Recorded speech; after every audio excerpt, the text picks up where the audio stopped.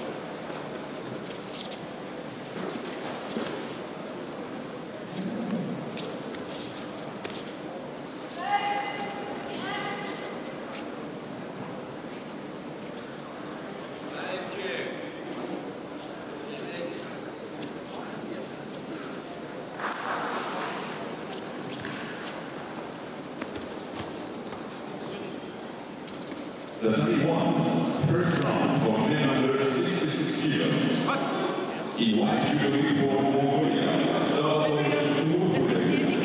in blue jury for Azerbaijan, Niki Babasade.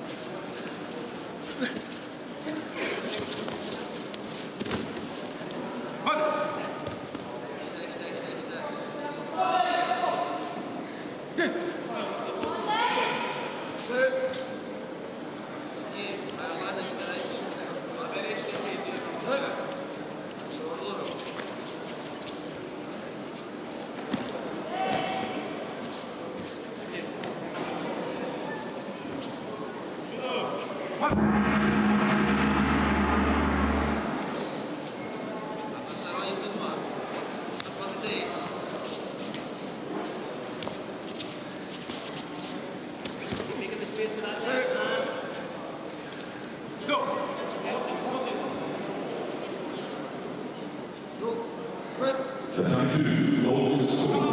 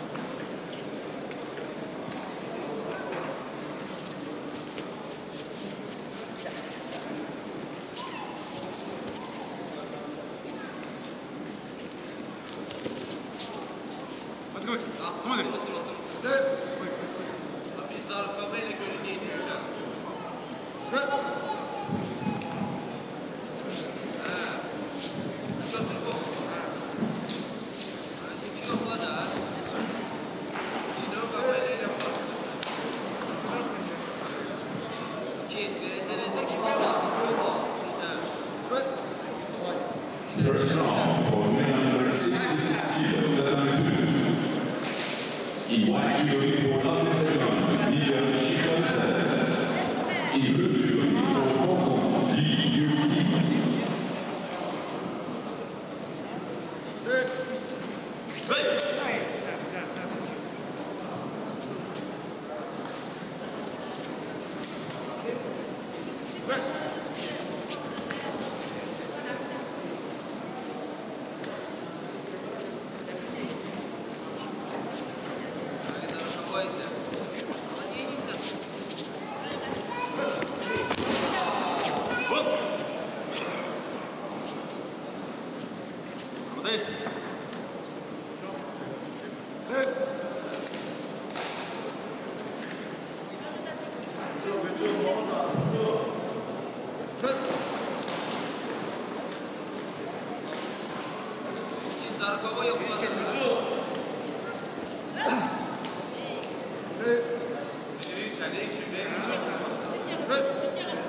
The next contest on Tatami 2. First round for 166 kilos.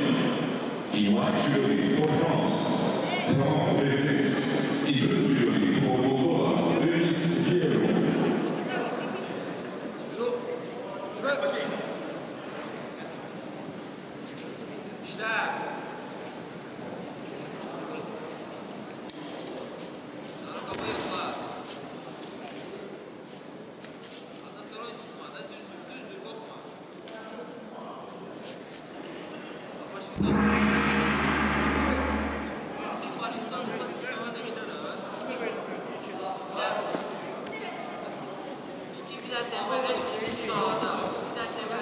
Tatami 1.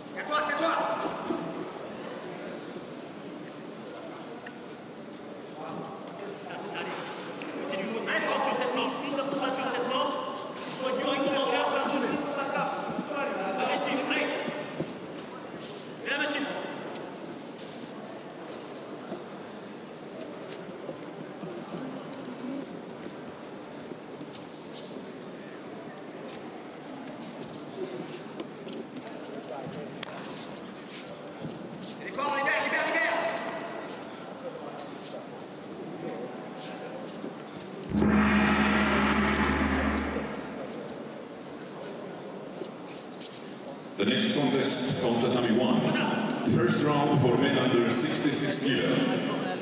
In white judo for Guinea-Bissau, Diogo Cesar. In blue judo for France, Pauline Triard.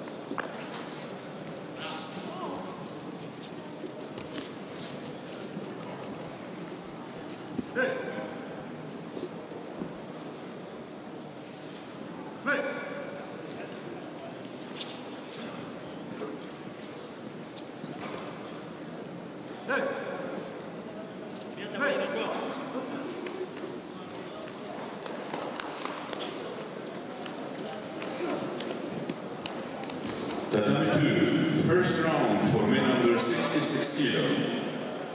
In white judo for Russia, Abdullah Abdul-Jalilov. In blue judo for Philippines, Nakano Shugen.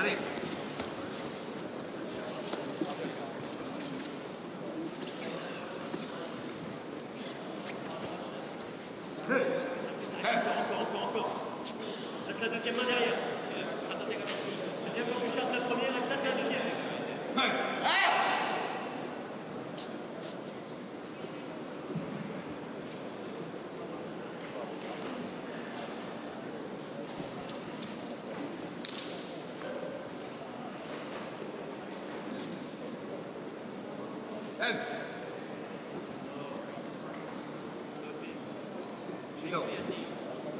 Judo.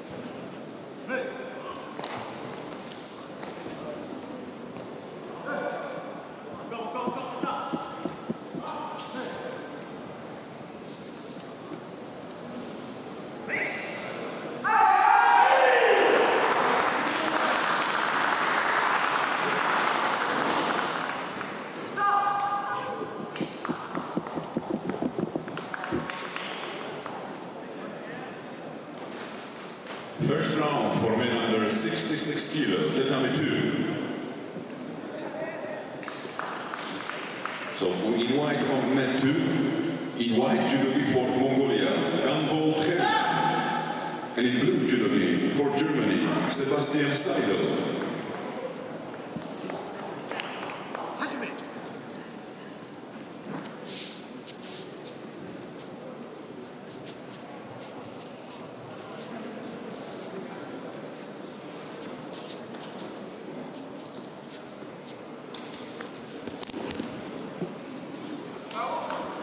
First round for men under 66 kilo, Tatami 1.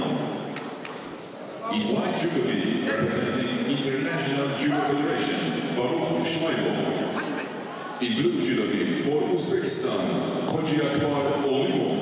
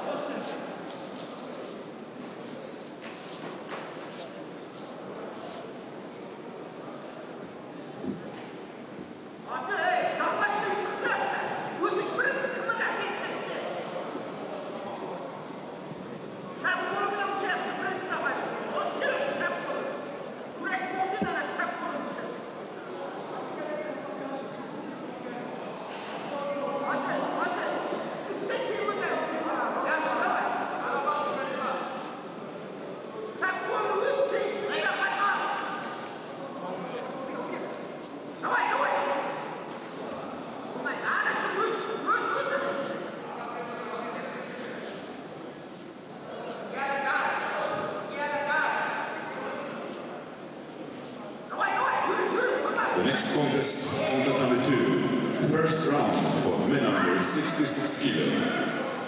In white for Portugal, Sergio Olejnik. In blue for USA, Ala El Idrissi.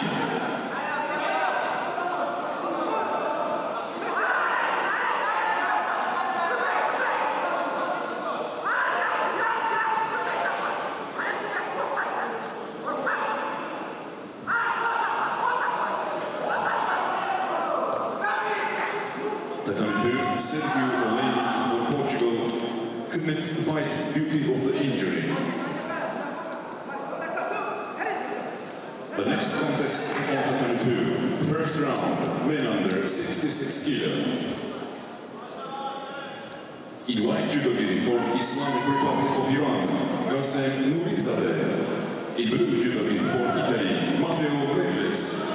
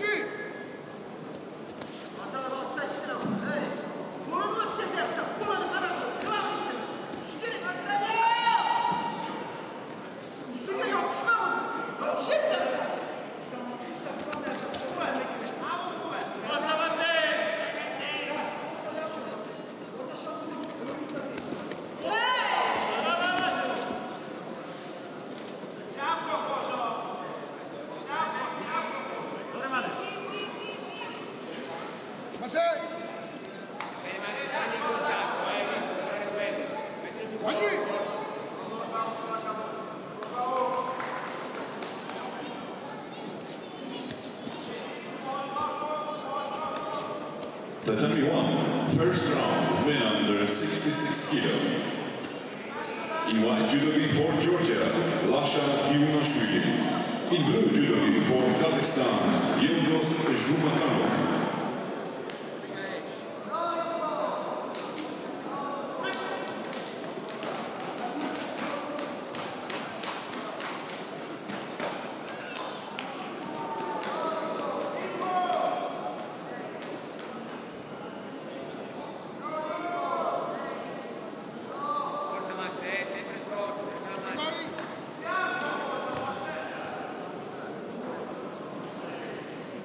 Grazie.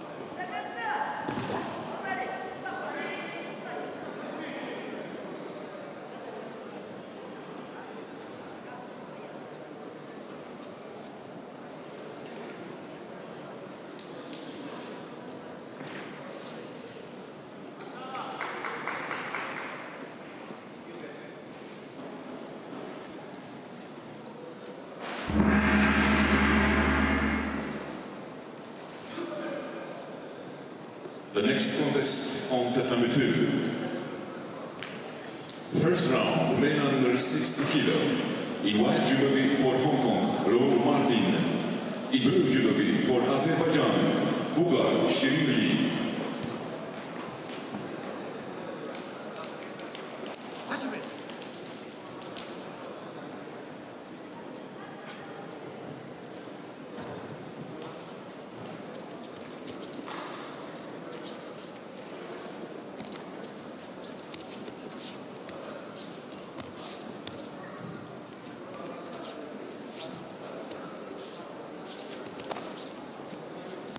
Tatami 1, first round, men under 66 kilo.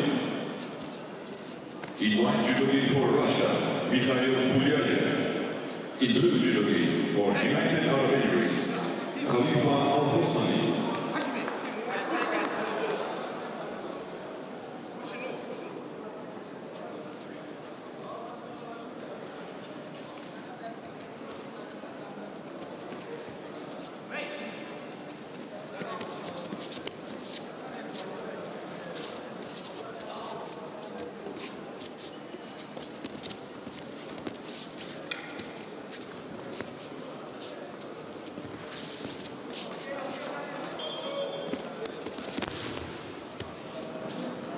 Sari. Dave. Hashimi.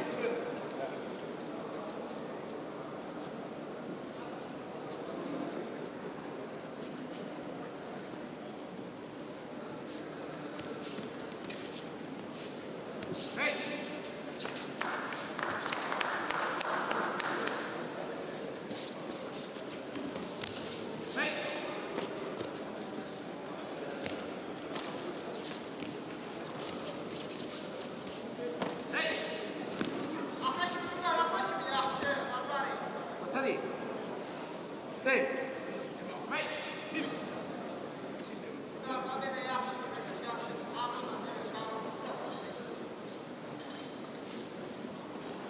Hashimi.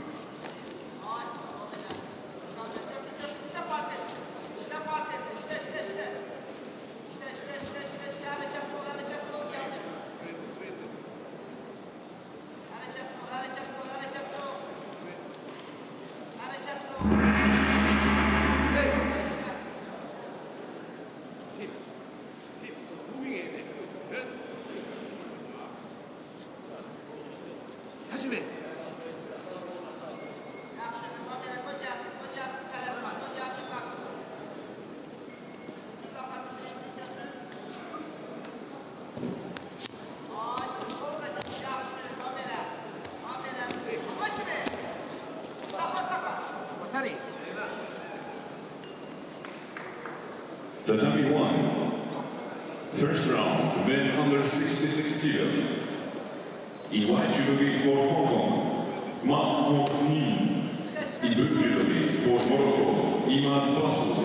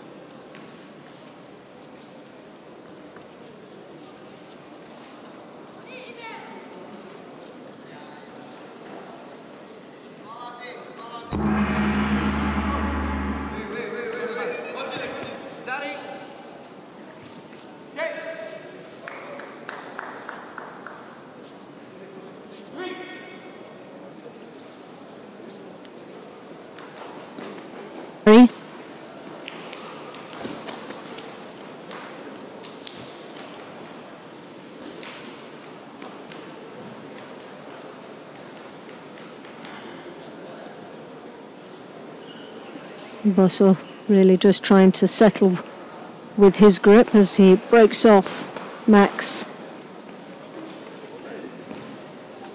sleeve grip, and as you can see he's controlling it quite nicely there, just putting the pressure on Mac quite a lot there. As you can see he's defending on the hip to stop those hips drawing through for the Sianagi.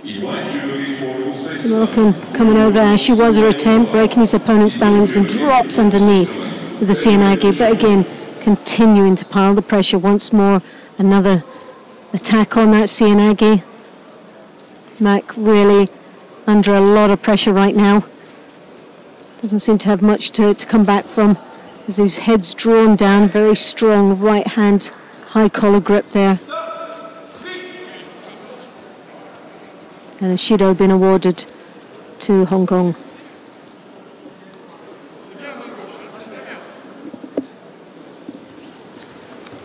A lovely attack there once more, scoring. Looked to be a Wazari, but no score been put on the board as yet. But Osakomi,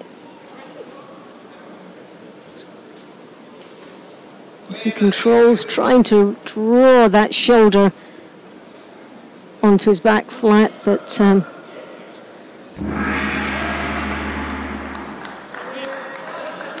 good attempt to escape from the Niwaza from Mac, but sadly not enough time, and with 1 minute and 50 seconds remaining, the win goes to Morocco. Basso, who goes into the next round where he will meet Puliev of Russia.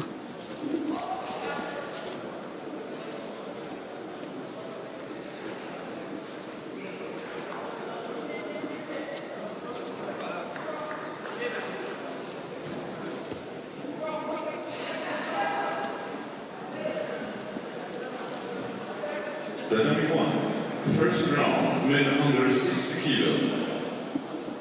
In white judo for France, Vincent Lima. In blue judo for Czech Republic, Dhabi. So now we come to the men's under 60 kilos. 19 athletes participating in this weight category, and we are now with Lima representing France in the white gi. And Pulgrabek representing Czech Republic in the blue.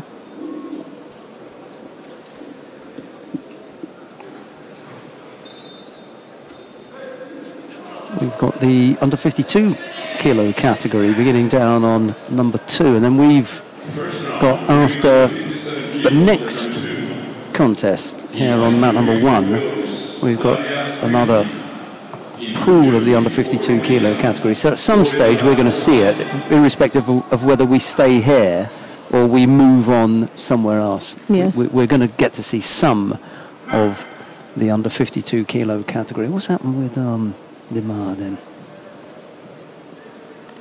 Looks the worse for wear, doesn't he? Yeah. What was that about? Looks like he just caught his thigh. I don't think it was his knee. It didn't look that much of a twist, but I think the hip caught the impact on that one, but seems to be okay at the moment. Lovely coach Gary there, stumble his opponent down into the Niwaza.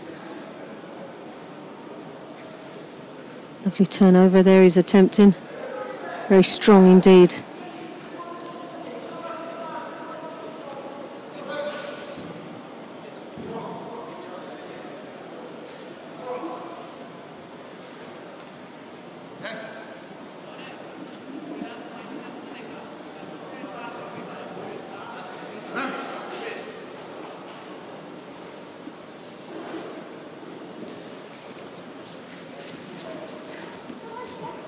Well, Limar really looking a bit apprehensive out there. He's got that lapel sleeve grip and trying to draw that down and his opponent onto him, but doesn't seem to be following it through other than just gripping up. He's controlling quite nicely, but doesn't have anything following it. Defended on that Sianagi.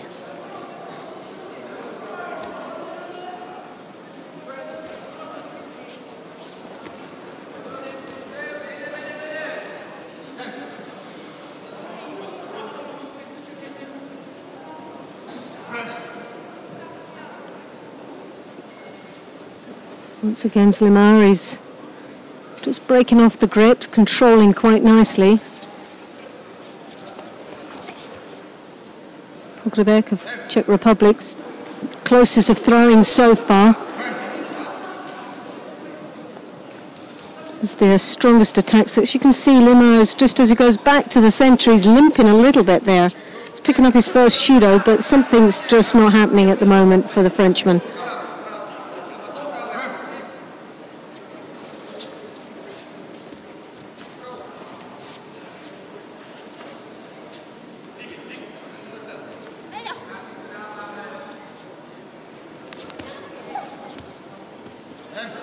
Limar trying to draw his opponent off to that edge. Hips come in there. Pogrebek looking the stronger as far as the throws are concerned. He's a lot more attacks up on his opponent.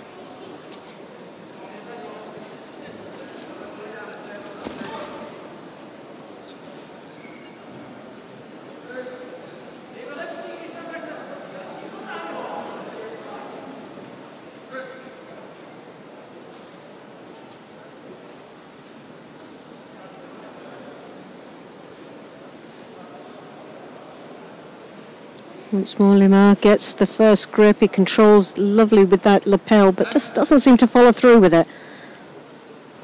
He's trying to draw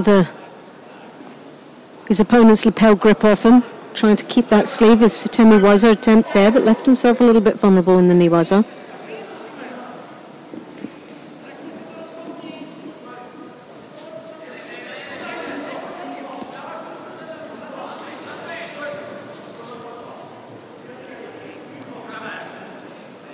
One of the most exciting matches we've seen so far, and Limar just really doesn't seem to be sparking out there at all. Playing a very sort of cautious game out here. He's always up for the first grip, controlling very nicely there, but doesn't seem to be following through much off the grips. I think that injury, whatever it is really slowing him down. Well, there's something going on, and it's round at the hip or knee area that he's struggling on the left-hand side. But he seems to be there. As you see him walk around, he doesn't seem to be limping. Okay, I was having a good look there. But on previous times, he's been limping. It's been catching, so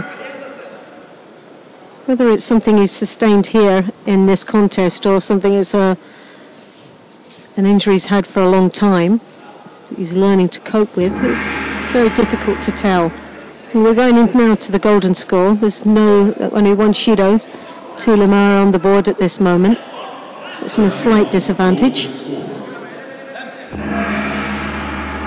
Limar comes round the back. He draws his opponent down into the Niwaza, looking for that opportunity down in the ground.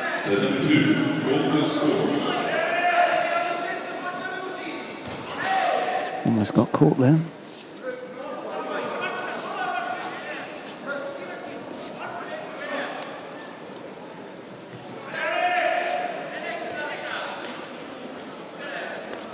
Drops under his opponent there.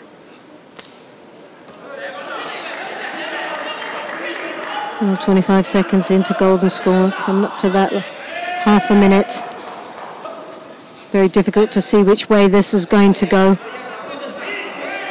Most of the attacks have been done.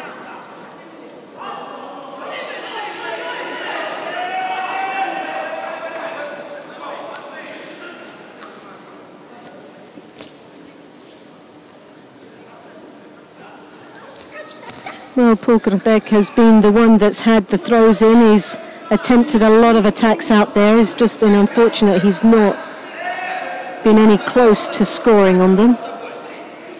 Lemar has outgripped him throughout the contest. Very strong positioning at all times.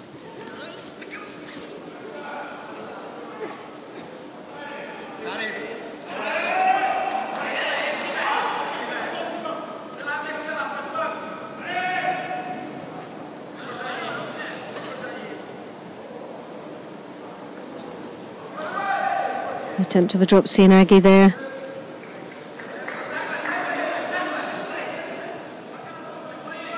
So a minute into golden score now.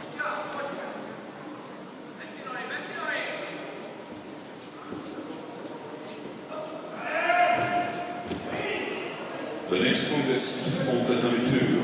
The first round, women under 48 kilo. In white for Serbia, Milica Nikolic. In blue for Romania, Alexandra Hall. Attempt of a, seemed to be a Tai Toshi there. Grabek once more dominating on the attacks, just doesn't, he's not able to secure a good strong grip for it to be successful. Lemar, as you can see, with the two hands on his opponent's sleeves under, close to their armpit. Once more, very powerful, but failing to follow through.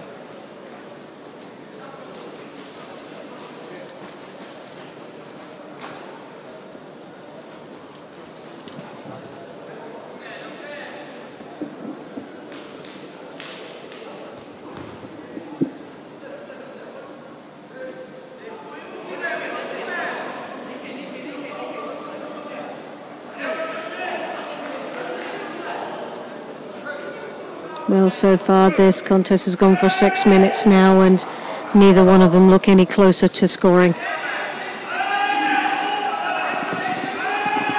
Both athletes starting to look a little bit weary out there. And this is where the mistakes will start to happen. Lemar attempting a drop Sianagi there.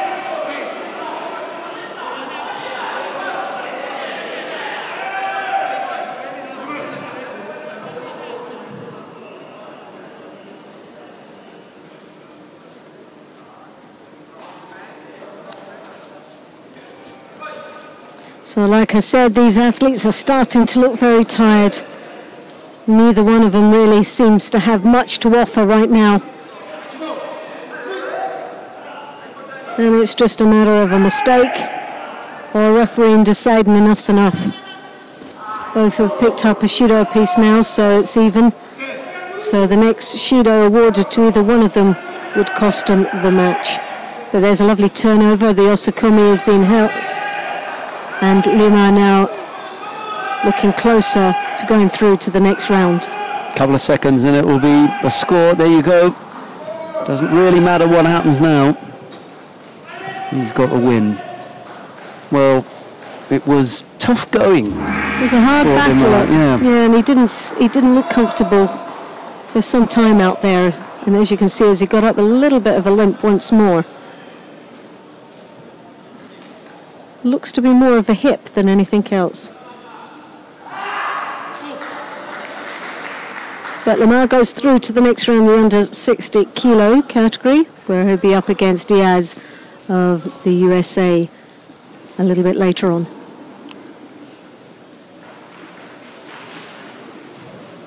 First round, women under 48 kilo, Tatami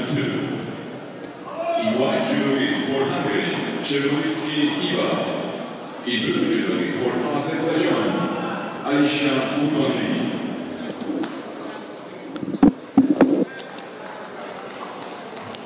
Right, coming up next on number 1, we can continue in the under 60 kilo category.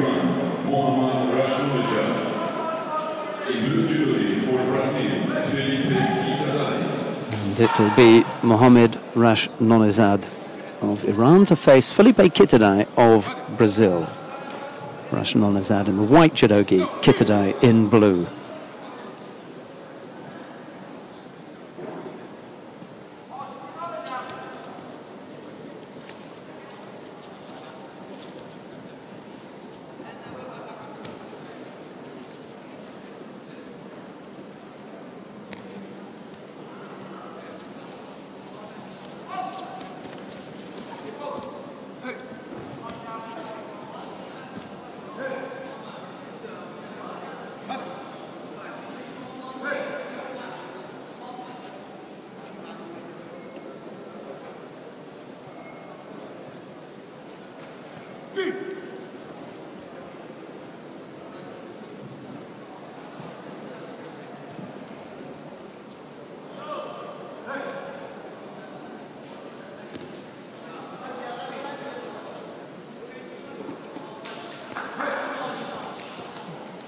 I picked up a penalty for that false attack.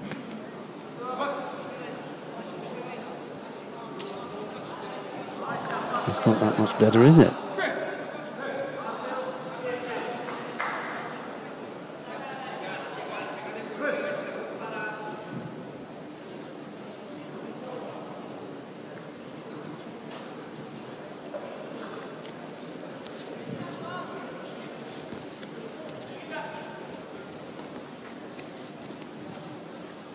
Was a better effort, that one.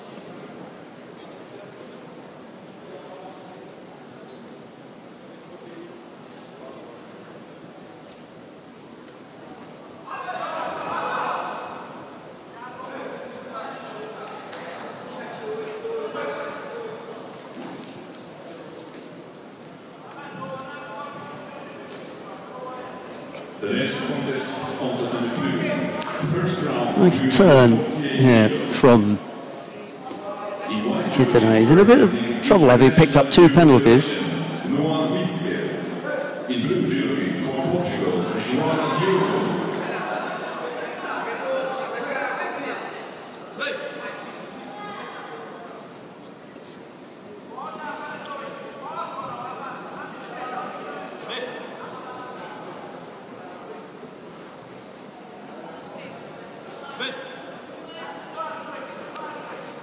A little over a minute left to go. He eventually manages to come up with a strong right-sided effort, almost catching Rashnonezad there.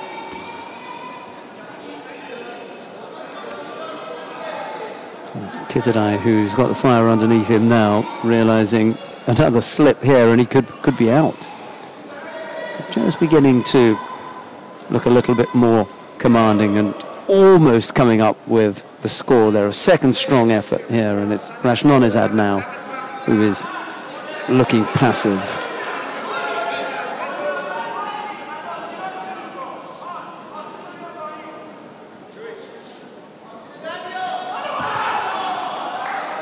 Good effort on the left side from the Iranian in response to the 2 strong attacks.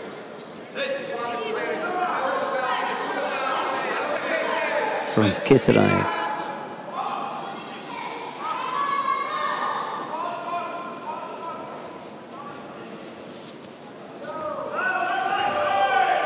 Again, only onto his front.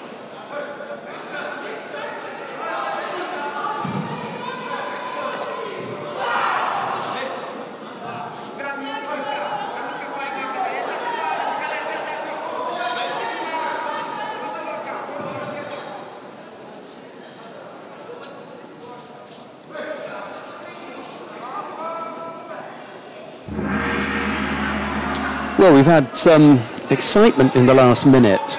Both fighters going for it quite openly, looking to finish this on a positive note. Rashnonazad not looking to try and Shido out of the competition. Kitadai genuinely looking for the positive score.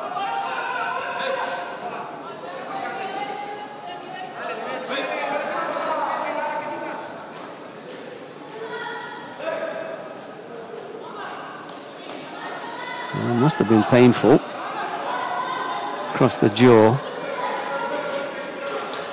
Rashnonazad not able to get the jacket underneath the chin to apply that shimiwaza.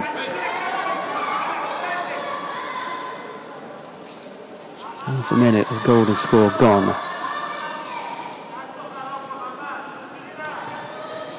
Tries his own little seoinage, but Kitadai feels that coming and blocks it. Uchimata.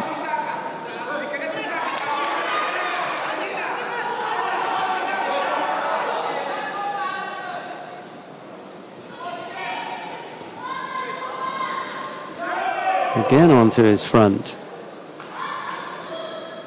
Not able to control the sleeve that would have allowed him to pull Rashnonazad onto his back. Yeah, he's taking a bit of a whack to the nose there. They need to tidy that up. So Kitadai steps off for a bit of a clean-up, and as soon as that's done, then we'll be back on. Close battle, this one.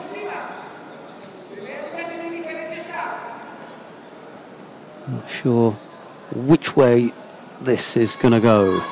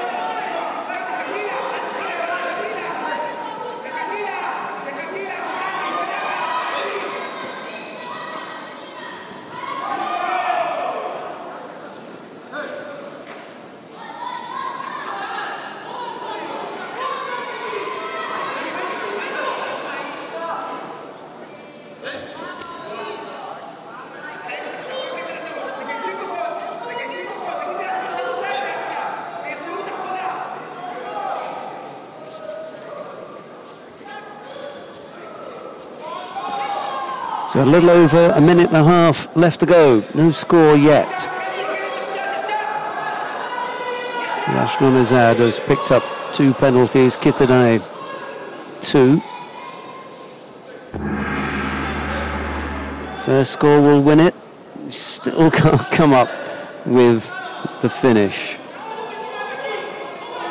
Both fighters have attacked strongly with Morote seoinage, or in the case of Rashnonazad, Ippon seoinage. but neither have been able to come up with a finish.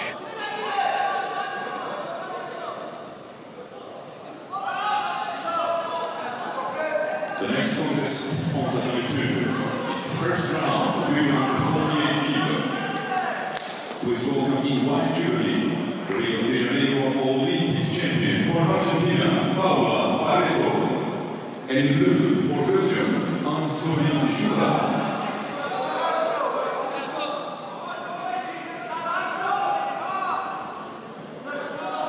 Yeah, that was a poor effort, I'm afraid. It looks as though that's going to do for the Iranian. It wasn't quite strong enough.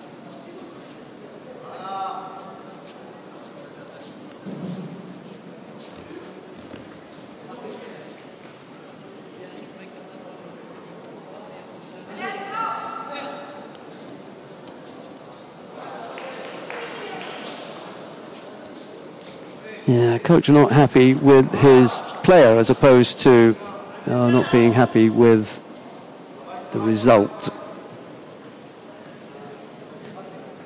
He accepts the result. He's just unhappy with the action of his player, and he gets a bit of a berating on the way out. Right, what else have we got coming up for you? The under 52 kilo category coming up next. Yeah, we'll stick here and have a look at a round one contest in the under 52 kilo category between Oritia Gonzalez of Argentina. She faces Karolina Pienkowska of Poland. It's Gonzalez in the white judogi, Pienkowska in blue.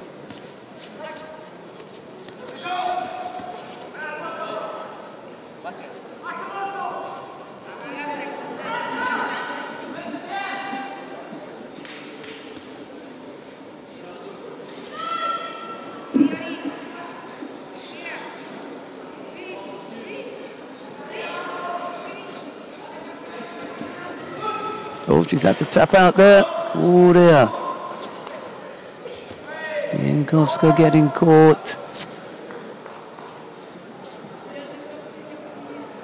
Going to be angry with that one. Disappointment for Karolina Pienkowska. Surprised. Usually useful little fighter, but Oritia Gonzalez catching her on the ground.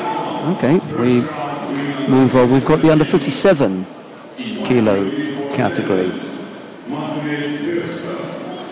on number one now.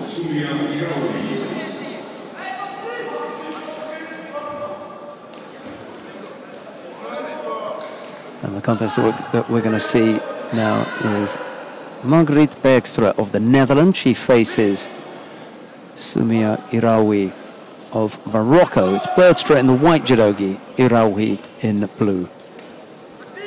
And it won't be long before we are in Morocco. We're going to be in Marrakesh for the World Open. I'll give you some information about that upcoming competition.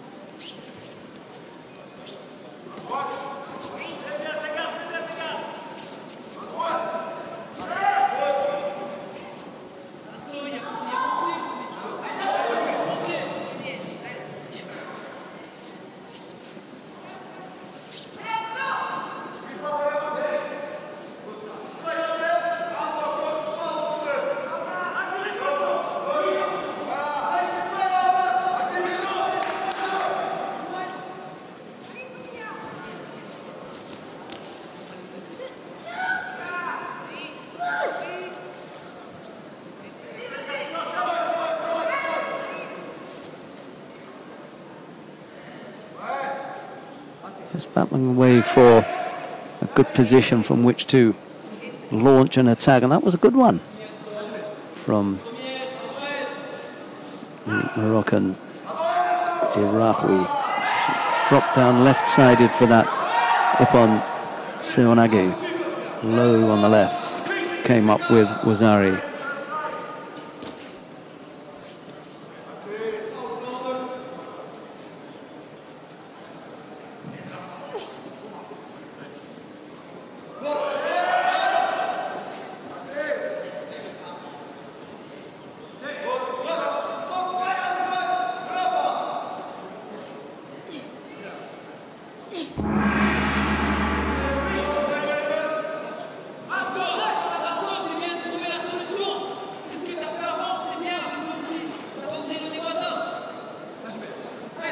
Plenty of time left on the clock for Bergstra to come back with something. She showed a nice Uchimata a moment ago.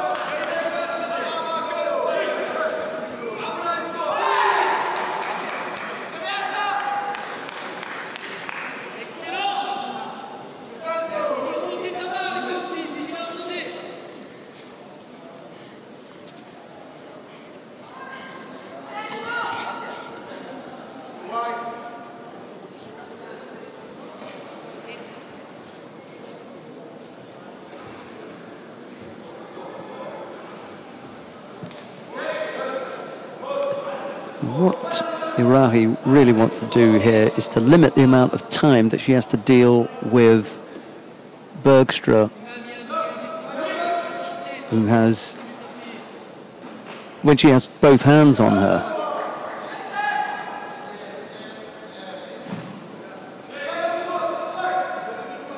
But the single Shido, a bit harsh, in my opinion. Second round, winner under 66 kilo. In white judo for Georgia, he's a world bronze medalist and former European champion. Yeah, she really wants to break up this grip now, make it difficult for Bergstra to launch any attacks, although that was useful. 40-odd seconds left to go now.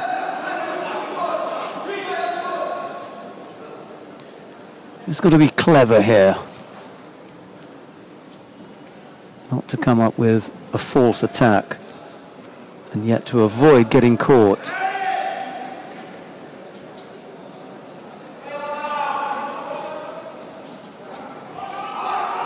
Key really is to make sure that you've only got, that your opponent only ever gets one hand on,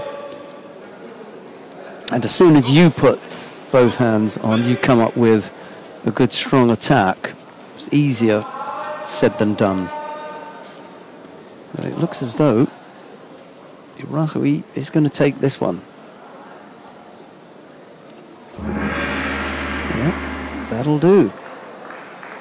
That's a good win by Sumia Iraoui of Morocco. It takes her into round number 2, where she will face Anna Borowska of Poland. That'll be in round 2. We've got another under 57 kilo category contest coming up next, so stay with us. We're going to bring you that one.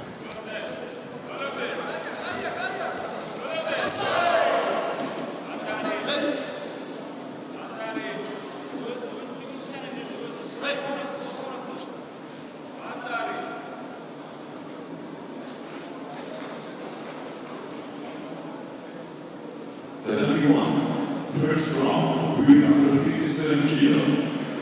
In white jury for Hong Kong, Bloom Monsoon. In blue jury. Right, coming up next on that number 1 in the under 57 kilo category, round 1, Leng Po Sum of Hong Kong. She faces Anastasia Konkina of Russia. It's Liang in the white judogi, Konkina in blue.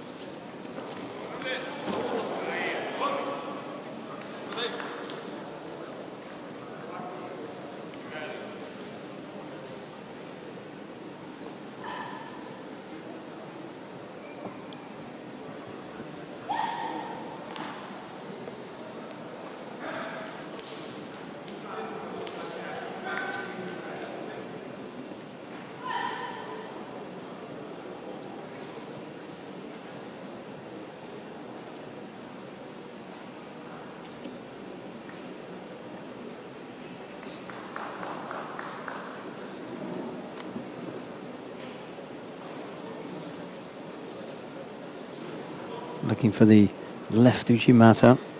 Konkina thought about a little combination with the Ouchigari and then shaped to go on the other side, but never really came up with an attack.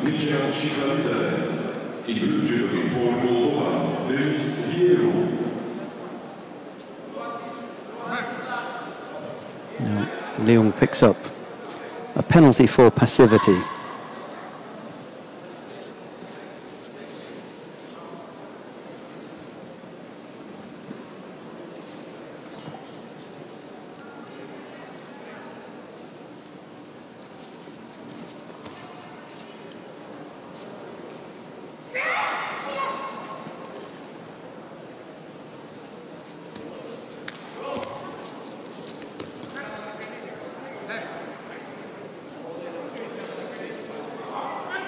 So second penalty picked up by Leung. A little over a minute left to go. Konkina hasn't been able to execute her left Uchimata. Not as yet. There's still time for Konkina to get to the point where she's the finished article. Hasn't quite gotten there yet.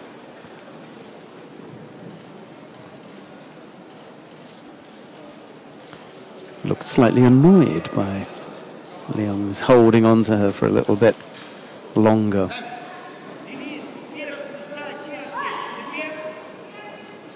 Just needs to remain focused and do what she does well. Get back to concentrating on throwing rather than any kind of annoyance in here. See, it's not really committed. That last one was.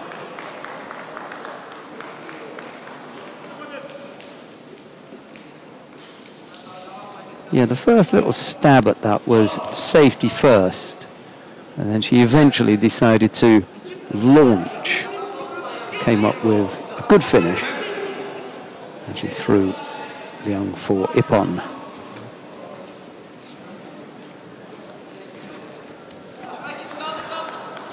Right, Konkina into the next round. She'll face Jovana Rogic of Serbia in round 2. We're going to get our first look at the under 48 kilo category now.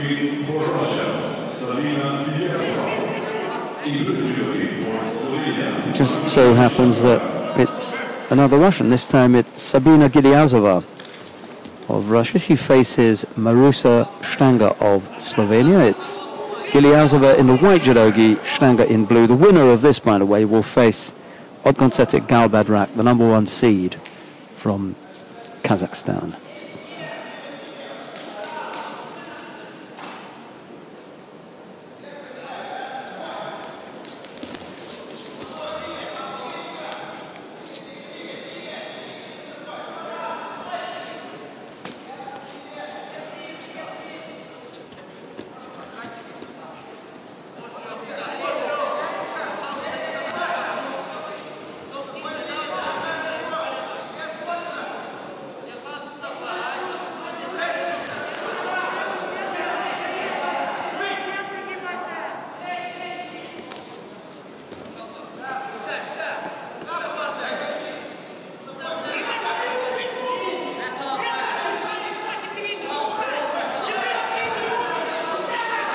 Unfortunately not.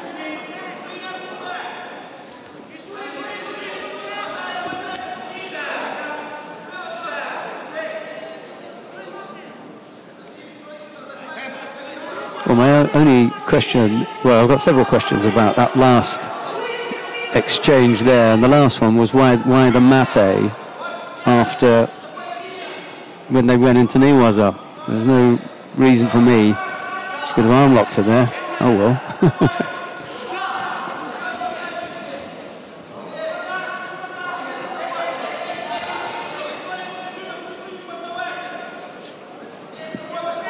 Big attempt at Makikomi there, but it really was not the best of positions. Couldn't drag her away. Much too far to drag her opponent from. The distance was too great. But she's scored her once with the Osotogari. Why not a second time?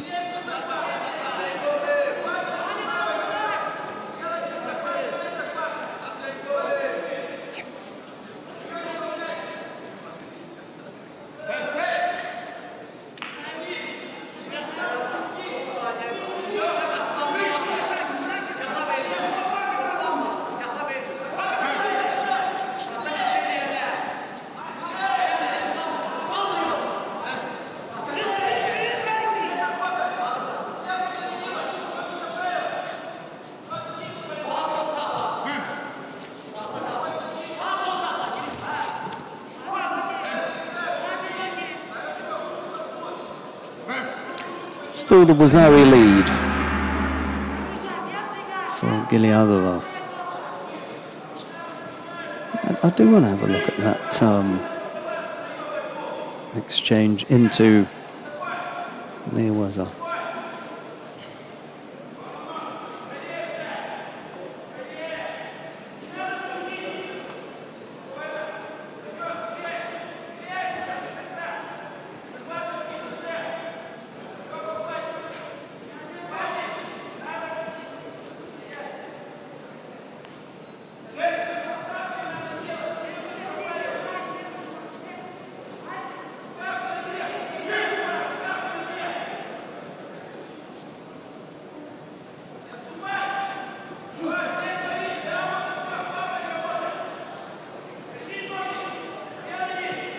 Second round for under 66 kilo, Tatami 2.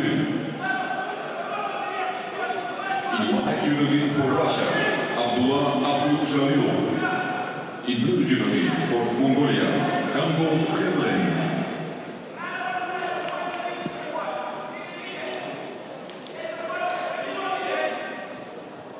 40-odd seconds left for Stanger to come up with a tying score, or a winning score. She picks up a penalty instead.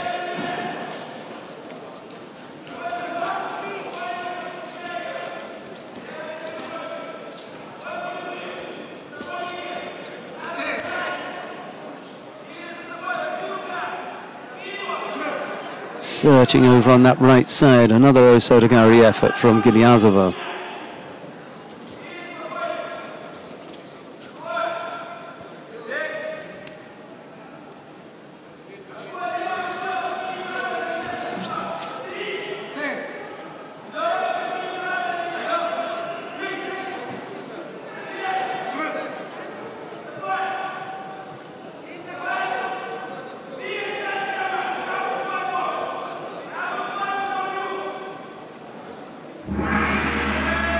No, not quite enough, I'm afraid. The single score of Wazari for Sabina Gilyazova of Russia was enough for her to get past Marusa Stanger of Slovenia. It'll be Gilyazova who we'll see in the next round, which is straight into the quarterfinal. Right, well, we've got another Russian coming up, and that's three in a row that we'll have seen. We saw Anastasia Konkina win her under 57 kilo category contest. We've just seen Gilyazova winning out over Marusa Stanger of Slovenia. It'll be in the under 48 kilo category now. Irina Dolgova to face Monica Ungaranu of Romania. Dolgova in the white judogi, Ungaranu in blue.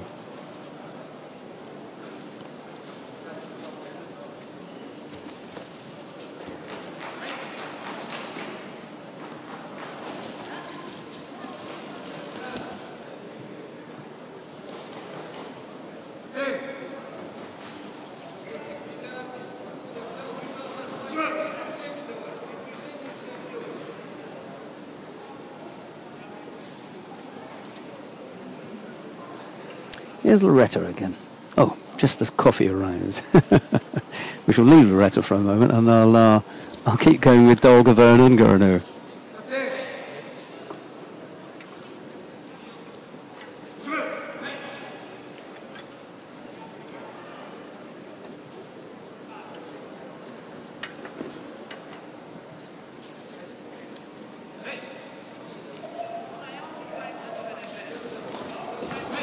The fighters have picked up penalties. It's not the most attractive of starts, but Ungaranu is an exceptionally difficult fighter.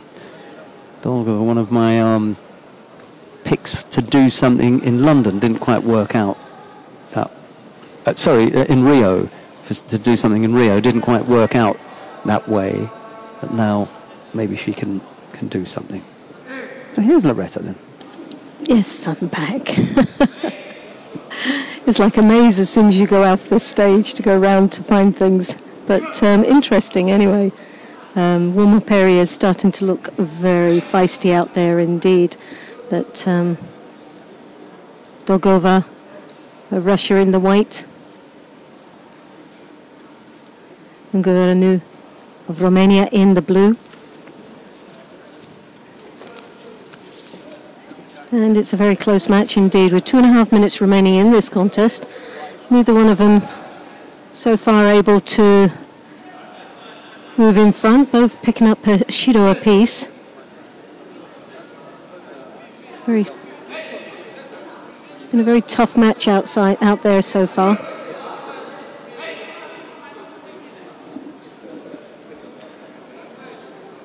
Ungaranu in the European Championships this year took a bronze medal, along with a bronze in Dusseldorf. So has had some great performances throughout, but picks up our second Shido right now. So that's going to pile a little bit of pressure on ourselves. Unnecessary at the moment, with 1 minute and 50 seconds remaining in this contest. Still a long way to go, and down 2 Shidos. As we know, one more would result in the Hon Sakumaki, a disqualification.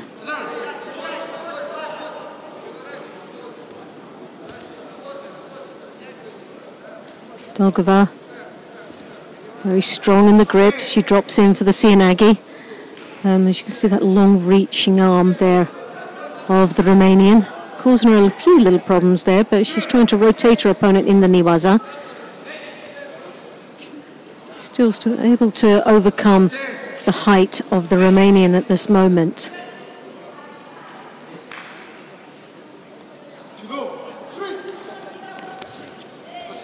Dolgova in the World Championships this year picked up the 5th place, and back in 2015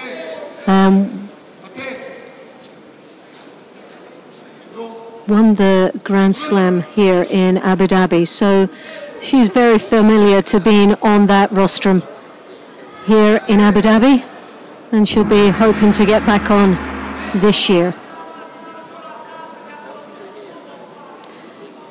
So it's 1 Shido to 2 at this moment. The Russian have the advantage with 1 less Shido than her opponent.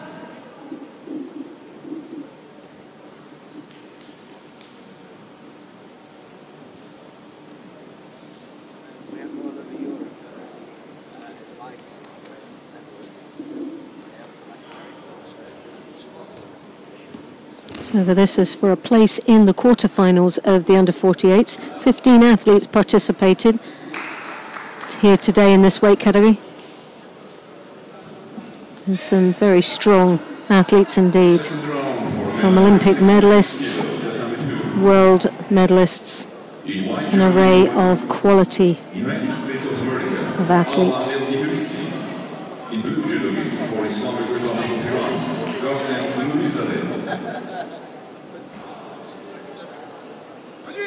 So the final seconds of this contest remaining, and it's looking very much golden score, and there we have it. So the Romanian with 2 Shidos. We know 1 more would obviously lose the match, so the advantage is to the Russian. She can afford to pick up 1 Shido in this golden score, which then evens the match up.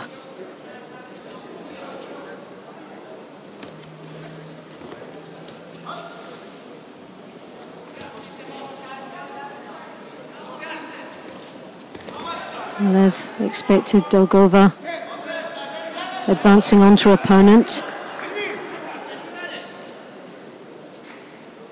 Ungaranu using full advantage of the height that she has throws that left hand over the top, breaks her opponent down into the niwaza and starts looking for an opportunity there. You can see she's got the sangaku legs wrapped around her opponent, and now it's trying to rotate her over onto her back. Still a little bit loose there in the legs, so not as effective as she was hoping it'd be.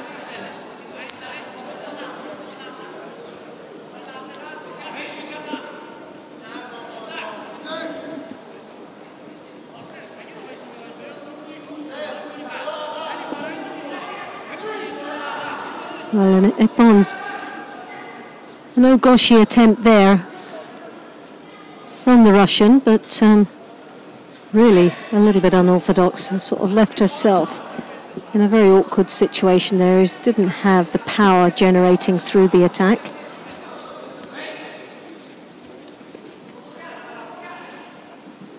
So just coming up to a minute and a half in golden score. So 5.5 minutes these ladies have been out there battling away for a place in the quarterfinal.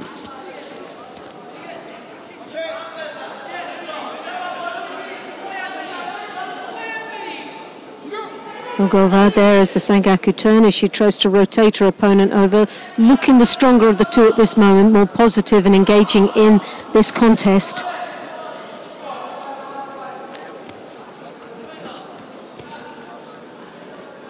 As she tries to work that leg out, she looks as if she's got the upper body control.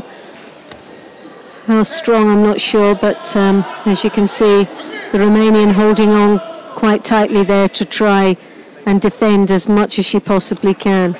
So we're into the second minute of this contest. 6 minutes these ladies have been battling away. Neither close enough to go through to that next round, but there we have the third and final Shido being awarded to the Romanian. Ungureanu sadly picks up that last and final Shido, but Dolgova takes a place in the quarterfinals of the under-48s. Made her work for it though, didn't she? Oh, it was a very close match indeed. It's not what you want first thing in the morning. To be detained in the opening round. But, you know, I said at the beginning that Ungureanu was going to prove a tough hurdle to leap. And so it turned out. How does the rest of the draw look for the 48 kilo category? Galbadrak at the top of the draw will face Giliazova. Dolgova to face the winner of the upcoming contest now, and that's between Shira Rishoni, representing the International Judo Federation. She faces Aziza Shakir of Morocco. We've already seen one Moroccan in the under 52 kilo category knock out her opponent. Well, I suspect that Rishoni is going to prove a little bit more difficult. A useful fighter. Her teammate Noah Minska has already gone out in Pool D, that 52 kilo category contest that I was talking about. Who was that between them? Oh, sorry, it was 57. My mistake. It was the under 57 kilo category. It was Margriet Bergstra of the Netherlands who fell to Sumia Irahui of Morocco in the opening round. Not 52, but 57. Let's see how Rishoni gets on. Well, Rishoni is always, for me, she's a wee dynamo. She's a real fighter out there and gives it her all each time she competes, and quite an impressive athlete indeed. Very determined. In Baku this year, took a bronze medal, and also in the Grand Slam and in Grand Prix in Antalya took the silver medal, and in Tashkent the gold in the Grand Prix. So she's had a very impressive year so far.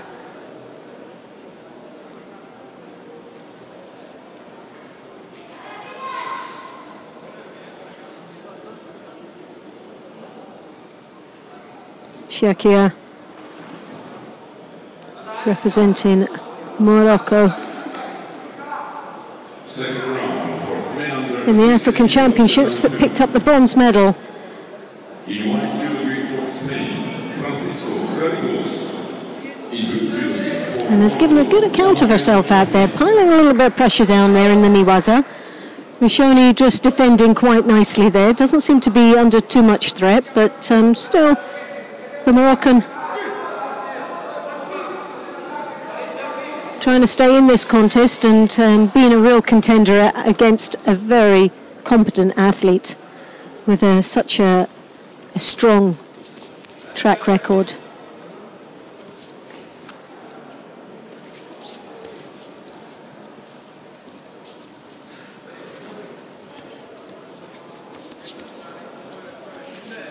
Well, Rishoni, as you can see, with that left hand on the lapel, she drops through into the Sianagi. Lovely finish of a technique there. Steps right across, more or less the Siotoshi finish, as you've seen there, scoring upon. And that was a nicely executed technique and a very convincing win indeed that takes her through into the quarterfinal, where she'll be up against a little bit later on with Gogova, representing Russia.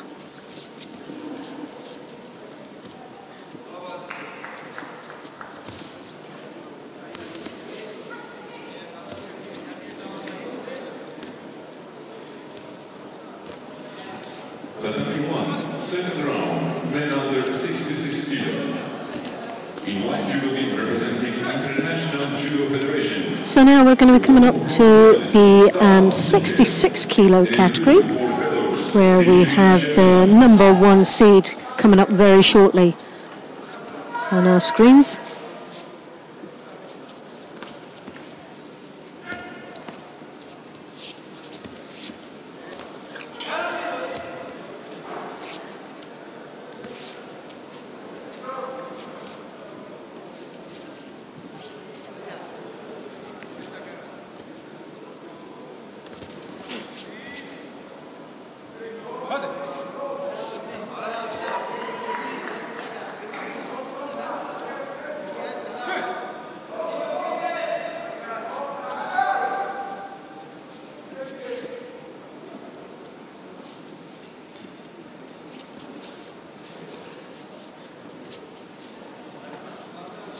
Now we have Tai Flicker, who's the number 1 seed, ranked number 2 in the world at this moment, and currently world bronze medalist.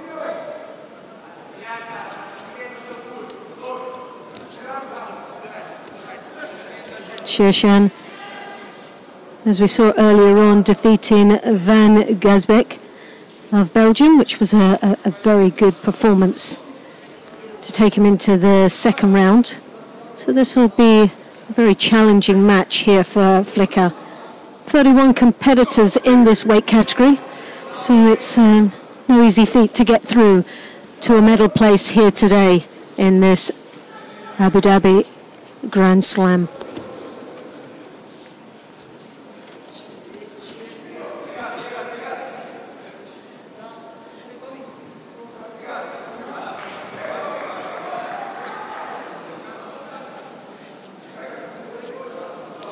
As we know, Shershan took a gold medal back in 2014 here in the Grand Slam.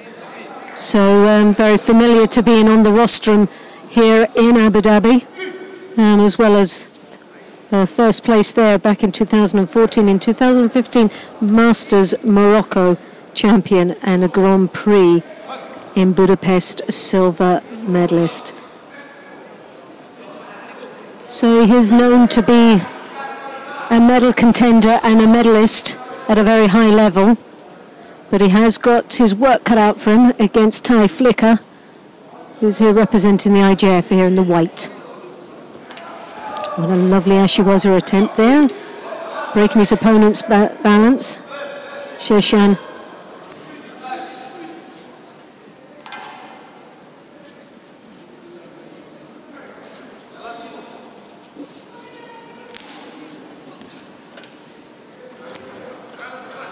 Well, the Belarusian really finding it uncomfortable there. As you can see, he's controlling Flicker's controlling that sleeve, which he doesn't look very happy with. That left sleeve giving control as he tries to throw the left hand, but the also to Gary's there for Thai Flicker,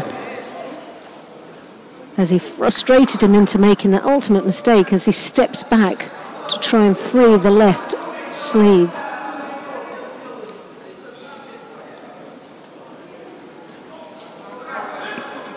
Well, the first Judo's been awarded, but to Shershan, so he now really has to start engaging a little bit more into this contest, but that's the second one he's picked up, so now piles even more pressure on himself. One more results in a hand sokumaki disqualification. So he can't afford to make any more mistakes here in this contest with just under a minute remaining. Flicker there, as you can see, with the left hand high on the collar, controlling quite nicely, taking his time, but piling a lot of pressure on his opponent, but looks very comfortable and very composed out there. Second round for men under 60 kilos. Well, he's dominated this match throughout these 3.5 minutes. As he comes through again for another drop, Sianagi. Belarusian tries to counteract that by coming into a Sutemi waza and drawing his opponent down into the knee waza. It wasn't very successful, but nevertheless got himself out of a bit of trouble. But he's just got to be careful. Again, that negative attack, dropping himself on his back, most probably has cost him another Shido, which means that'll be the third and final one he'll receive. And giving the win there to Thai Flicker and a place in the next round, which will put him into the quarterfinals. So Shershan there looking very disappointed, most probably in himself more than anybody else, but the win, and a very convincing win throughout this whole contest, was Thai Flicker. He didn't look like he was going to be in any trouble throughout the whole contest, and takes himself into the quarterfinals of the under 66 kilo category. And he'll be up against the contenders of the next match coming up very shortly. Second round for men under 66 kilos. In white judo for Mongolia, the former Asian champion, Dhabi, and in blue judo for France, former European champion in under 60 kilos. So now we have Davidoj representing Mongolia in the white, and he's up against Kaya representing France in blue. Davidoj, 136 out of 183 wins. A very impressive track record indeed. Had a bye. Davidoj defeated the Azerbaijan in the first round. Babazada. And Kaya had a bit of a challenging match where he was up against Daigo Cesar.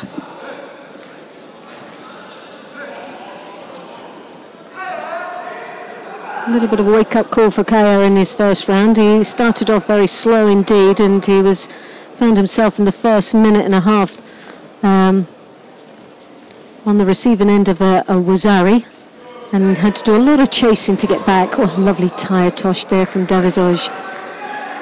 Beautifully executed, very upright and strong.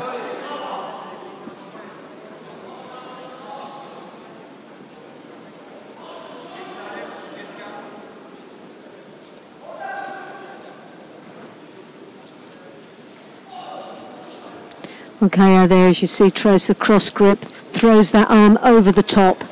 Doesn't connect and controls it as well, but a gutsy move, showing that he wants to desperately engage and control this match. But I think he's got his work cut up with the Mongolian.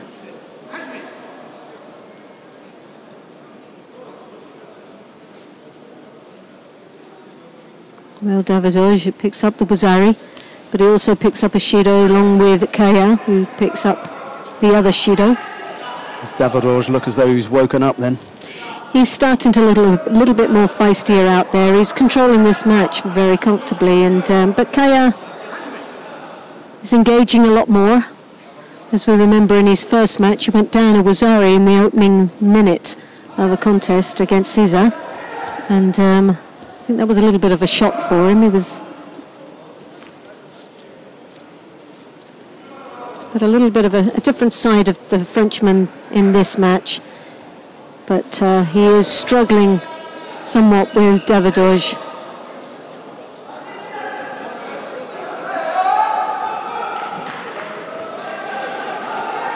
Davidovich, as he throws that right hand over, looks very strong indeed when it connects. And now is looking to have that rotation over in the knee waza. Nice. Just that got the was leg out. A very clever move. He went one way and switched it to the opposite side. Totally fooled his opponent on which direction he was going. And Kaya fell for it and left himself out. Now he's got the Tatami he's looking for. Every way that he goes, he's got something trapped. Good. That was good work on the ground from the Frenchman. Yeah, Kaya did extremely well to get out of that difficult situation. For a while there, I thought it was all over and done with. Well, he had a couple of stabs at that, didn't he? I think the mistake there that Davidovich made, he changed too many times. He should have just persevered with one. And if he'd gone for the hold, it would have been fine. As soon as he switched for that arm lock, it all went horribly wrong for him. He was absolutely, as Loretta said, much better off looking for the Osai Waza there. To change to, for the Kansetsu Waza was always going to be difficult. He had to let go of a strong position to try to work a weaker position. Yes. And it then fell apart. Anyway, he used up a good amount of time. Well, the clock's ticking away, and he's got just over a minute remaining in this contest. A Judo apiece, but one Wazari, which is what's the most important. That score on the board there for Davidovich.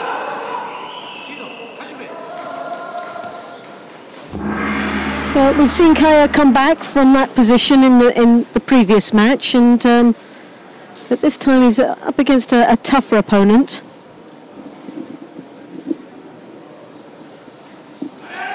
No.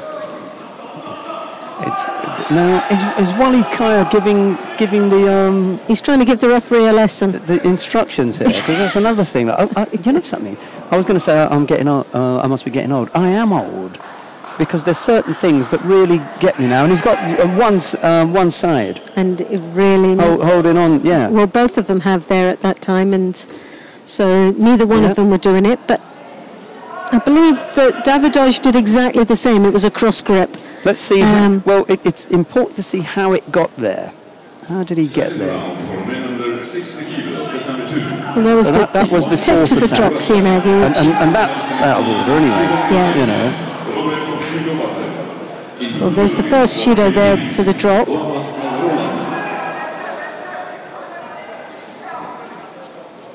Well, there's a block, as you could see on the hip. It didn't do it for long. But no, he is cross grip. A deserves Judo there. Kaya's got to calm down here. He loses focus. Well, this is what you call the ultimate pressure. He's now looking for an alternative way of winning this. He's trying to steal it rather than win it.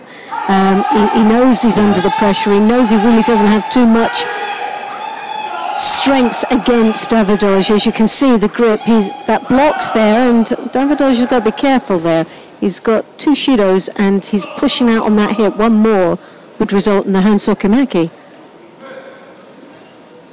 The referee didn't see that, but that was a very dangerous game the Mongolian played at that last seconds of that contest. But Davidovich goes through to the next round, the quarterfinals of the 66 kilo category. Yeah, well, it's an unfortunate exit for Kaya because it's out of the competition. He was up against one of the best in the world. Well, the next match coming up for a place in... Handshake. For a place in the semi-final would be Flicker and Davidovich. Sorry, he doesn't bow when he walks off the mat either. Well... I am old. I'm really sorry for those of you at home if I annoy you, but there's certain parts of etiquette. Well, that's what it's about, isn't it? It's about respecting each other and sportsmanship. Yeah, I know it's hard to hold it together, and I know really experienced players will say, you don't know what it's like to be fighting at that level, and it yes, means we do. everything to you and everything. And well, I don't, but Loretta certainly does. And I bet, you know, she was managed to keep a lid on it. I know. Definitely. But the sad thing about with that match, that previous match, was that it was quite obvious who the stronger opponent was. And Kaya really was trying to steal, at the latter stage of that contest, was trying to steal it rather than win it. Yeah. And he was, as well as showing the referee how to do his job, which is a complete no-no, because you want the referees on your side, you don't want to alienate any of them. And by trying to teach them how to do their job is not the way forward. But hopefully he'll learn by those lessons when he looks back and reflects on that performance that there's other things that he could have done that might have actually brought him through into the next round, but he failed to do that, and that was keep his composure and be professional. On the mat now is Baruch Shmailov, representing the International Judo Federation. He faces Yeldos Shumakanov of Kazakhstan. Shmailov in the white judogi, Shumakanov in blue. Well, Shumakanov fought extremely well in the previous match against Gunaj of Georgia. That was a really tough round, and I'm not sure if it'll have taken a lot out of him into this second round, but Shmailov is a very strong opponent, and he eased through to the second round, defeating Olimov of Uzbekistan. Didn't have any problems in that first match, and let's see how he performs against in this one.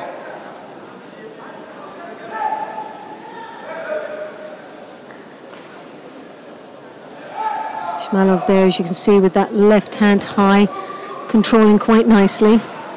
But the Kazakhstan working extremely well, and the Tatami waza into the knee waza there. Both looking very powerful and determined.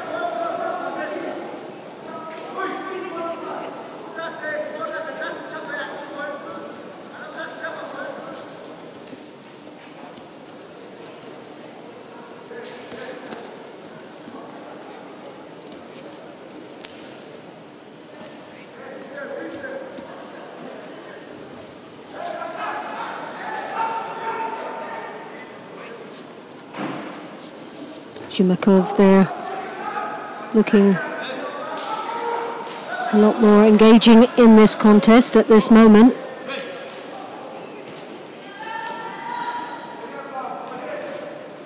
Takes the first grip there, Shmailov comes over the Osota, lovely attack.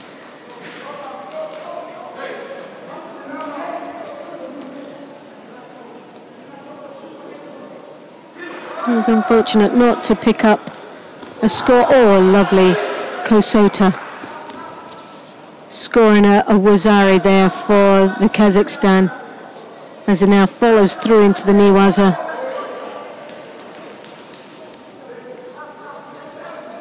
Looking for the opportunity there in the shimmy waza, and it's on. Just now piling a bit more pressure. Well, sadly, the head slipped through, and he'd lost a great opportunity down to finishing this contest early.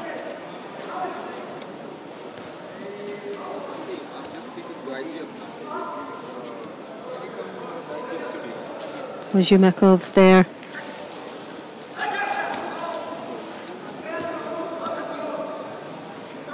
Looking to seek medical attention. I think it's just got a cut on the finger or something, but needs that tidied up.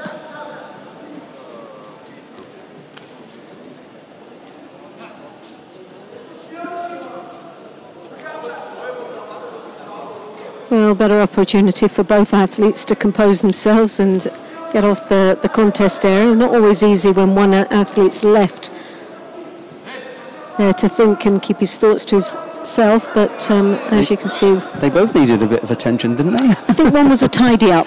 All right. Okay. Yeah, Shumakov, he was the one that I think was bleeding in the hand, but they needed a bit of a clean up for Shmailov.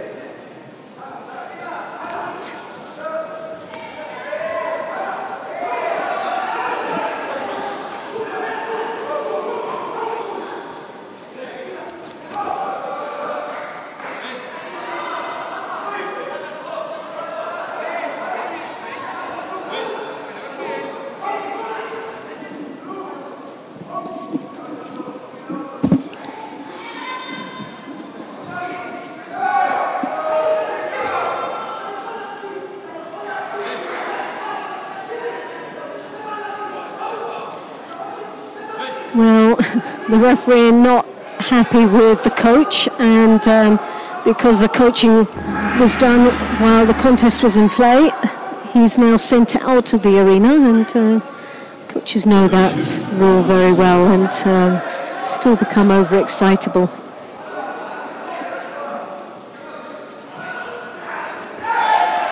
Hips come through, Smirnov there, lovely attack.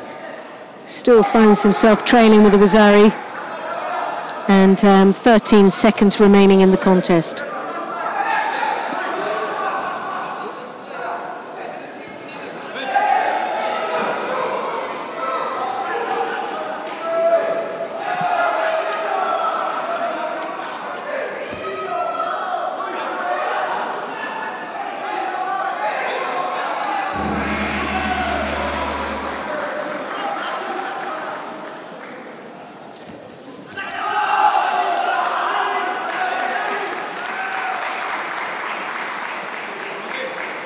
Well, that was a very convincing win there for the Kazakhstan.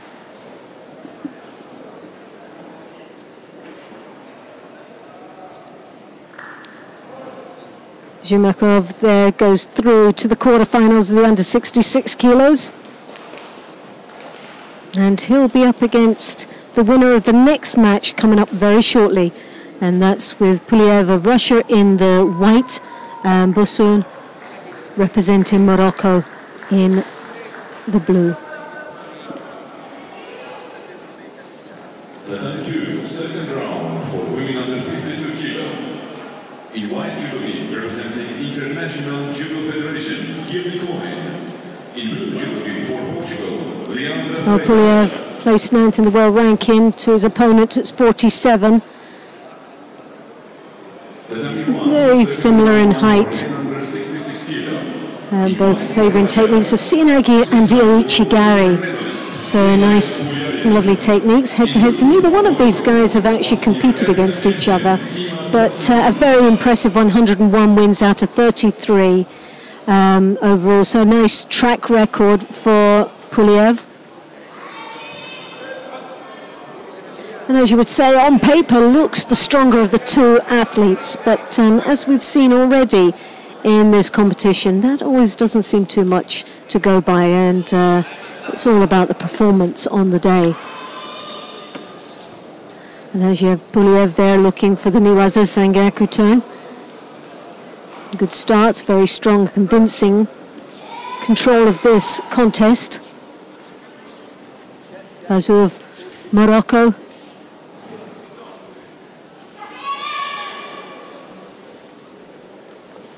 What a great performance in his first round. Defeating the Mak Hongming of Hong Kong in the first round.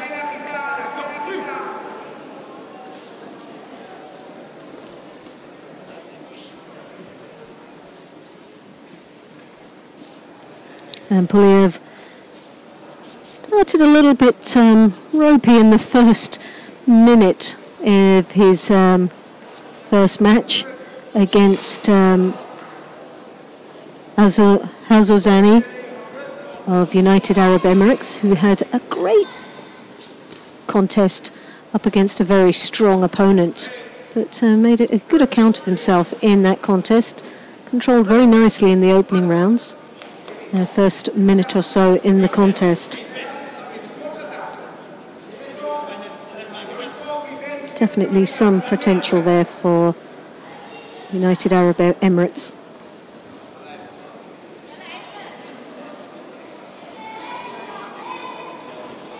Well, Puliev is controlling quite nicely with the grips. As you can see, he has that lapel grip.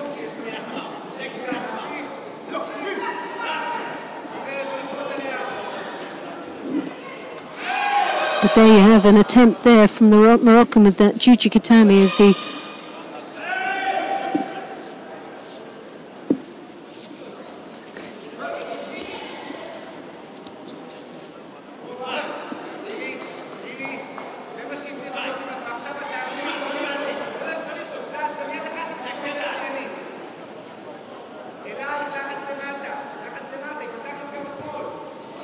Lovely also to Gary for a pawn. That is an absolute turn up for the books. Who would have actually imagined that happening? The Russian, I don't know what he was thinking of, but it's cost him dearly for thinking nothing at that split opportunity that the Moroccan had. Basu, that Oso Tagari takes him for the pawn through to the next round.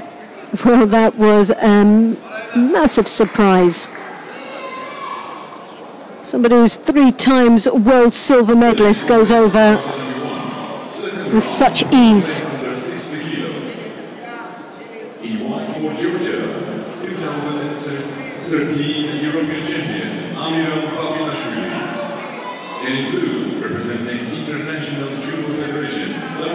So now we have coming up Papinashvili representing Georgia in the white, and Ben David representing IJF in the blue.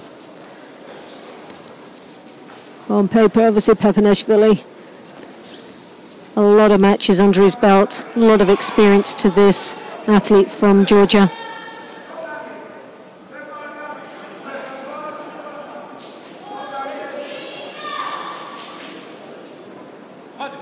And this is in the under 60 kilo category for men. Papinashvili, number 1 seed in this weight category, 19 athletes participating. 10 Grand Slam medals under his belt. Papinashvili, very consistent athletes throughout.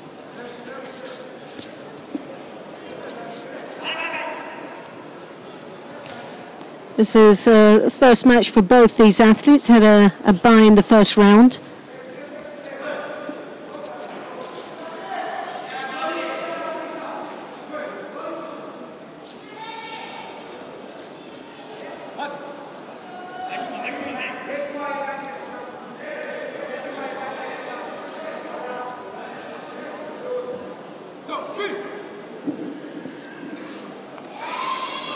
Well, Sianagi attempt there from Ben David. Totally dismissed by Papinashvili.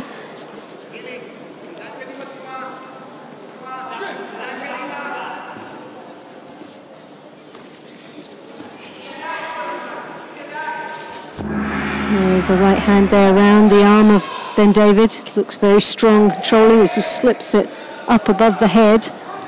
Trying to control the pace of Ben David, slowing it down until he actually gets a little bit of control in the kumikata. Ben David attempts a Sianagi attempt there, countered by Papinashvili. But just playing a little bit too much of a waiting game, and picks up the second Shido. And he's got to be careful. 2 minutes remaining in this contest. And 2 Shidos already to Papinashvili. 1 more would result in a hand sakamaki. And what a disappointment that would be for not only the Georgian team, but for, on papers, the number 1 seed here today in this contest.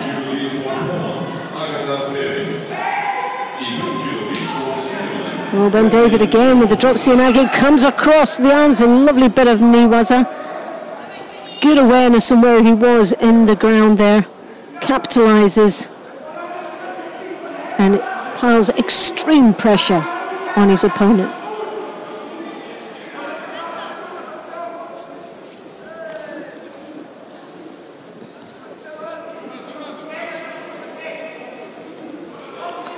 Well, Papinashvili really does need to do some homework now. He gets the Osota scoring a Nippon just with 1 minute and 14 seconds. Well, he left that a little bit tight indeed, and we were all a little bit worried there for someone who's so consistent in his performances. But that shows you the caliber of athlete he truly is, that although under so much pressure, seems to be able to take his time, and when he does get the opportunity attack, he makes sure it counts.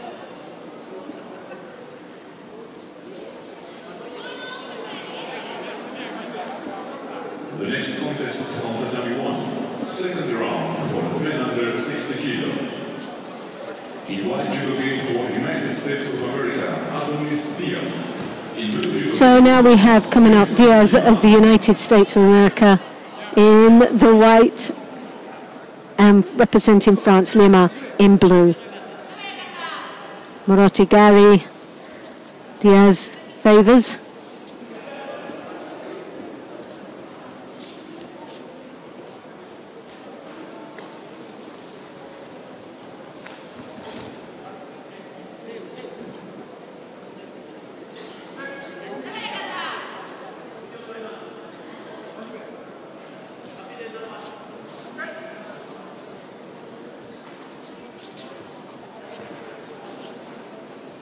Well, it looks like the American's up for this as he advances all the time onto his opponent. No messing around as he tries to cross grip and throws that left hand over the top.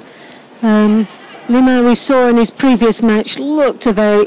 It was an uncomfortable match for him. He didn't look to be firing on all cylinders and looked a little bit too laid back. We weren't sure whether he was carrying an injury at that time, because there was a couple of opportunities where we watched him going back to the centre of the mat where he was limping.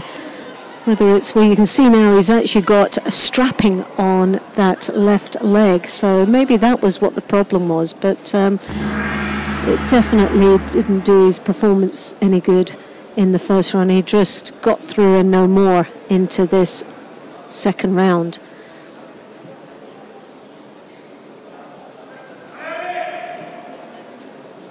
Well, the Americans have started off very well indeed, very positive approach to this contest.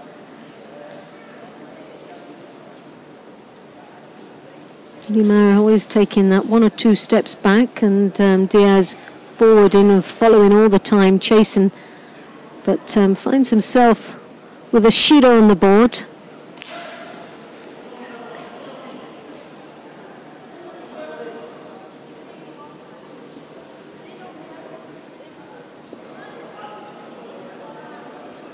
The next contest on Tatami 2, second round for women under 52 kilo.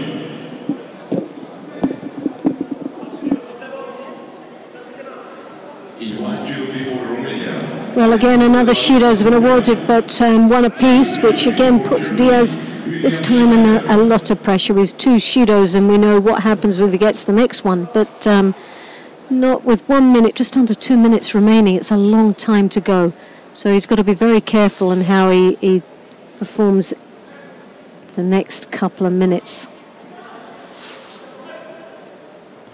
And we know the French are very good at tactically fighting in their matches, and he will know that the advantage is in his favour. But the American battles away here as he throws that left hand over the top. Attempts the Uchimata, but totally misengaged that leg.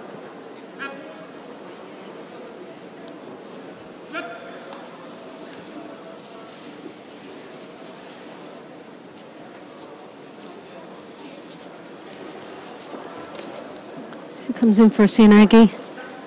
You see, he now finds himself in the Niwaza, but defends quite nicely down there, but still doing a little bit more, looking a lot more busier out there than his opponent, Lima of France. Once again, not a great performance from the Frenchman. He's really struggling, but there, once more, Sianagi. Good aerial awareness from Lima as he spins out the latter stage of that technique.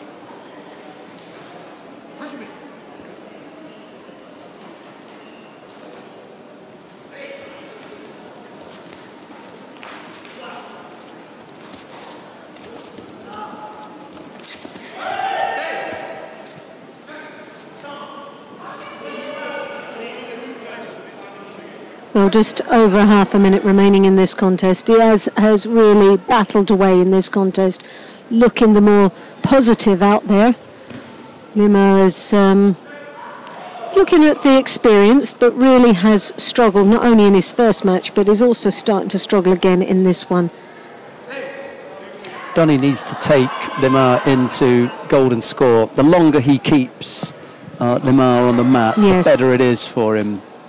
He's young, strong, fit, healthy, the American boy. Just as Loretta has quite rightly pointed out, slightly less experienced than Lemar is. And that really comes down to the fact that Lemar has got far greater opportunities to compete against high-quality competitors in that weight category in the region that he comes from.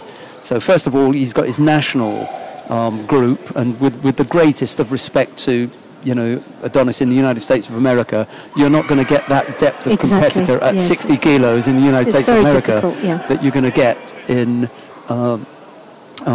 France. And then, of course, simply the geographical location of being France, in Europe, yes, in Europe, and access to tournaments and everything like it, and without a doubt funding as well, because when you look on the scale of things, the sum of money that goes into, you know, France and investment in judo and places like INSEP and what have you, you know, Lemar's been exposed to that. Oh yeah. From the year dot. So when you talk like that, you'd say, well, this would be a bit of a mismatch. But when you think of all the sort of the struggles and the negatives as far as to getting to this level, Diaz is doing brilliantly out there against Lemar. So what you've got is, when you look at someone like Adonis Diaz, you've got real talent, a real prospect, a young man who, if he can stay injury-free and focused, you know, may yet do something at this. Well, he's got a heart of the lion out here in this contest. He has given it all the way, right from the beginning. As soon as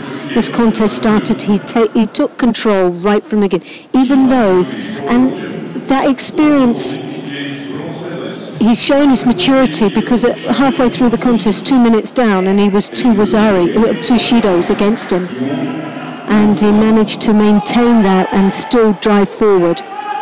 But as you can see, he was a little bit unlucky there. He was the arm lock that was on, and has to be very careful down there, because this is where the Frenchman can work well and has experience. But well, they're just going to dress these two athletes up, which sometimes gives you the warning that there's going to be a Shido being awarded, and the third one for either one of them is the Hansokimaki. But we're in the golden score, so it doesn't matter either way. What happened was Adonis couldn't come back with an attack after the third effort from Lemar. 2 standing attacks from the French boy, and then the Newaza effort there, and that was enough for them to decide that he'd been passive. And there's the third and final one, and sadly for Diaz, out. And he was one of the extra names that I mentioned this morning to look out for, you know, to say if he could just get past into the second round, Lemar, it would have to be either Lemar or Pulkabek. It turned out to be Lemar. If he could just get past Lemar, he would then be up against Amiram Papinashvili. Okay, that would be a bridge too far, but we'd then see him in the repechage. And if he could win his repechage contest, we might see him in the bronze medal match, and you never know where that goes. Exactly. None of that worked out. Well, it's sad. I know it's an absolute shame, because based on performance in that contest, he deserved to go through. Right. Well, we'll get him up here in a short while. We're gonna move quickly now to mat number 2, because on mat number 2 it is the current Olympic champion, Rafaela Silva of Brazil. She faces Julia Kowalczyk of Poland. It's silver in the white judogi, Kowalczyk in blue. Yeah, that didn't work out. But what we could do is to get Adonis Diaz up here and have a chat with him.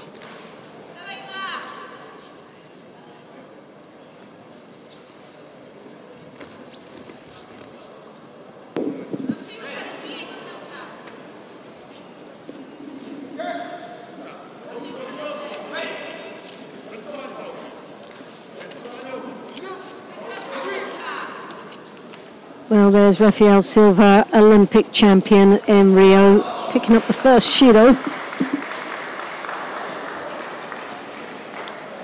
Number 2 seed in this competition against Dossien, who is the Olympic silver medalist. And what a quality of athletes participating, 19 in total in this weight category.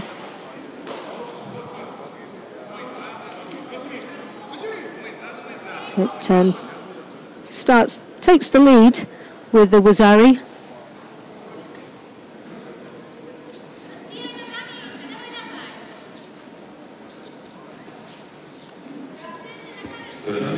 Second round for women under 60 kilo. In white jewelry for Russia, Alberto Uso. In blue jewelry for Brazil, 6 times Pan-American champion, Felipe. Well, 2 minutes and 30 seconds remaining in this contest. Silva leading with the Wazari. Also picked up a Judo earlier on. A nice attack there from Kowalski, representing Poland there in the blue.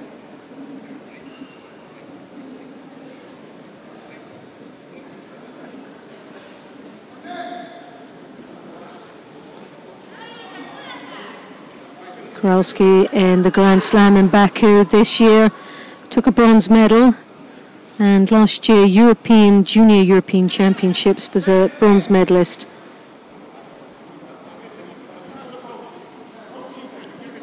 Still a young up-and-coming athlete, but hitting some very good benchmarks here in the Grand Slams and Grand Prix.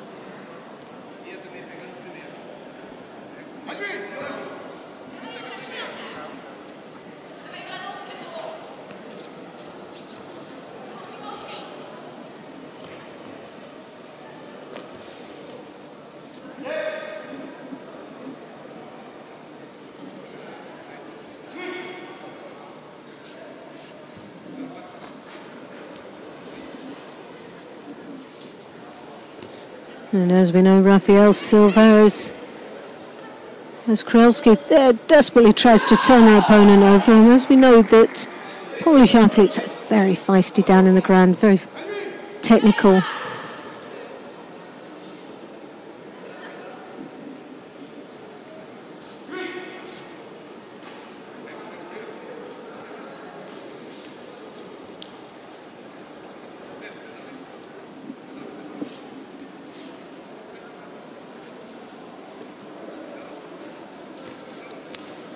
Well, Kowalski there is just trying to break away that grip, very unorthodox style of fighting from Silva as she draws her opponent over her chest, steps across into that makukomi, which is very effective. And just under a minute remaining in this contest. Kowalski there, as you can see, has got that belt grip, comes through with the hips.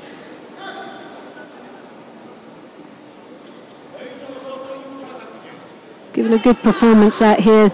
Kowalski is against a very tough opponent.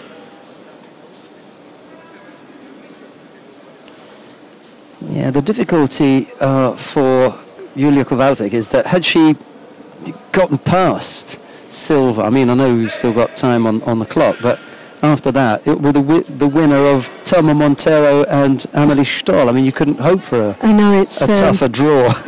19 athletes in there, and you could pick out every single one of them and say, well, do you know what, they've all got a chance out there. They've all got something special about them, and they've had some outstanding performances. There's not going to be an easy match at all for anybody out here today in this weight category. Last few seconds ticking away. Rafaela Silva, the current Olympic champion, is going to take this one from the youngster Julia Kowalczyk, who's still making her way up the ranks in Poland. Yes. Far less in the world. And I'm really lucky to be involved in this sport, but I'm doubly lucky not to have been a referee or top draw fighter or coach. And the reason for that is those three tasks in judo require incredible strength or concentration, all sorts of stuff. I don't have that. And I definitely don't have what it is to make a high-performance coach, because I've just spoken to Adonis Diaz, walked him through the complete fight and said what the pluses are and what he was up against and everything. He said, oh, thanks so much, it was absolutely, great what you said and everything, and I wanted to cry. I felt so sorry for him. He came out here with no coach, spent his money to come out here, all sorts of things, and he ends up losing out in that fight. I couldn't do that week in, week out. No, it's heartbreaking when you see the determination and the effort these athletes. you only see the final result at the end of the day in the contest, but it's that build-up, the months that they spend, and the funding, everything that goes to bringing him here. And sadly, he had a bye in the first round and then lost his second. So and because I'm not good at that, and I know Loretta is, I'm going to let Loretta chat with Adonis Diaz when he comes and he sits in here, because Loretta knows about coaching at high level. So I'm going to leave her to do that. It still doesn't stop you from wanting to burst into tears for them. It makes it harder because you just see them day in, day out, and you just feel for them even more. We're going to pay attention to the contest on mat number 2 at the moment between Thelma Monteiro of Portugal. She is up against Amelie Stoll of Germany. It's Monteiro in the white judogi, Stoll in blue, and Thelma Monteiro has picked up the single Shido. We've got a little over 3 minutes left to go, and here is Loretta again. Thank you, Sheldon. Right, this is one that we would expect a real battle between these two ladies. One with that real maturity, and that's Monteiro, but my goodness, she matures like a fine wine. She gets better as the years go on. And Amelia Stoll, we have seen her and her sister out on this circuit many a time and in those medals, so it's a delight to see both these athletes battling away, but as we know, only one's going to go through.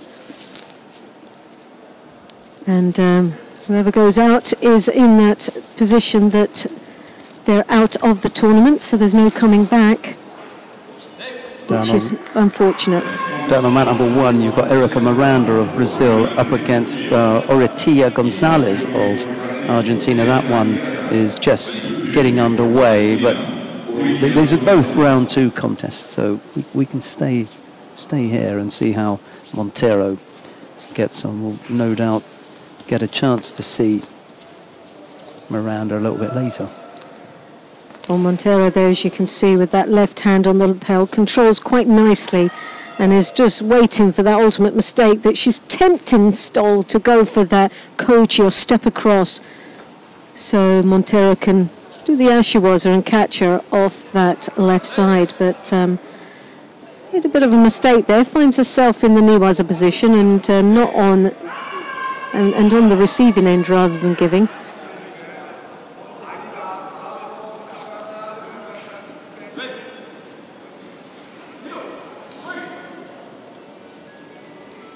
Amelia Stoll, European Open last year gold medalist, and Junior European Cup back in 2015 silver. Speaking of silver, Rafaela Silva won her contest a couple of minutes ago, and she's stuck around to have a look at, well, you can take your pick. Well, she's either looking at her teammate Erica Miranda on mat 1, she's standing closer to mat number 1, or she stayed around to look at Thelma Monteiro. Which one do you reckon it is? I think she's doing both, to be honest. If it was me putting in that, I'd say, right, well, you're hoping your teammate wins, but you want to make sure you know exactly what you're in for your next match. And these are 2 very strong opponents, so really she has to watch this match. I think by the time she gets back to the warm-up area, the contest could have finished. So it is a little bit of a walk back to the warm-up. You may miss the action. So she might not have had the opportunity to watch this match. So for her, sticking around there is most probably the best option for her. Well, Erica Miranda has just won her contest on mat number 1, so if Miranda bows off and walks past Rafaela Silva, who stood...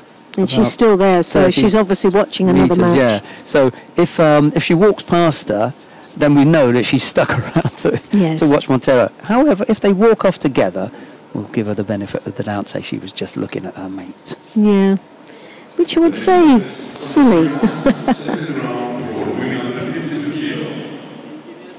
So just under a minute remaining in this contest, but there's still no score. Well, the third option has third option's happened. They both stand in there. We're going to have the whole Brazilian team at the corner of that mat, number 1. So. Blast, Catwoman, I hadn't thought of that one. They're both standing there, but now it's Miranda looking at her next opponent. down on mat number 1. It's Joana Ramos of Portugal. She's up against Anya Stanga. Whichever way you look at it, well, it could be. If the 2 Portuguese win, then it will be the 2 Brazilians versus the 2 Portuguese. Yeah, look at that. Won't have any trouble with the language then. One attempt to Ochigari, lovely attack. Stoll gets the. Now that should have been a score. Come on, I like that. It was an Ochigari, and she caught her, but it was just the landing we didn't really get a good look at. I definitely. Ochigari, I thought it was in. I'm not even. Yeah, yes. I wasn't even thinking about whether it was a score or not. I was thinking about whether it was worth something more. But they've given it to the wrong side at the moment. Yeah, they'll change that. They'll change that. Yes, well, they've changed it now, and well, this is a little bit of a change now. Change the dynamics of this contest. Amelia Stoll now leads with a Wazari, and rightly so with that lovely Ochigari we've just seen. Just caught Montero cold. She was, I don't know what she was thinking there. She just froze. And she's gone, mate. With just seconds to go, that's it. Amelia Stoll couldn't have timed that any better. Absolutely top draw win. That was a very good win there for this young lady from Germany. Well, there won't be an all Portuguese speaking next round, will there? Definitely not. One has fallen. As I would say, another one bites the dust, huh? Loretta's on form today.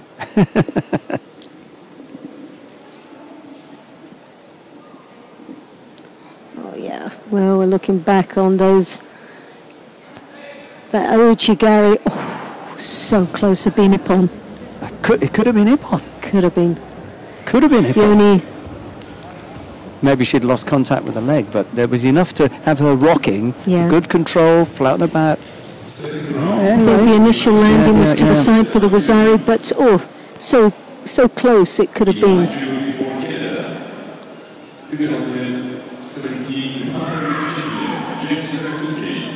And whilst we're having a sneak look at that win, Jessica Klimke of Canada has taken to the tatami. They just turn and then Stoll gets that right leg in, hooks, pushes back. I think that's 10, mate. That is so close, isn't it? That is so close. I wouldn't have liked to have been the referee to call that one, but if I was, it would have been Ippon.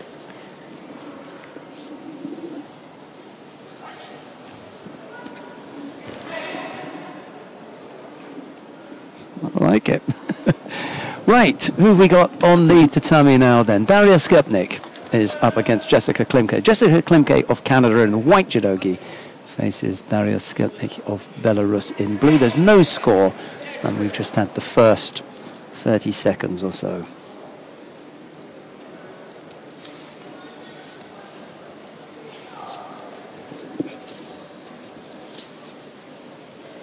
So a little bit of a turn up for the book.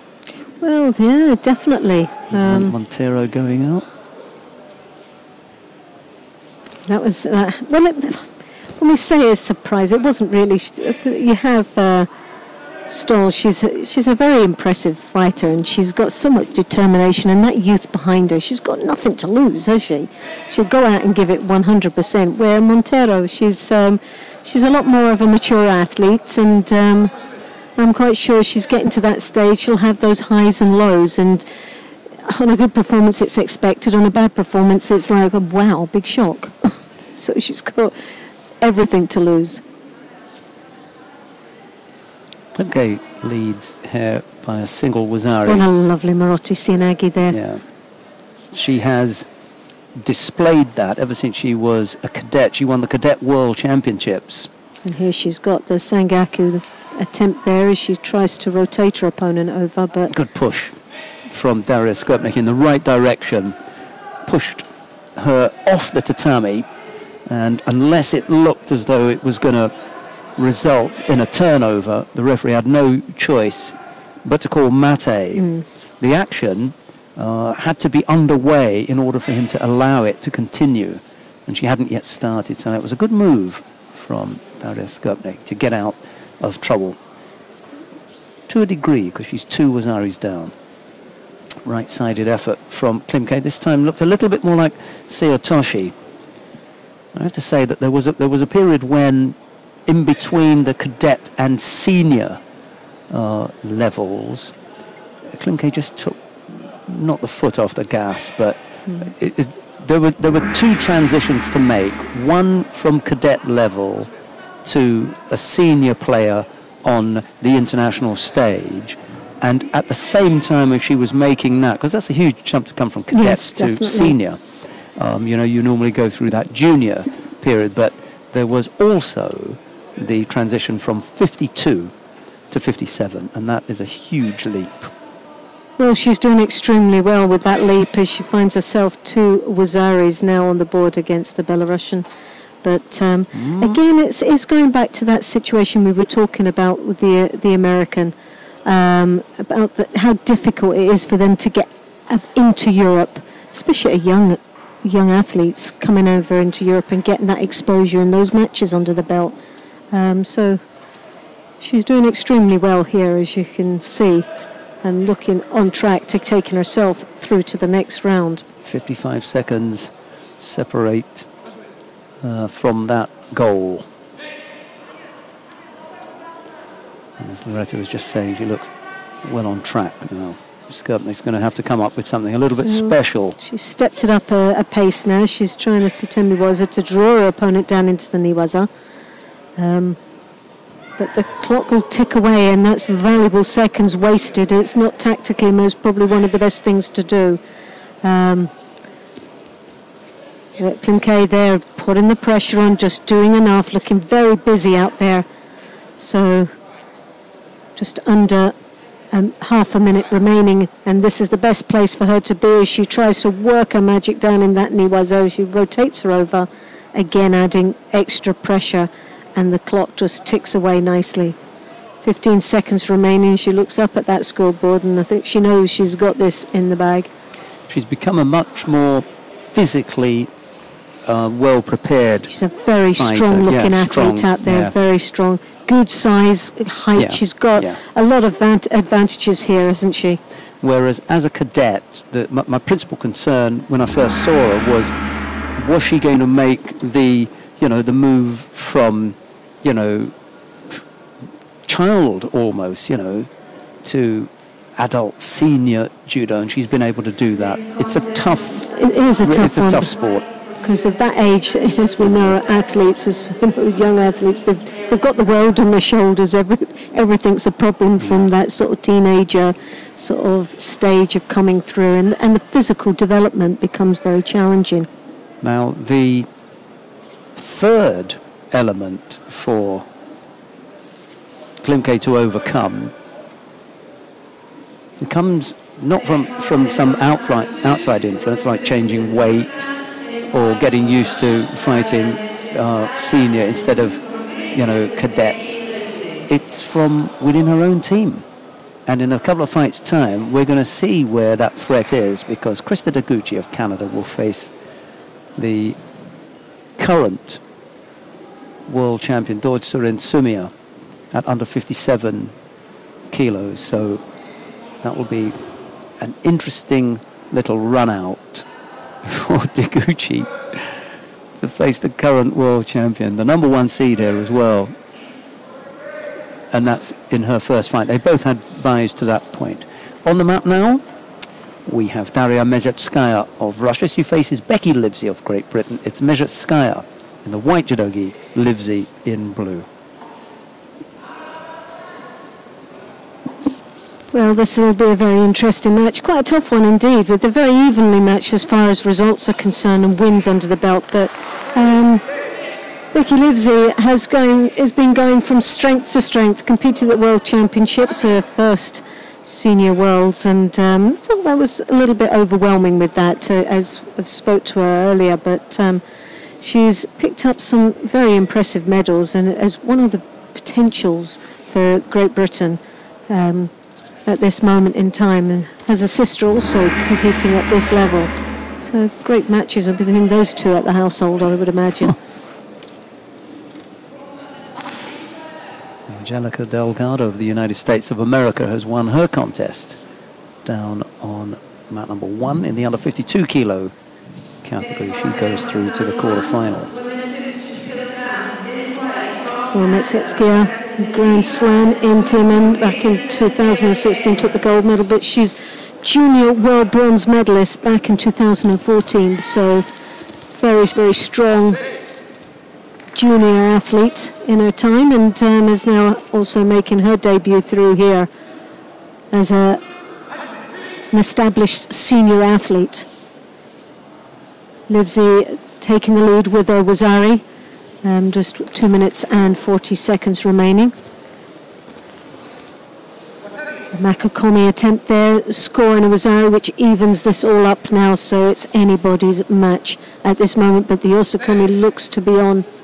But Mate being called, so that's very lucky for Livesey. And she looked in a little bit of trouble there. Livesey and Antalya this year in the Grand Prix took a bronze medal, and also last year in Zagreb in the Grand Prix, bronze, as well as the Junior European Championships, 3rd place. Like I said, both evenly matched in this contest.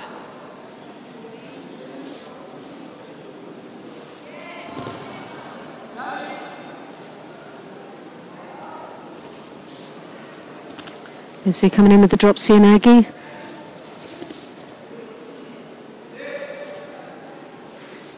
Tries to defend down there in the ground, but we know the Russians are very strong in Newaza, and Livesey really has to be very cautious down there.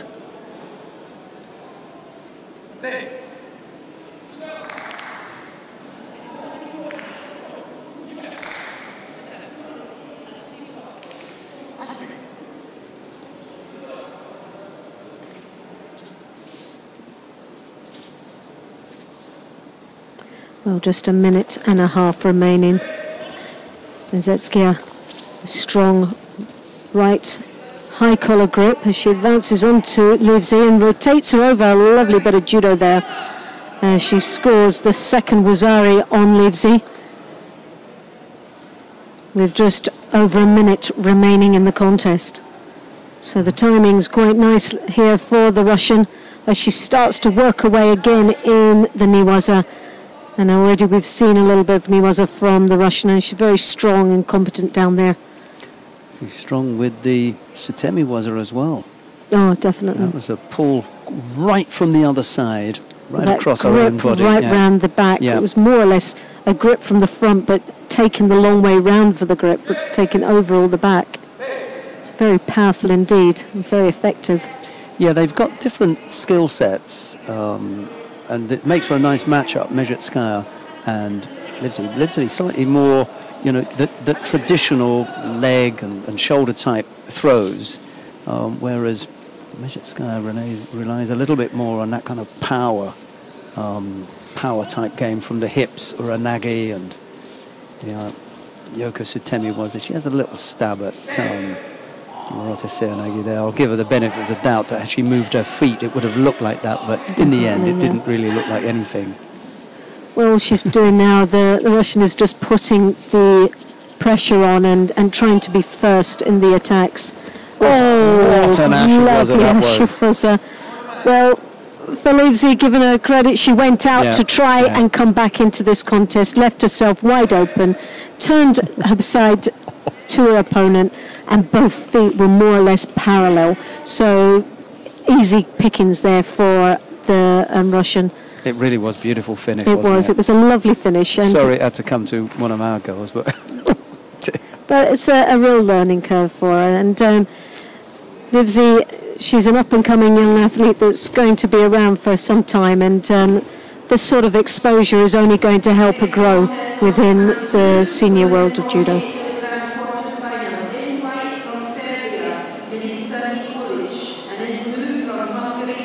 Yes, it was an absolutely beautiful finish. She'd scored twice already, Metsetskia, so what was important for Livesey in that last you know, 30 or 20 seconds even, was to try and come up with something that would either tie up the scores or she'd finish off with a big win. In the end, left herself a little bit open there and then ended up.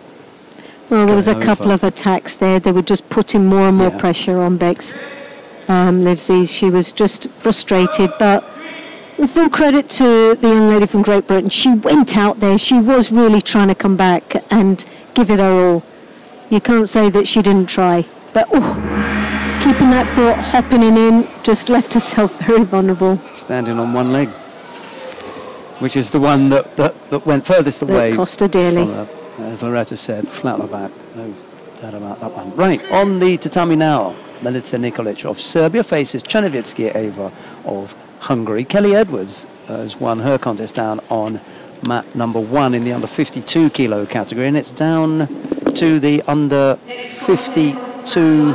Sorry, no, it's down to mat number 1 that we're going to go, because coming up there is the current world champion Dortsurin Sumia of Mongolia. She faces Krista Deguchi of Canada, and the reason that we're going there is because we have spoken about the Canadians, the conundrum that they've got in having a few people at 57 kilos, one of which is Krista Deguchi. We've already seen Jessica Klimke. Let's take a look at Dortsurin Sumia in the white judogi, Krista Deguchi in blue.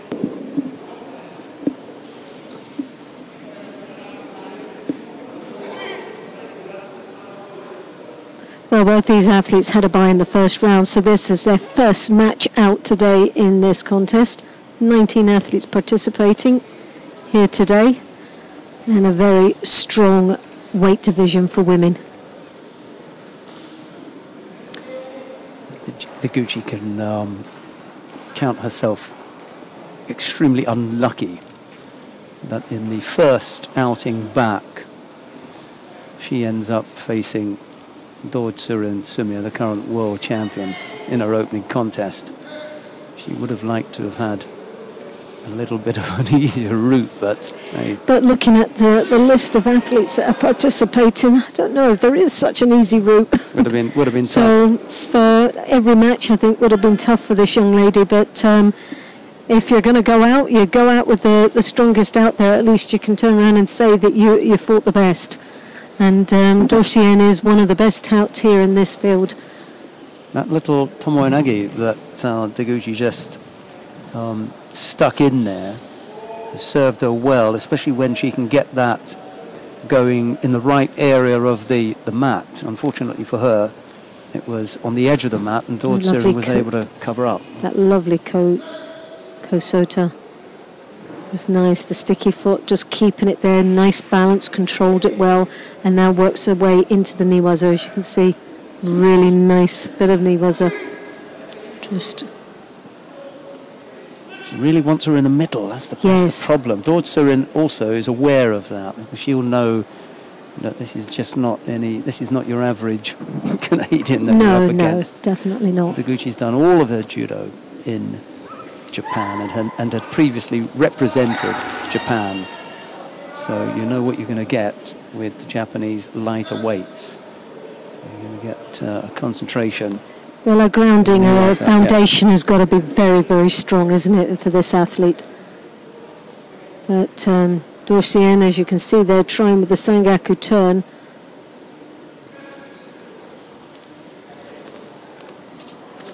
Shows you how powerful Deguchi is. They didn't even rock her at all in the niwaza. There was no opportunity. Very, very solid down there. Wasn't able to even move her.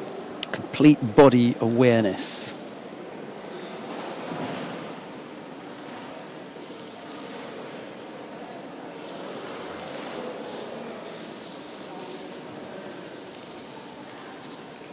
She works well with the feet, trying to look for an opportunity to open up Dortsurin. Still looks very calm and collective out there. She's a little, slightly elegant, as you would say, out there with her. Yeah, she's an attractive looking fighter. It's not powerful, it's flowing. Yeah. And she transfers her weight quite nicely. It's not a stop and start or an aggressive type of approach. It's very smooth in her transition from her feet to her upper body. She's actually a delight to watch, which creates that sort of excitement about it, because you really can't see what's going to happen next, so it keeps you engaged. This is where Deguchi's got to step up the pressure, because there are 40 seconds left to go. Dortzerin has picked up a second penalty, this time for passivity, and Deguchi can really put the pressure on now in this last half a minute. And it's the feet that I think will do it, because she's got very dangerous feet. She touches with that Kosoto every time, and she's able to balance herself to hold it, but she's left herself there a little bit open with the drop Sinagi. Got to be careful there. With 19 seconds remaining, there's 2 Shidos to 1, and Deguchi really has to start pushing that, putting his step up to the next level. A bigger attack, not the little but foot without tap. leaving herself open. Hasn't really had a good go on the ground yet.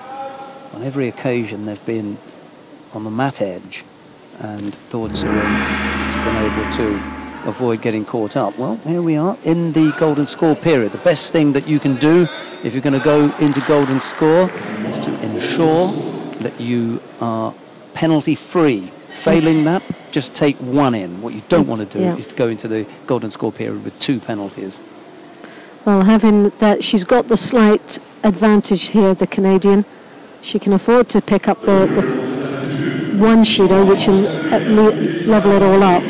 But Dortzerin there, as you can see, every time she has got the grips, and because she really has to get hold of her opponent, and now working those feet and looking to take control of this golden score. There's another attack there from Dortzerin. And just at the right time, because they were on the verge there of both getting. And if both get them, then that's it. It's that plays into her hands. Yes. He could even up here, and that's right for me. Yeah, that's correct. She hasn't been coming up with any real attacks. The little foot taps. The foot taps they're clever. They're there to break the balance, but they're not actually there to follow through, and it's just a place to break balance. She's not following it through to attack or finish. So whoever picks up, that's nice. Almost goodness me, that was so close. A lovely Ouchigari, but that's the first attack, other than the drop Sinagis that we saw. But the Ouchigari was the first major attack for Deguchi, really. Right at the end, she almost got turned. Good reactions from Dortzerin. Dortzerin did well, but could have had it on that one. Again, she comes in with the Ouchigari, very dangerous indeed, because Dortzerin has got a good strong grip and controls the upper body quite nicely. And there's, she's not like, could be looking at another, could be she tries to pull that arm out. She didn't look concerned about it, any other player would never have let their arm get that entangled, but she wasn't bothered. Well, Dortzerin looks as if she's stepped it up to the next level, especially in this golden score. She's, for me, is the one that's really put the work in all the time. Oh, yes, that's it. Couldn't stop it at the end. No, Dortzerin just took advantage of that golden score. She dominated it right from the beginning, and sadly for Deguchi, she really didn't have a look in at that golden score. Up until then, she was a contender. Yeah, she had the 1 Ouchigari attack, and that was that threatened. That was it. However, when you can push the current world champion into almost 2 minutes of golden score and have it finally balanced, then you're not far off the mark, are you? Really, you've got something going for you. Yeah, definitely. It's going to be a long road back up for Krista Deguchi. She's got that mountain to climb now, and her difficulty is going to be in selection, because ahead of her is going to be Jessica Klimke, and we've already seen Klimke is into the next round, so the gap is going to get wider, if anything. Right, who have we got on the mat now? Anna Borowska of Poland has just taken to mat number 1. This is round 2 of the under 57 kilo category. It's Borowska in the white judogi Iraoui of Morocco in blue. Soumia Iraoui. That was a nice little effort, wasn't it? Right-sided. Slightly too far away to catch Borowska, and now Iraoui goes over for Wazari.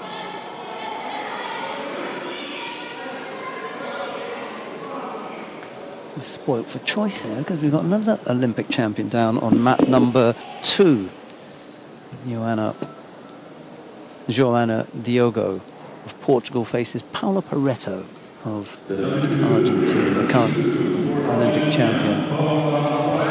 But Pareto has won there anyway. That was already quarterfinals. We may, in actual fact, have to go down to mat number 2 because the quarterfinals have started down there. So yes, let's go down to mat number 2. We're going to pick up the first of the quarterfinals in the under 66 kilo category. Vaza Margvelashvili of Georgia faces Nijat Shikalizada of Azerbaijan. It's Margvelashvili in white, Shikalizada in blue.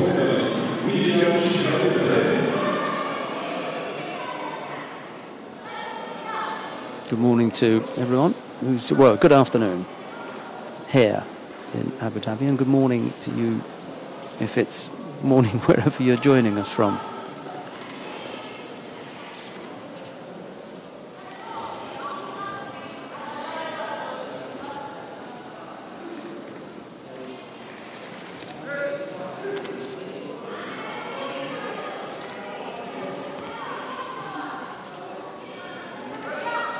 A big hello to Richard Britton. Thanks very much for your message, and we agree with you.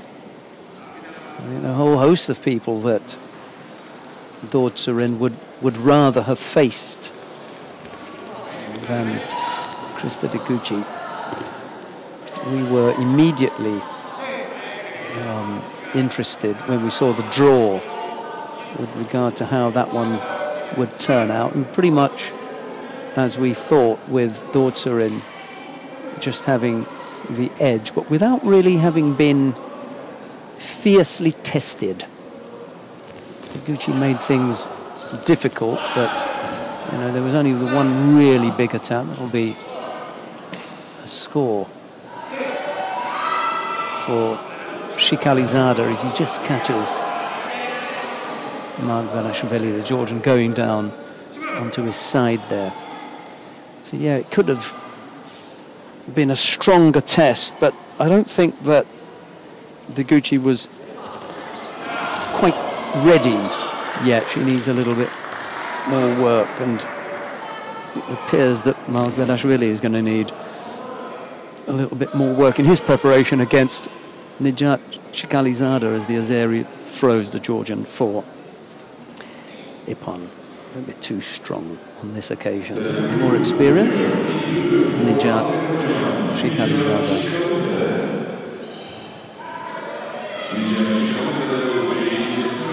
Right, we've got another quarter-final in the under 66 kilo category coming up next. Abdullah Abduljalilov of Russia is up next against Ghissam Nozadeh of Iran. It's Abduljalilov in the white judogi, Nozadeh in blue.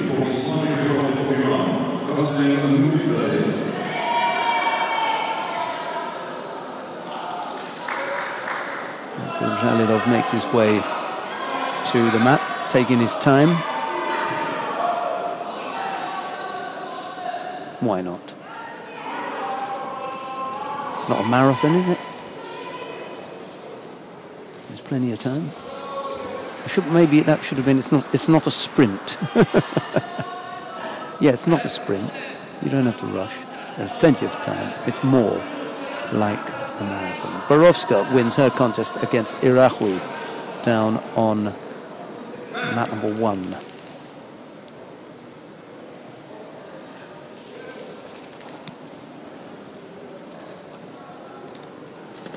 The Dhabi won second round for women under 57 kilo.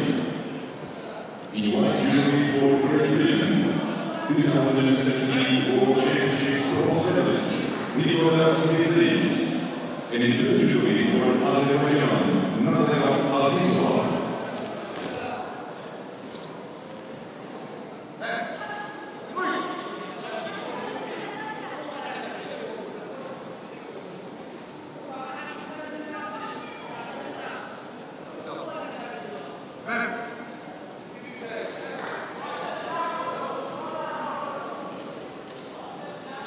Single Shido on the board against Norizade at the moment.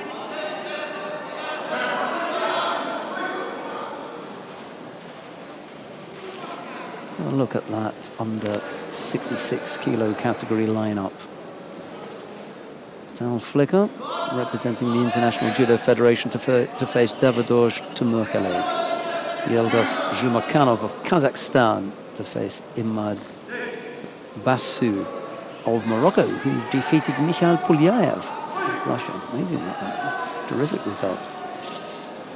We've already seen Vazamad Velashvili losing out to Nijat Shikalizada, who will face the winner of this contest on mat number 2 at the moment, between Abdul Jalilov and Hassem Norizade of Iran.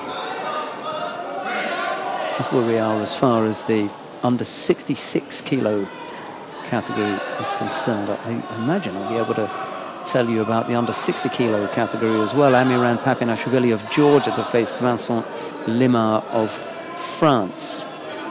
And it will be Guzman Kyrgyzbayev of Kazakhstan to face Felipe Kitadai of Brazil. Francisco Garrigos of Spain will face Sharafuddin Lutfilayev of Uzbekistan. That's the contest to follow this one here on mat 2. And then we'll follow that with Robert Shvidobadze of Russia will face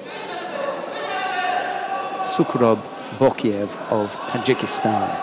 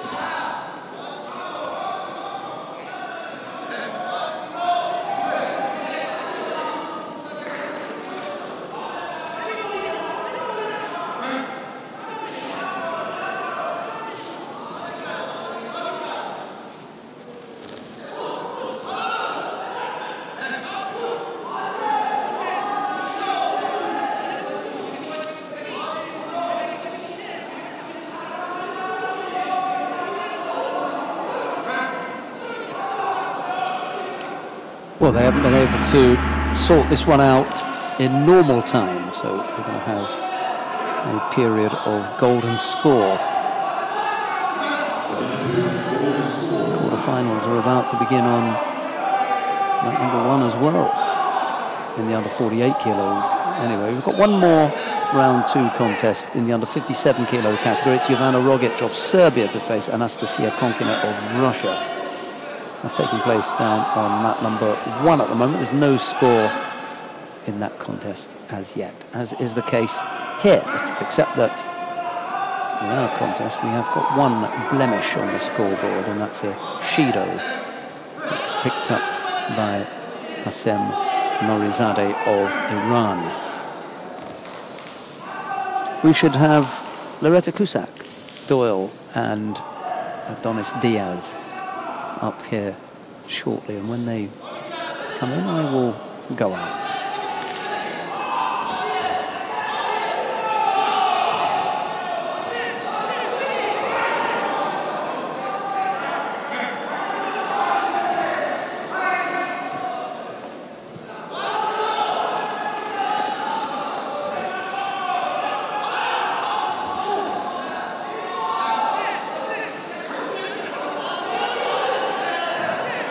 Jalilov looking as though there's very little left in the tank now.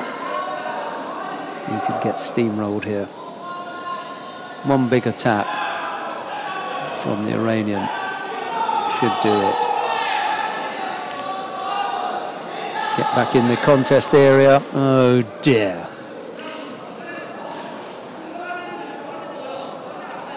I can't believe he's done that.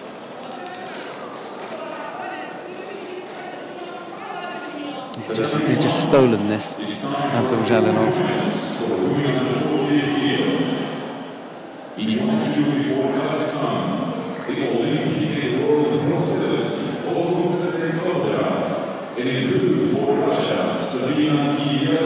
Yeah, they're just having a look at this now. Just reviewing whether or not Abdul Jalilov pushed his opponent out. Nourizadeh, or Nourizadeh stepped out himself. No, he stepped out himself. Well, slightly amateurish behaviour, to be honest, when you've got your man backed up against the ropes.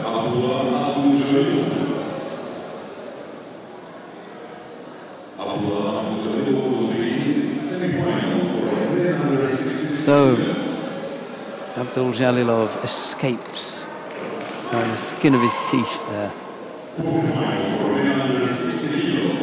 Right, coming up next, the quarterfinal in the under 60 kilo category. Francisco Garrigos of Spain faces Sharafuddin Lutfilayev of Uzbekistan. It's Garrigos in the white judogi, Lutfilayev in blue.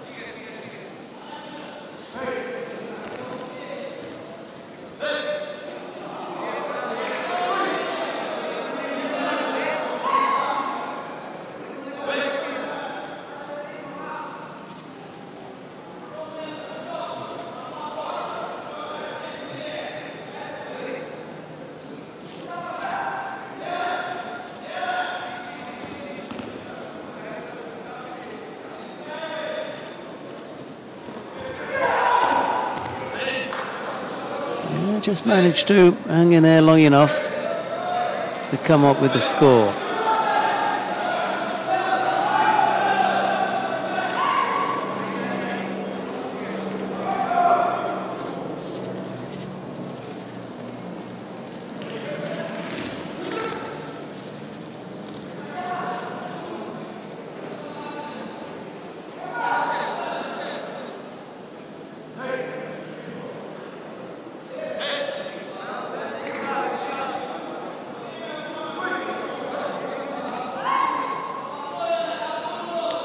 Yeah, it's always disconcerting when that happens with the scoreboard operator.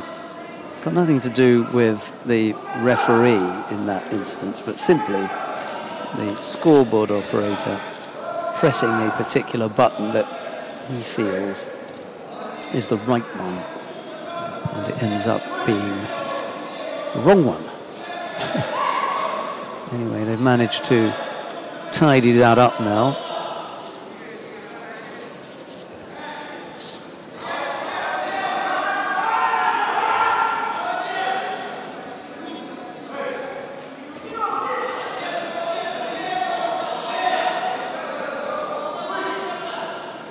And Garrigos having initially been given the score, they've tidied that up nicely.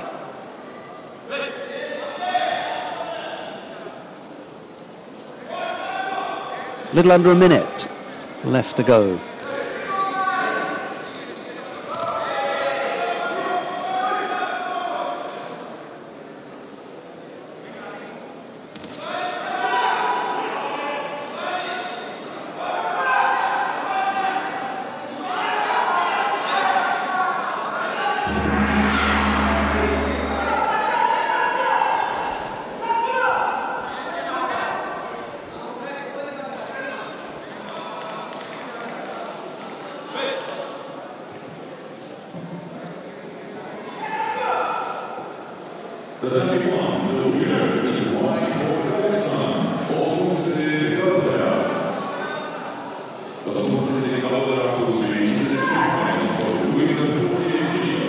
Galbadrak has won her contest down on mat number 1. It's in the under 48 kilo category. She's into the semi-final now.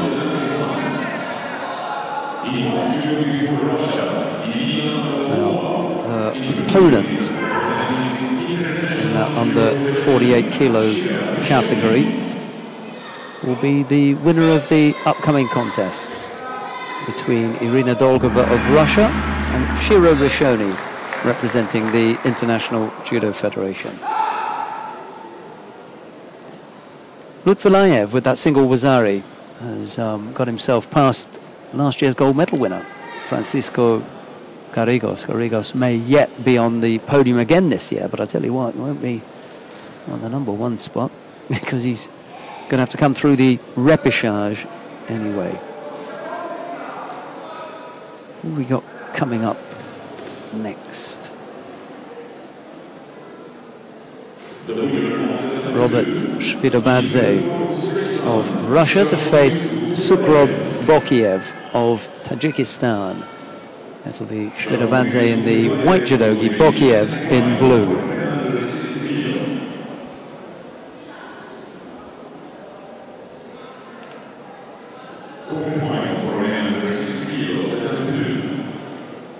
And we will have Adonis Diaz up here shortly. We're waiting for Loretta Cusack-Doyle to return. I didn't want to steal any thunder and have him up here without Loretta, so that'd be a much better bet. I don't want to be tearful. That's very thoughtful of you there, Sheldon. You can do that. I've got the tissues just in case he breaks down. Or I do. One or the other. He'll be okay. I'm sure he's a tough old cookie. He's a good lad. He looks a little bit bruised at the moment after his run-in with Limar. But externally or heart bruised? well, the one that I can see, facial bruising, got a bit roughed up. He's a tough lad, though. I'm sure he's going to bounce back, and we'll see that little bit more of him. First minute out of the way. No score between Svidobadze and Bokiev.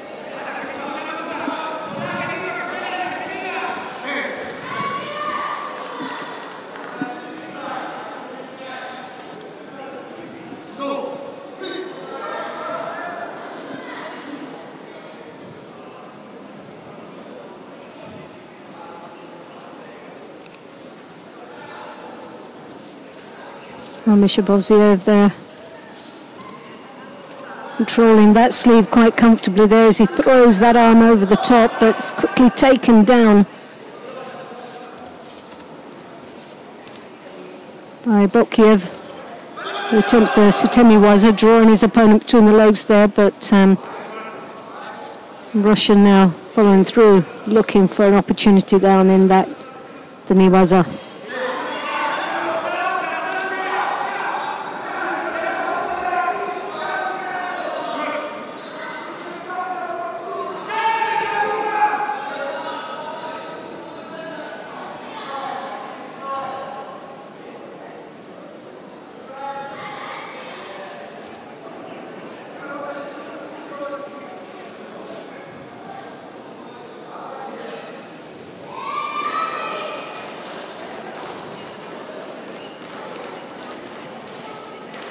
Shido against Bokiev at the moment.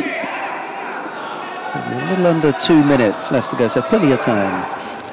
Well, there's a lot of action coming from both these athletes. They really are giving it their all. And you wouldn't like to predict which way this is going to go at this early stage of the contest. A quarter-final place in the semi-final at the under 60 kilos, and it's a tough match for both these athletes.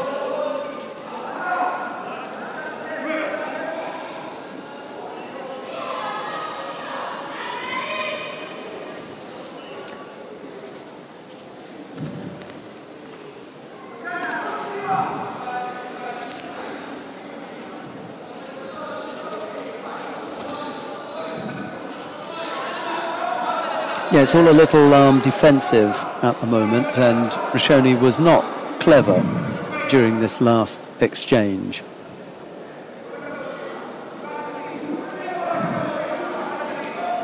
Because if she didn't come up with an attack,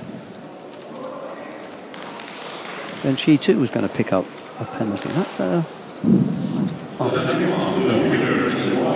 How did she do that?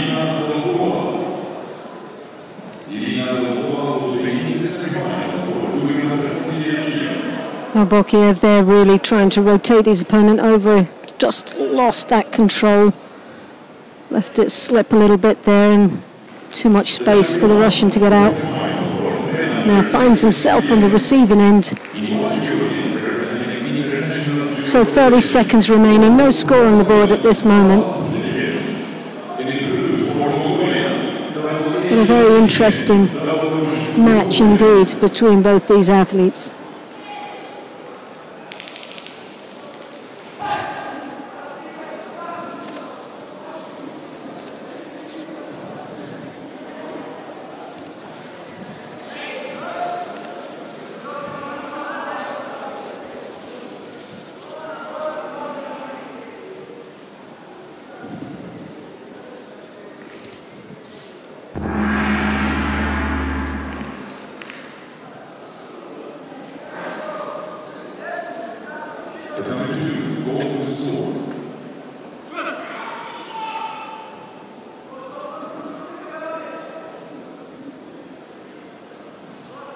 Svidobadze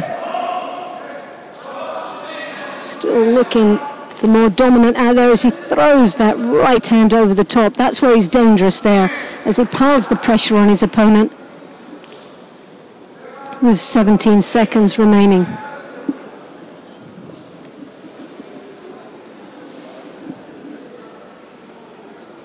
Well, the athletes are asked to tidy up.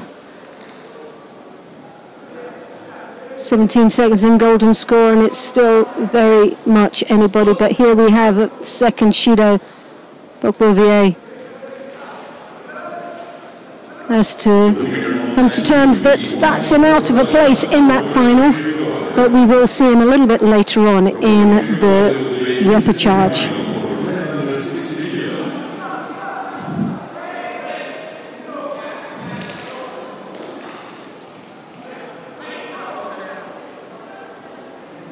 Michel Vibazé goes through into the semi-finals, which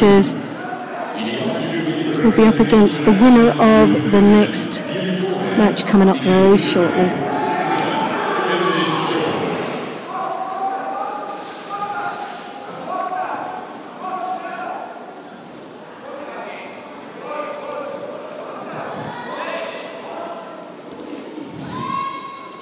So now we have the quarterfinals, the under 52 kilo category, representing IJF in the white, Cohen,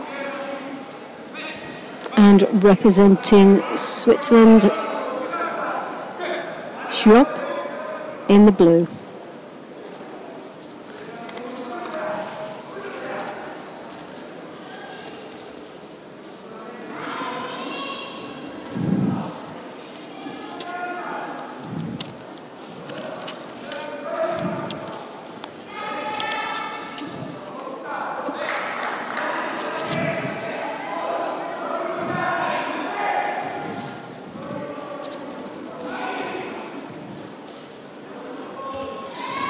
Lovely coach you get. As she follows it through there.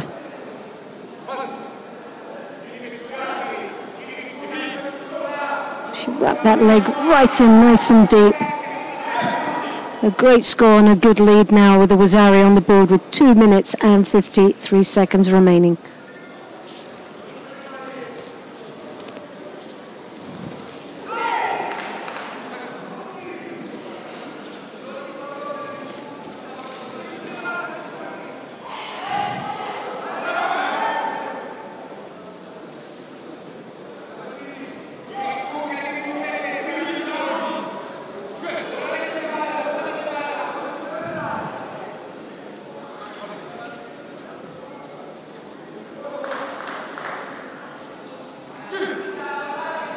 Well, Cohen there now with the second Wazari, and she's starting to pile the pressure on more and more.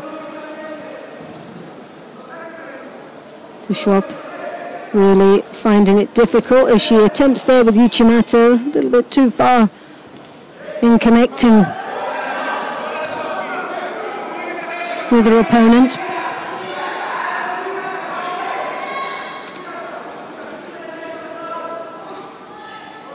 Going there, grabbing that arm, looking for, look to be a Makakomi.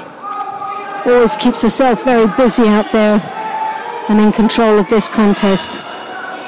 Though she has at times a slight disadvantage of being the smaller of the two athletes,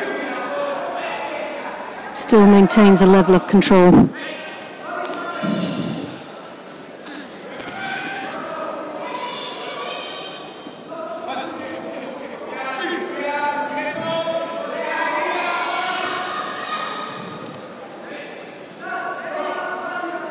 There's a real battle going on here, and but Cohen is a right feisty character out there, and great condition.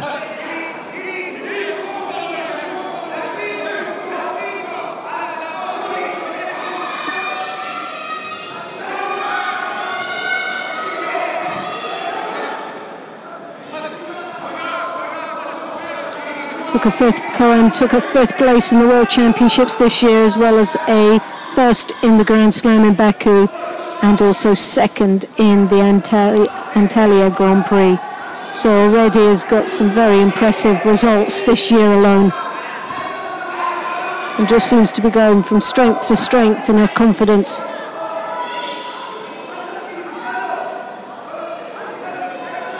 She works away there in the Niwaza. Schwab there, really in a little bit of trouble now. And we're into the last half a minute.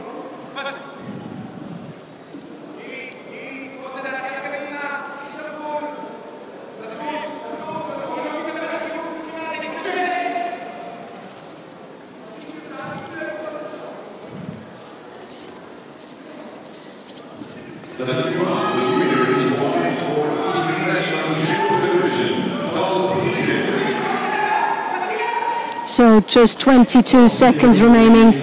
Cohen leading with 3 Wazaris. Just seems to be piling more and more pressure on, but looking very composed out there considering the opponent is just relentless of trying to come back even in the last dying seconds of this contest. Full credit for Schropp, who's piled the pressure on but just doesn't seem to come past the strength and determination of this young lady, Cohen. And a very convincing win for Cohen of IJF, who goes through to the semi-final of the under 52 kilos.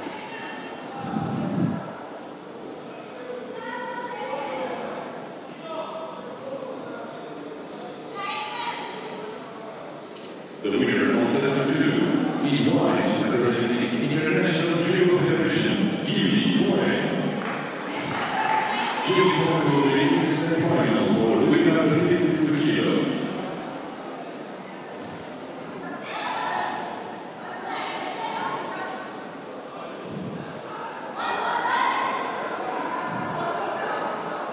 Quarterfinal for the winner of the 52 kilo, the number 2. In white jubilee for Romania, Alexandra Valsavoia.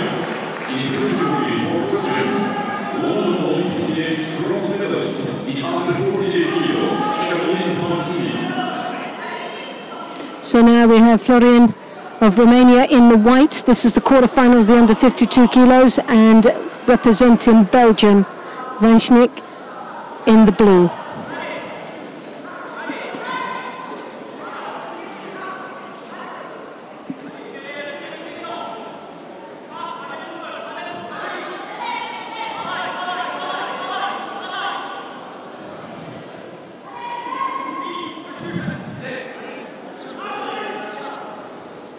Florian this year took the gold medal in the Grand Slam in Baku, as well as a bronze medal in the Grand Prix in Düsseldorf, and Junior World Championships back in 2014 was second place. Outstanding performance from this young lady from Romania. And as you can see, looking very, very convincing out there and in control of this contest so far. Vanschnik is no stranger to being in the medals and around Batum Grand Prix in Baku. It also this year took the bronze medal. European Championships Seniors was gold medalist last year, and European Championships in the Seniors the previous year, and European Games was gold medalist.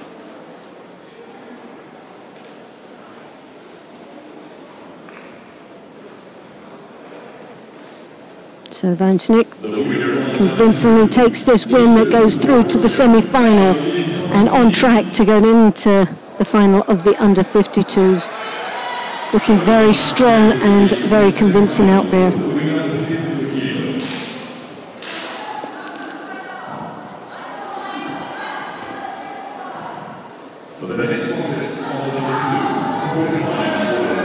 So now we come to the 57 kilo category, and no surprise here, we have Silva representing Brazil in the white, and who's been very impressive indeed is this young lady from Germany, Amelia Stoll.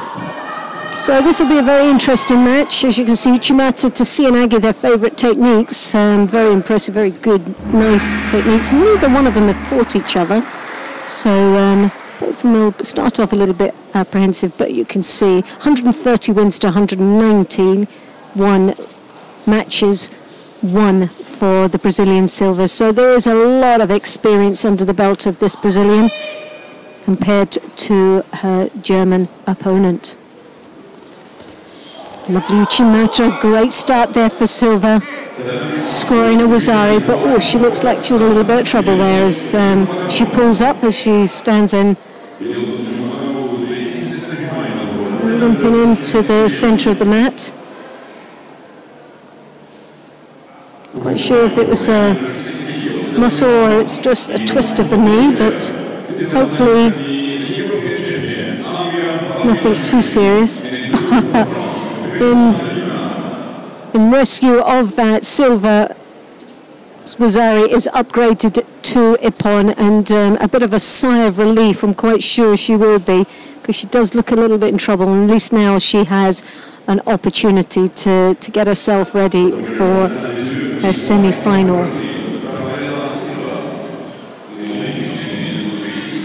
So she'll be up against the winner of the next match coming up.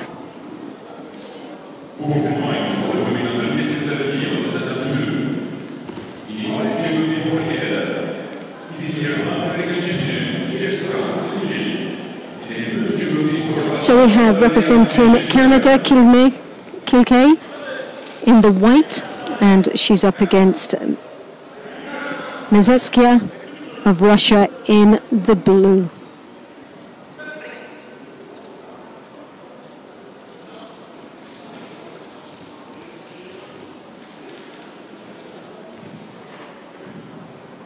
Well, Kilkay there coming off to a flying start as she then works her way down into the Niwaza looking for that Sangaku.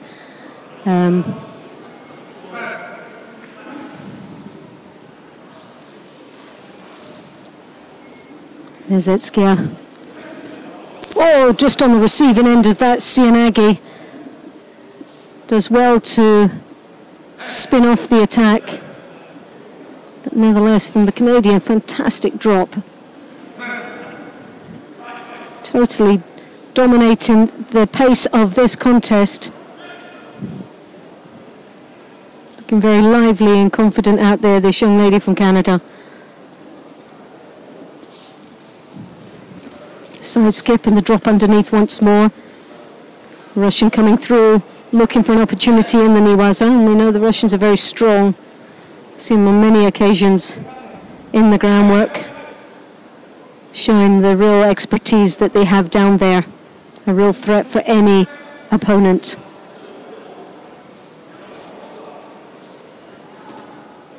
Once more, Kilkay works in that drop. Sianagi finding herself now on a bit of a receiving end of this. The arm is trying to be drawn out by the Russian as she looks for that juji. Legs a little bit too far apart, so not too much of a threat for the Canadian.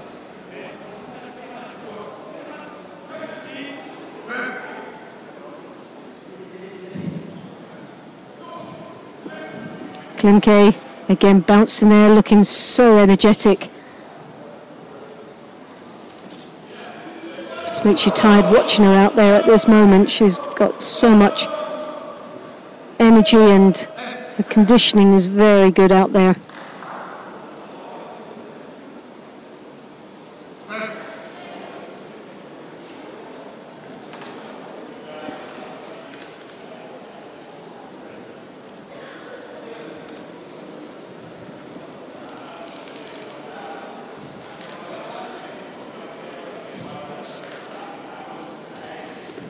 And that side skip, and that's Sianagi once more planting her opponent onto her back there with a Wazzari. Almost so close to being the Ippon that she's looking for. But again, you're tying up the legs very tightly, but just the head slips out just at that crucial point. But still piling on the pressure of the Russian.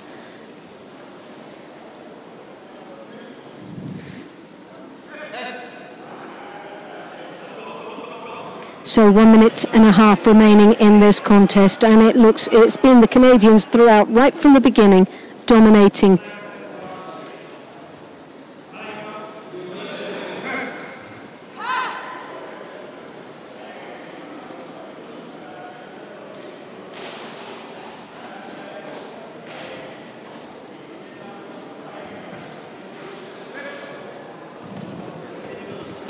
Again, that Sianagi, well, we've seen it so many times and it's very effective indeed. Every time she has caught the Russian. Mezetskia really just doesn't have anything to come back from that drop. Sianagi just doesn't have any defences at all from it. Seems to walk on to the attack every single time.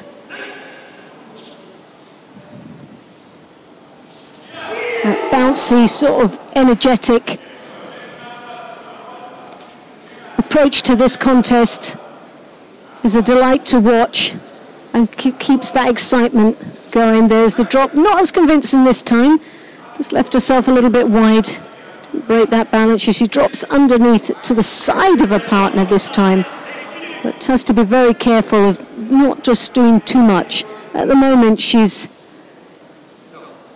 working, her work rate's excellent. She's doing so much out there that she could burn herself out or make that ultimate mistake at such a crucial time of this contest with only 19 seconds to go. A Judo apiece. And the clock ticks away, and the Russian is trying to pile on the pressure, but I think that was an opportunity missed there with seconds ticking, and Kilinka goes through to the semi-final of the under-57s, where she'll be up against Silva of Brazil.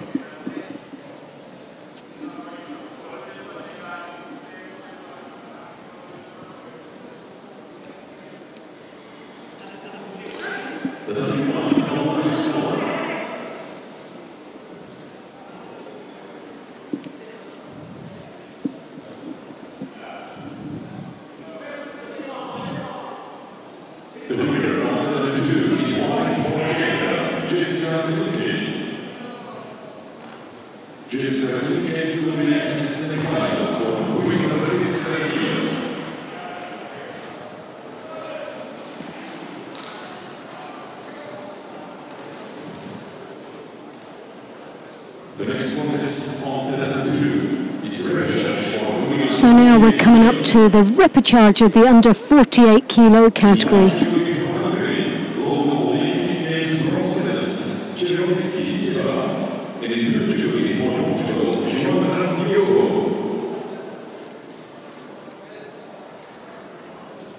So we have representing Hungary in the white, Szynowiecki.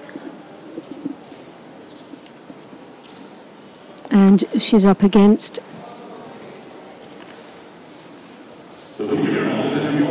Diogo of Portugal in the blue.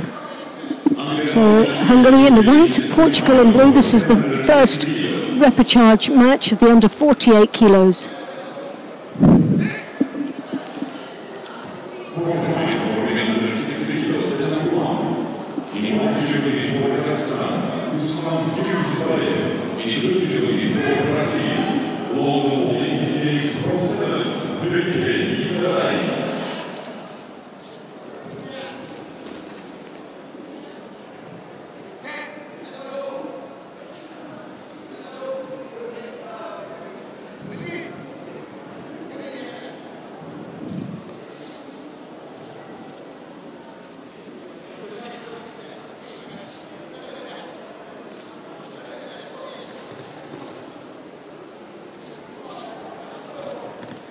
Diogo there, as you can see, trying to control that sleeve. Szynowiecki, Eva. Looking slight more dominant out there.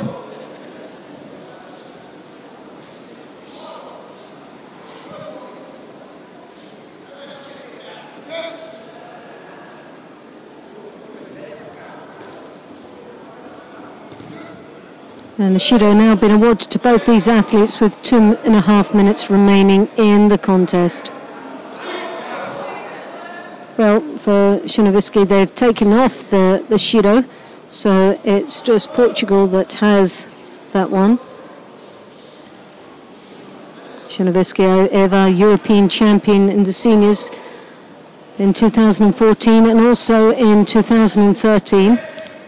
Just recently this year, Tashkent Grand Prix, a bronze medalist. Diego Joanna, European Junior Championships back in 2015, silver medalist, African Open in Casablanca 2006, champion, and Junior European Cup. Comrade back in 2015, gold medalist. So a very young athlete coming through with great potential up against a more mature and experienced athlete from Hungary.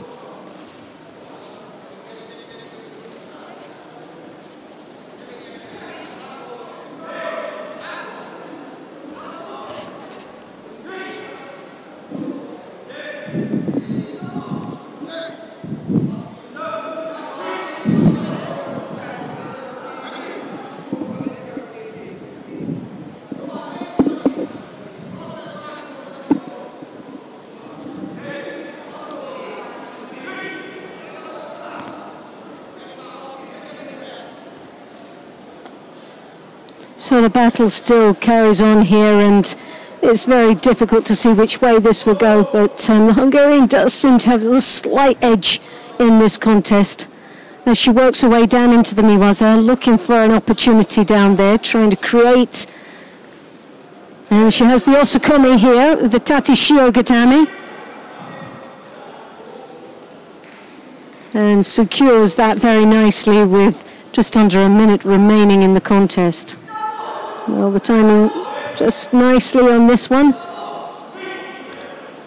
And it doesn't look like there'll be any change here, that Hungary goes through. Shinovisky goes through to the next round of that repechage.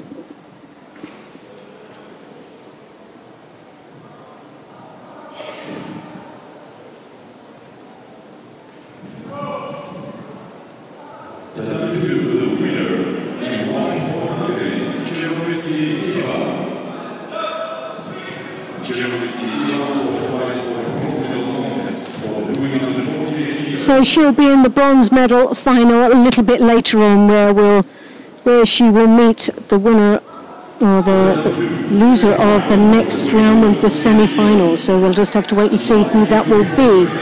Now we have Nikolic here of Serbia in the white, Pareto, Olympic champion Perla of Argentina. Now this is going to be a very interesting match. Two ladies that have been, well, one Serbian that had been seeded here today, but definitely couldn't, Pareto cannot write her off as an Olympic champion in her own right, but it's just come back in September where she picked up a bronze medal at one of the Grand Slams. So she's come back in force, very determined.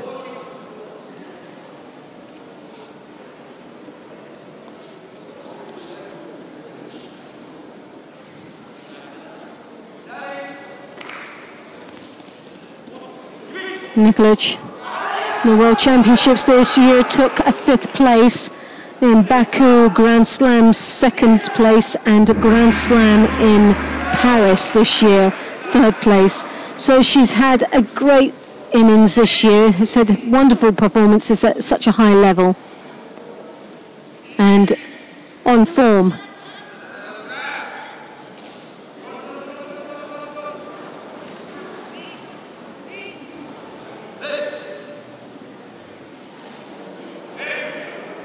Pareto, as I said earlier, Olympic Games, gold medalist, World Championships in 2015 was world champion, and the Pan American Championships this year took the gold medal.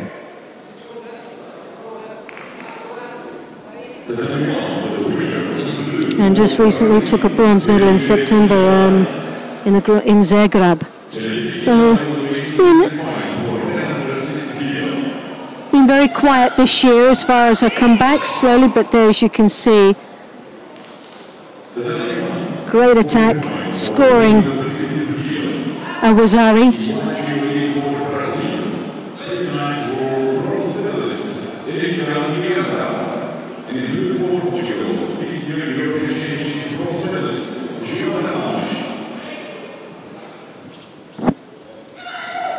Chigari attempt there.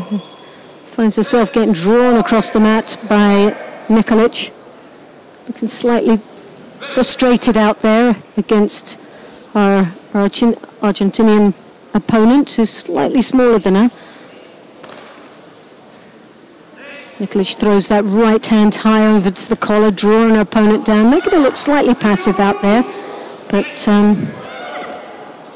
Pareto still leads with that Wazari that gives her the advantage.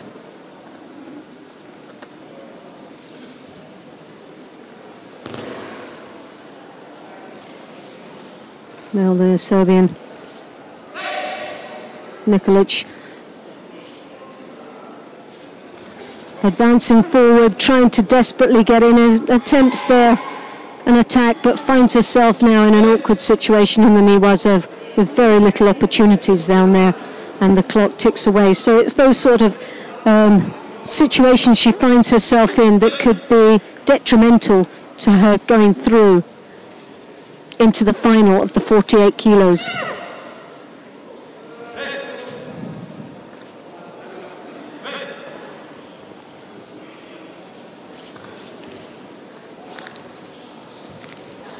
Oh, lovely Ashiwaza there.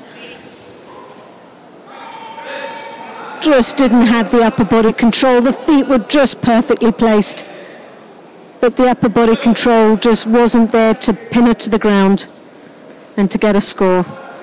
But nevertheless, a great opportunity, showing the caliber of player that she truly is.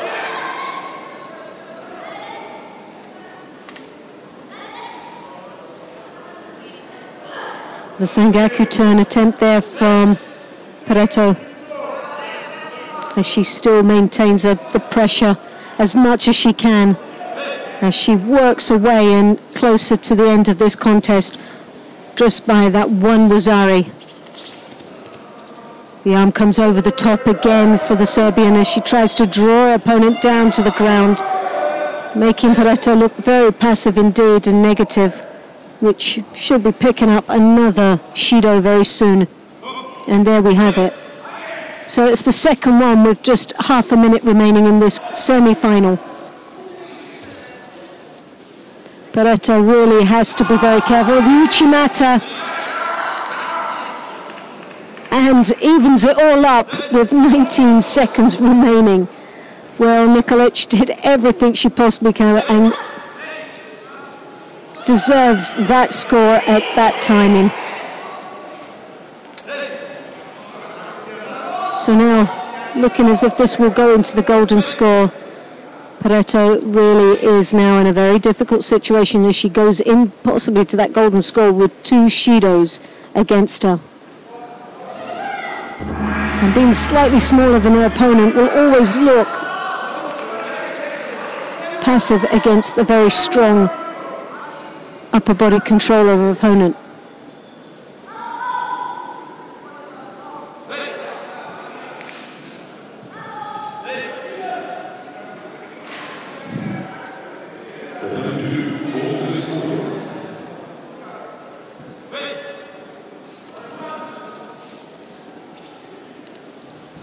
Well, can Pareto come back from this?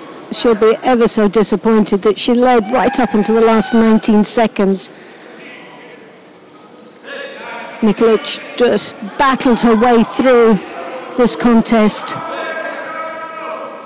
Never gave up and just gave it her all and found herself coming back from what looked to be a very difficult opportunity. The drop Sianagi once more from Pareto.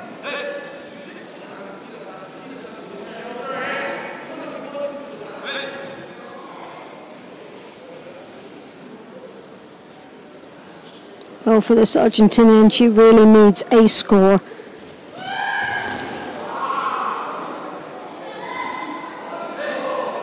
Nikolic can afford to have two Shidos. As she battles away into this golden score. Lovely drop Sianagi. Better entry there, just didn't have that little finish at the end. It was in deep enough. Yeah, it really suits Nikolic here because what she's got to do is remain... she can't give up a score but she can afford, as Loretta was just saying, to just step back a little bit, let Pareto now burn herself out, because she's already tired having to go into the golden score period, and hopefully take advantage of Pareto opening up and losing energy. Yes. That's one way of looking at it. Yeah, because even though Pareto is doing all the attacking, all that will happen is that she will pick up a Shido. Not sure why they're tidying up their gis, because it should just be a Shido to Nikolic and then Hajime. Yeah, that's right, yeah. Which gave Pareto a rest. It negated all the tactics then that Nikolic had put in place. Just start again now.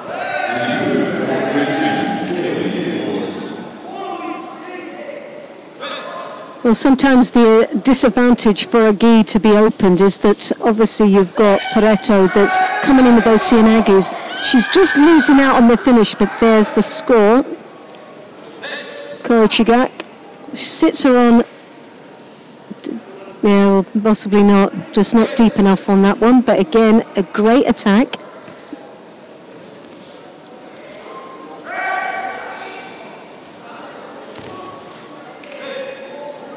I don't know what Pareto's got her hands out for. It was just as bad as the one that they didn't give you a Shido for. I just got something about the players refereeing their own contests. I think it's called having 6 minutes out there and totally frustrated that she had it in the bag and she let it all go. And it's that she's now skating on very thin ice with the two Shidos still that's been lurking there for so long, for 2 minutes in fact, 2.5 minutes. So had she done all of that attacking during the 4-minute period, she would have been fine. She wouldn't have had exactly. Yeah. And this is where it is quite frustrating, isn't it? She tried to steal again. She had that Wazzare right at the beginning, and she just coasted along and tried to maintain just that lead without doing any more. But again, the drop Sianagi once more, but this time not as convincing. Nikolic has got to come up with something here. It's been. Yeah, she's really not engaged as much in the last 45 seconds. 45 seconds, a minute now without anything. And as a result, she's picked up the 2 penalties. She really has got to come up with something now. Oof, that was a really poor attack there from Pareto.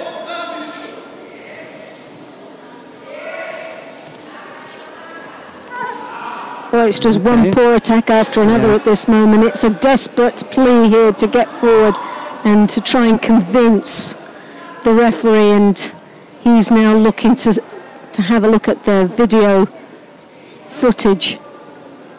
But the last one from Nikolic was only as poor as the one exactly. There wasn't much at all between those two. Why would you give it for that and not give it for the one before? Exactly. Well, they have given it for the one before.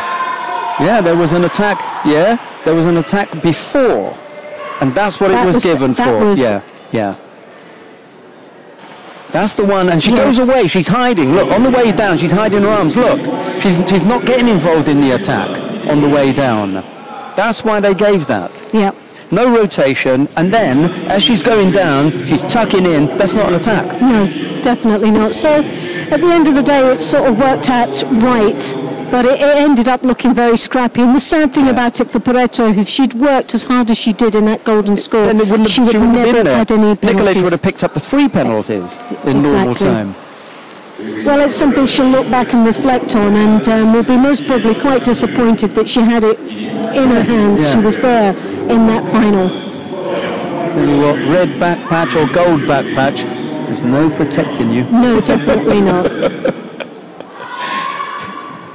That would have been a nice thing, wouldn't it? I suppose we could still do that. We could backdate it and have we could have a Doyle GBR in red from the IJF. I'm going to suggest that. Oh, we didn't have it at that time. No, we didn't. So that shows my age, doesn't it? I'm going to do that. Back in the days. I shall make that suggestion now. Oh gosh. I just love the way you make me feel even older than what I do.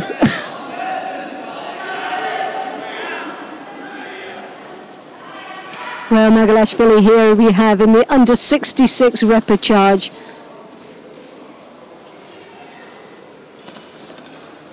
Nurizadeh of Iran in the blue.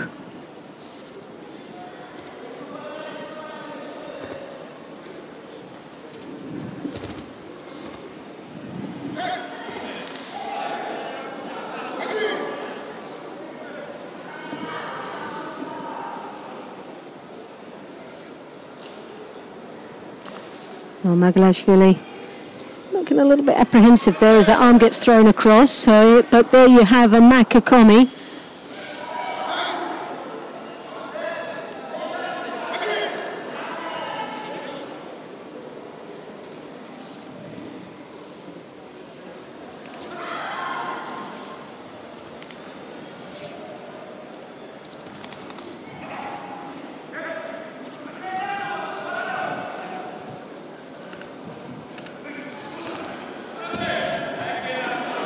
Makakami attempt there, and Magalashvili there scoring a Wazari with 2 minutes and 8 seconds remaining in this contest. Halfway through this match.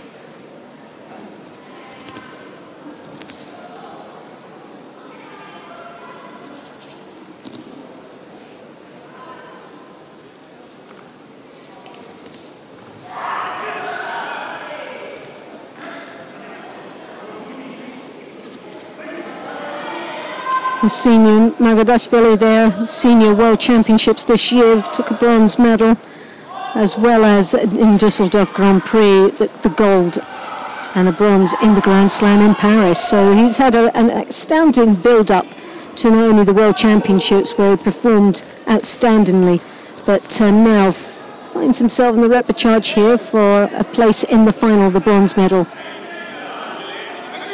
He's up a Wazari, still a very low margin against his very strong opponent.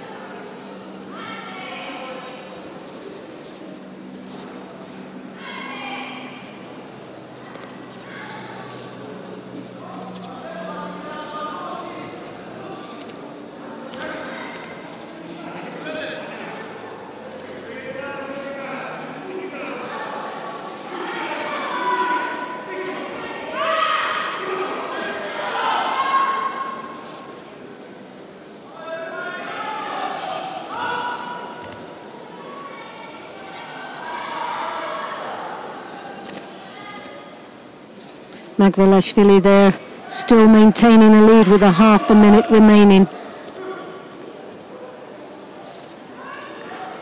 Looking a little bit uncomfortable there, not very good posture and good positioning there for the Georgian, who picks up his second Judo, or the first Judo, sorry.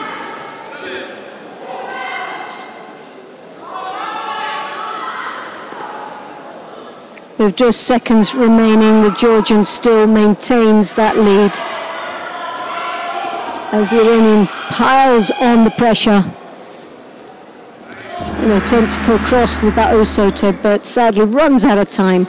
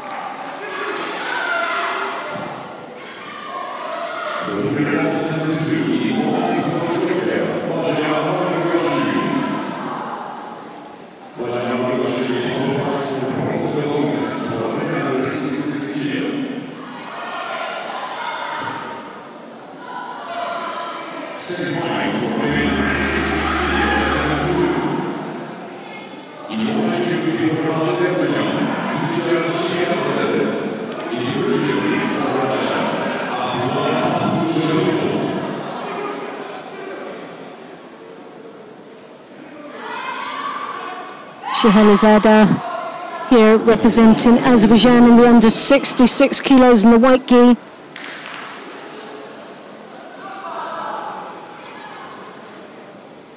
And he's up against the Russian in the blue, Abduzalev.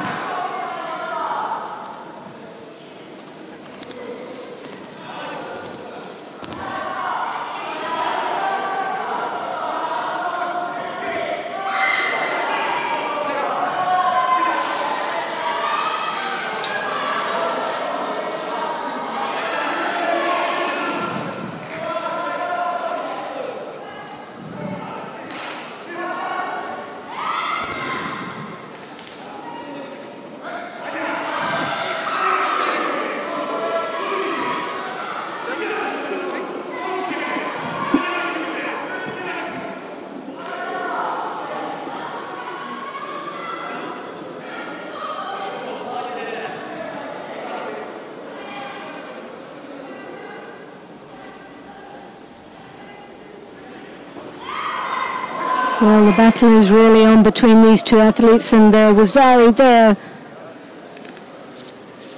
for Abduzalev, with still 2.5 minutes remaining in this semi-final.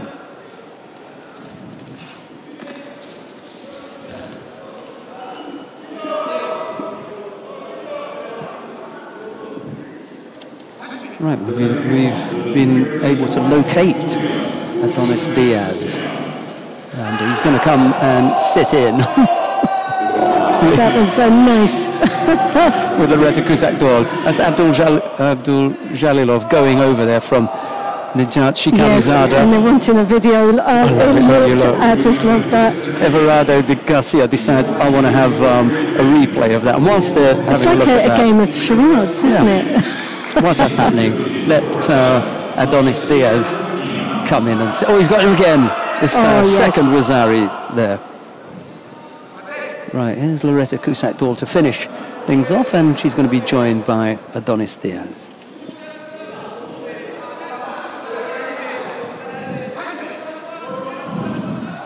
Hi, welcome Adonis, and how are you feeling right now? I'm okay. I'm a little upset, you know, because I lost, but I'm okay. And now my teammate is on to semifinals in 52 kilos, Angie.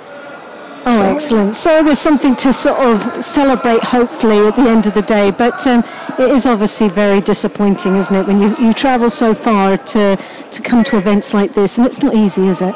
And to have, you had a bye in the first round, and then your first match out was up against a very tough opponent. Yes. But you were doing so well throughout that contest. How was you feeling out there? I felt very strong in terms of I can put my grips, and I was attacking a bit more, I think. But at one point of the match, I just felt he tactically beat me. I couldn't get my hands on in a position where I can attack. Passing like the 3-minute mark is where I felt that he was very good, or where he put his hands, not giving me the sleeve and keeping busy. Yeah, because you did look very strong in your attacks, but like what you were saying earlier, and it was just the grips, your kimikata, you just couldn't maintain that grip to be able to get the finish when you were coming in. So you were getting the movement, you had the opportunities, the openings, but you just didn't have that finish because you had no hands on it a lot of the time. And tactically, that was what was beating you, wasn't it, really, through that? And so there's something you can go back on, really, isn't there, to work and find those sort of, the kimikata is always a difficult one, because having your grip and then having to use it is another thing, isn't it? Yeah. So it's how long you keep a grip to feel that you've secured it to then follow through with the attack. And it's only that split second you have, isn't it, before you can engage or not engage, before you're either penalised or you get the grips broken from. So where do you go from now? What's in your mind at this moment as you move forward to your next competition, whatever that is?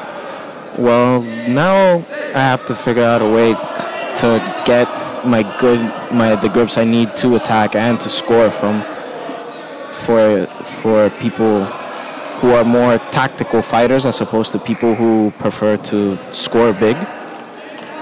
So I need to go home and I need to work on finding a way to get into good positions with people who are very tactical. And for those that are outside listening here, listening to you talk about your development program and where you're going to move forward. Where is home for you in the United States? I live in Miami, Florida. And who is your coach? I have 2 coaches in my national training center in the area where I live, and it's Herman Velasco is the main coach. He was an Olympian from Peru, and it's good. And also, since my other coach is Johnny Prado, who travels a lot with the team and stuff. Yes. And your next tournament, what will that be? Right now, I don't quite know, because I was kind of hoping to do well enough here to qualify for Masters. But I had to have made it at least to quarterfinals and then such. But I didn't, so I don't actually know what's next. Yeah. So do you feel that there's going to be a tournament for you this year, or is this going to be like your preparation for a new year? I think it's going to be my preparation block now for probably the European tour at the beginning of next year. Yeah. And will that, like the European tour, you say that, how many competitions that will you participate in that year? Because I know with a lot of countries that have to travel, like Japan and Korea and America, Canada, they tend to do maybe 4 or 5 European events, right, and then go home. It's a long time away from home, isn't it? Yeah, but surprisingly enough, I prefer to be away from home. Yes. Because I can concentrate more on training, as opposed when I'm home, I'm the only man of the house. So I have to work, I have to help around the house, I have to do things. But when I'm away, I just focus on training. So I prefer to be away from home for a month or 2 months. And then who looks after when you're away then? That's the problem. Yes. I do miss my family. And are you and when you say your family, have you got other siblings of brothers and sisters? Yeah, I have a little sister. I have, my grandma lives with me. Now she's getting older, so we need more help with her. And my mom. Oh, lovely. And your sister, does she do judo? She used to do judo. She was actually, state champion, stuff like this when she was younger, but she said it wasn't for her. She was more of a cheerleading, gymnastics type of girl. Oh, good. So for you, what is your ambitions and your drive for, like, your short-term goals and the long-term goals? So your short-term, next year, what are you hoping to achieve? Well, for next year particularly, I want to take a medal in a Grand Prix, because I've gone to 3 Grand Prix finals and I've lost every single one. Grand Prix bronze final. Yes. And I've lost every single one. And to appear and to fight for a medal in a Grand Slam, which I haven't done yet. Right. And long term?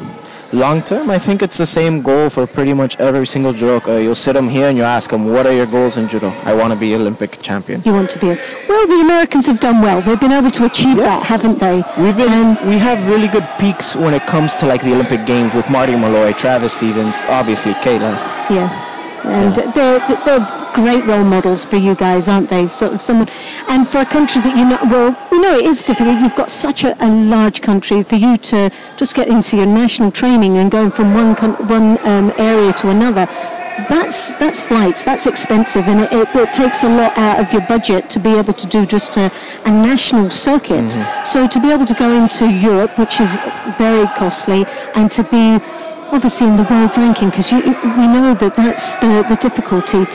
You have to be up in the world ranking to get that good draw. Right. Otherwise, you're battling, aren't you? From the start to finish. So it is really getting up in the sort of top 15 of the world to make sure that you can guarantee a really good draw into some of these Grand Slams and Grand Prix that you're participating.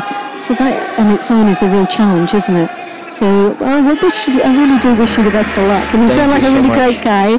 And I'm sure your grandma's out there listening to you, and your little sister. Yeah, for sure. I hope so anyway. But I'm sure they'll be just as disappointed as what you are right now. But it sounds like you've got it figured out, and you know what you need to do and how you're going to go about it. And I hope that all, and we look forward to really seeing you in the new year and achieving those short-term goals, and hopefully one day being an Olympic champion, like fellow teammates that you have in the past. Thank you so much. It's lovely to meet you, and thank you very much for joining us. No, thank you for having me. No, thank you.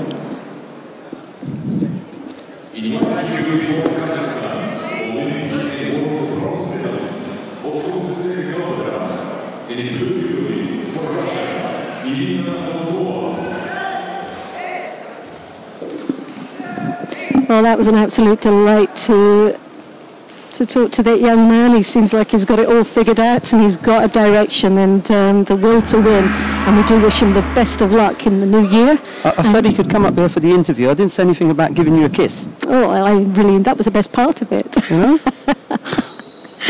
All the perks of the job. Young men today, you know, you can't leave them alone for a minute, can you?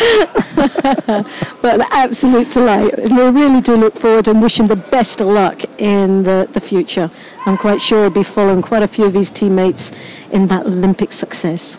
Garrigos it is who sees off the challenge of Sukhrobokiyev of Tajikistan. It'll be Garrigos who we'll see in the bronze medal match. We've got a semi-final coming up now between Sharafuddin Lutfilayev of Uzbekistan. He faces Robert Shvidobadze of Russia. It's Lutfilayev in the white judogi, Shvidobadze in blue. There you go. Well, as Sheldon was saying, it's the semi-final of the under 60 kilos. I don't think I said that, actually. Sorry.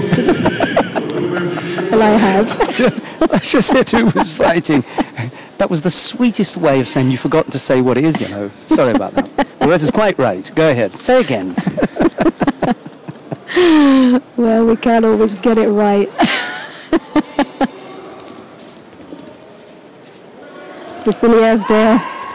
Starting off with the first grip, but totally dismissed by the Russian.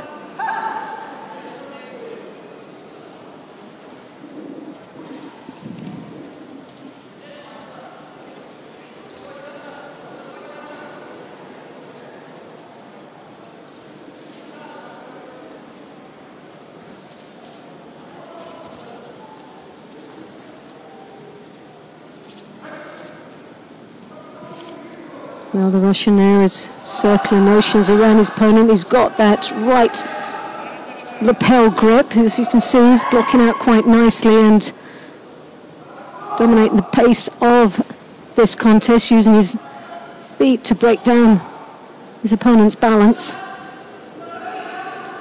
He's looking for that right-hand sleeve, but taking a little bit too long to try and get there, and has picked up the first Shido in this semi-final.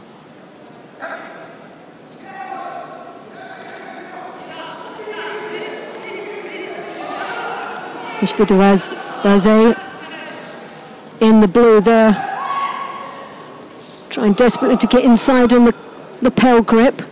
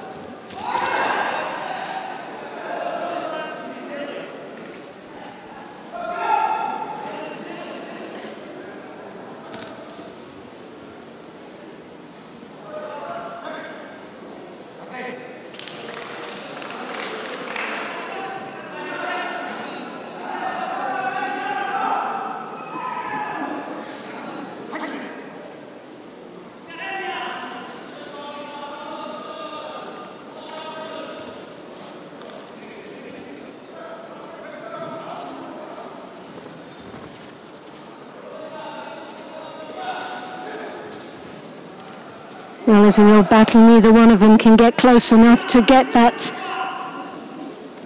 attack. There's the drop Sianagi there. Litviliev. Well, there he comes in with the attack. That Koso to there, very close indeed of scoring.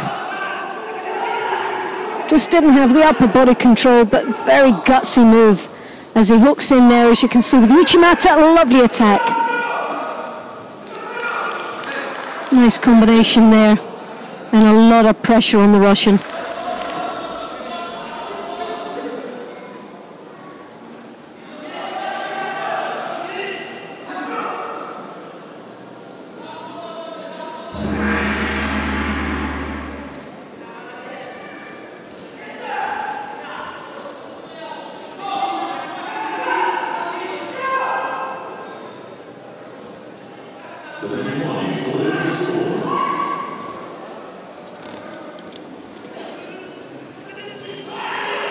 Well, Mishibaze there with the drop Sianagi.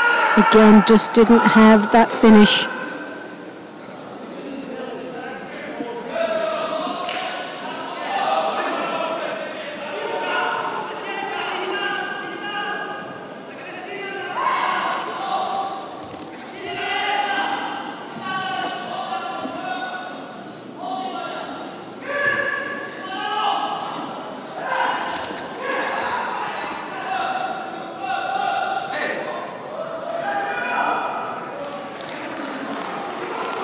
Single Shido against Shvidobadze at the moment.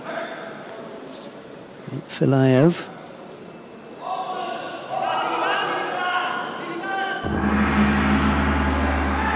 Takes a clean sheet into the golden score period. Shvidobadze is the fighter with the single penalty against him, so there is a small advantage, if you can put it that way. The advantage is with Lutfilayev, who at present is penalty-free. About half past, I suppose, when we... about quarter past, perhaps, when we wrap up here. Quarter past 3, and then we'll be back at 5 o'clock with all the medal matches from the first 5 categories on the opening day.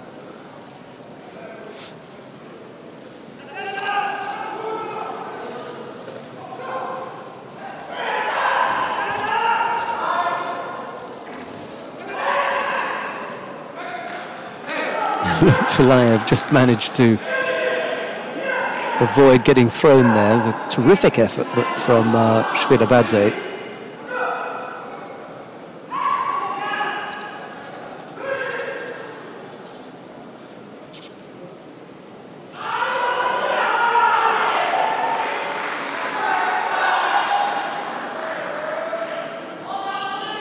And Irina Dolgova has just thrown Otkontsatse Galbadrak of Kazakhstan for Wazari down on mat number 1 to take her place in the final of the under 48 kilo category.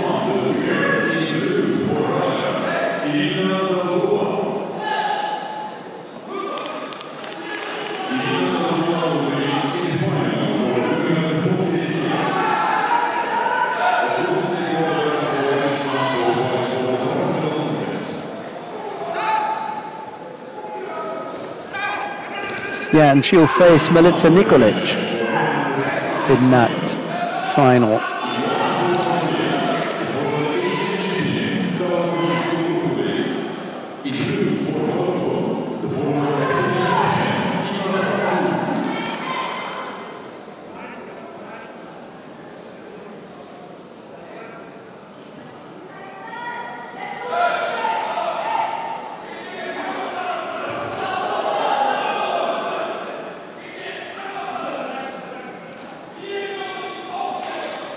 Davidosh has just thrown Basu of Morocco within 15 seconds of their contest there, but he looks as though he's hurt his hand. That's on the adjoining mat.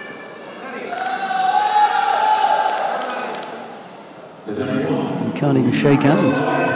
Shvidobadze however, has come up with the single score to defeat Sharafudin Lutfilayev of Uzbekistan, and it'll be Evelyn Shop up next in her repechage contest against Alexandra Larissa Florian. But we're going to go down to mat number 1, because coming on to mat number 1, we've got a semi-final between Tal Flicker, representing the International Judo Federation. He faces Yeldos Zhumakanov of Kazakhstan. It's Flicker in the white judo gi, Zhumakanov in blue.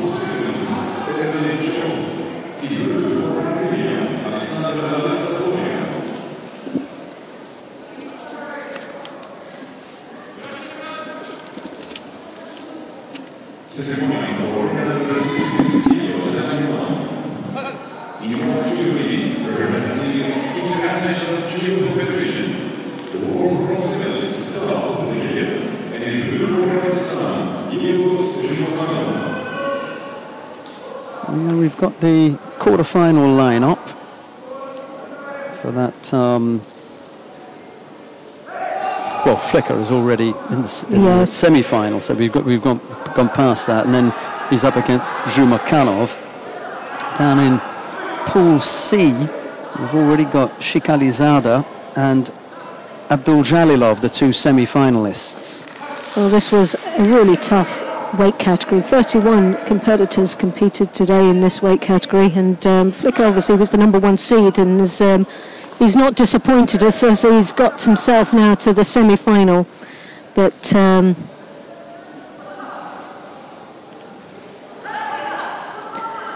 Zhumakanov there of Kazakhstan, he's been quite impressive. I've really rated him throughout. He's had some tough competition throughout this tournament. Yeah, he started with the Georgian, and then he lost to our boy. That was a really real tough innings. Big effort on the left side there from Flicker.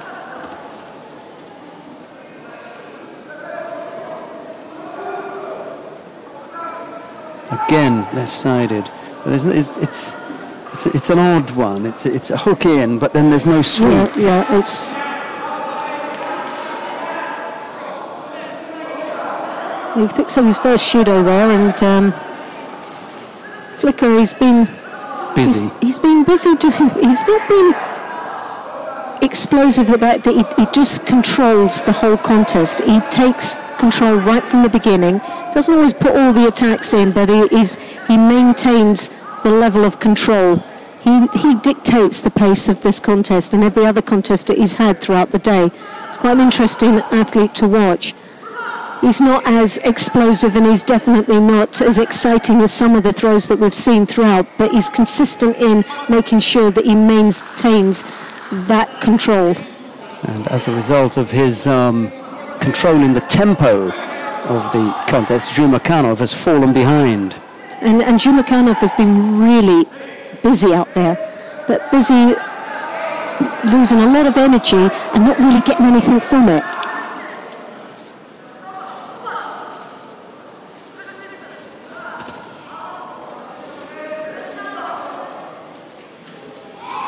The Osotogari there as he steps right across. We've seen that in previous matches, which was very effective.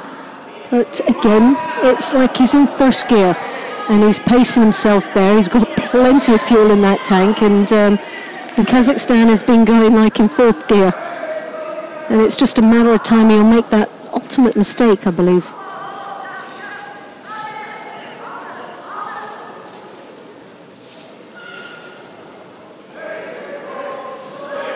Yuko Tomonagi there from Flicker. And just under a minute remaining in this contest, and well, cross grip, and Flicker picks up the second judo, so it's one apiece now. But a good strong grip there, as you can see, the left hand on. It was a cross grip there at this moment on the lapel.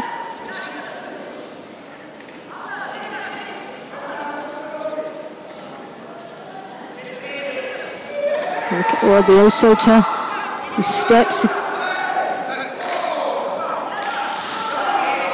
Strong defense there from the Kazakhstan.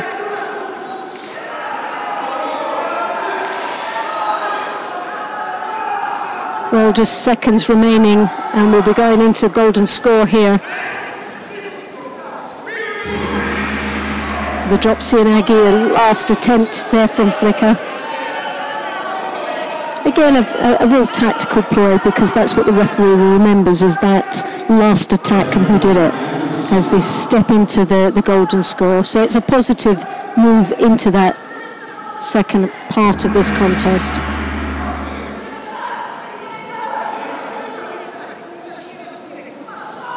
So Flicker there, as you can see, with their left hand on the lapel. First attack from the Kazakhstan. Oh, well, a mate situation.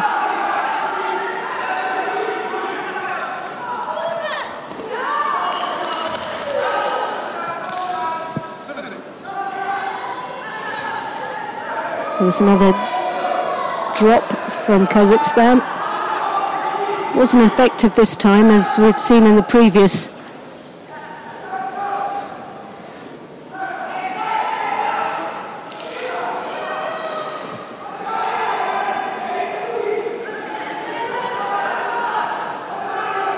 Well, Flicker's starting to look a little bit more busier than what he had in the first 4 minutes of this contest. Some very strong attacks there, and a switch. Good reaction there from the counter.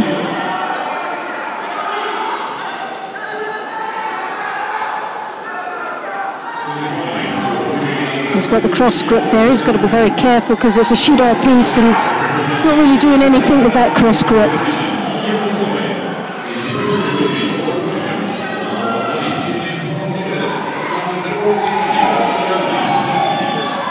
Well, both these athletes are starting to look very tired, but it's that both hands on the side, the cross grip, and once more you've got an athlete trying to tell the referee how to do his job.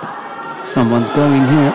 Well, I think it actually is Flicker that's going here, based on just gripping on the same side. He's done it too many times now, and that time was just that little bit too long.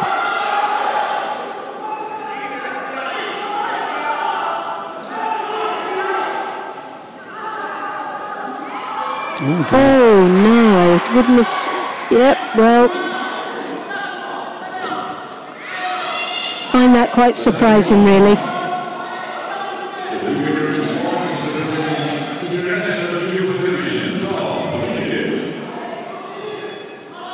Well, Flicker goes into the final of the under 66.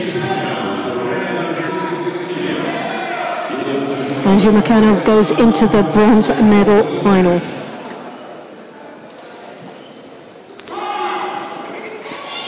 Next up on mat number 1 is a repechage contest in the under 60 kilo category. Vincent Lemar of France faces Guzman Kyrgyzbayev of Kazakhstan. We've got a semi-final in the 60 kilo category coming up after that. Amiran Papinashvili of Georgia to face Felipe Kitadei. We can stick around for that one, but really we should be having a look at Gilly Cohen and Charlene Van Snick. Although Van Snick has Gilly Cohen in Osai Kami with only a few seconds left to go, and then there'll be a repechage contest there, so better we may as well stay here. Well, here we have is the repechage Lemar of France in white. He's been very slow today. Whether he's been plagued with an injury, I'm not quite sure, but we noticed in the first round that he was limping quite a bit. Then he ended up having his ankle strapped. So it's been plaguing him right through from the beginning to where we find him now in the repechage. Kyrgyzbayev of Kazakhstan. This moment looking the stronger of the two. More threatening.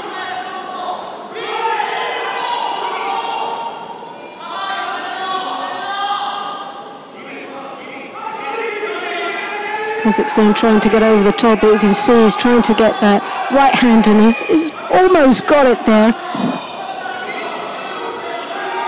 Lamar tactically trying to keep that grip down.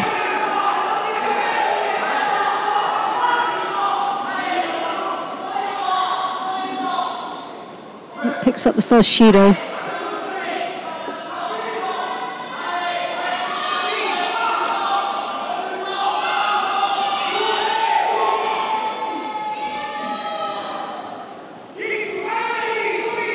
Kukizbayev there doing a bit of a chasing game, really, just trying to engage in the Frenchman.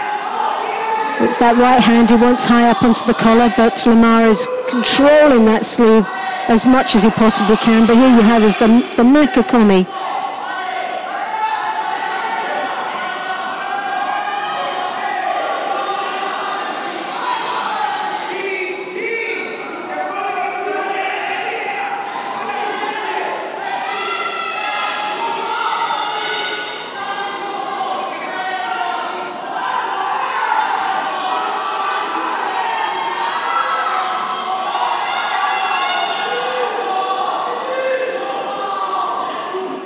Lovely Koichigari there. Lamar, it's the first strong attack that the Frenchman has put in at this particular moment.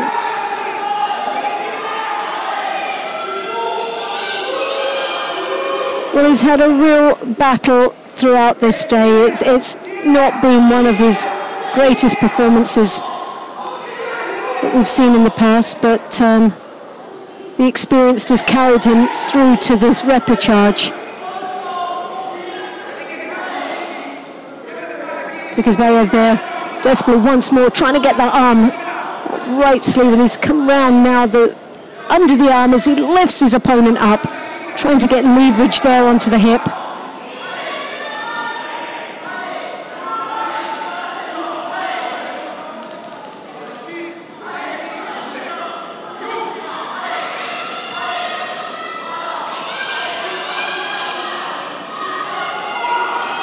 Oh, lovely, just stumbled his opponent there with the Ashiwaza.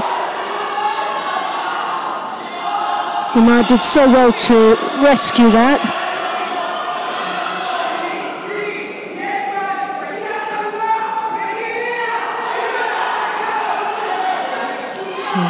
Kazakhstan, as you can see, is on that belt. He's trying to get the leverage under, and over he goes, and there's the score, Wazari.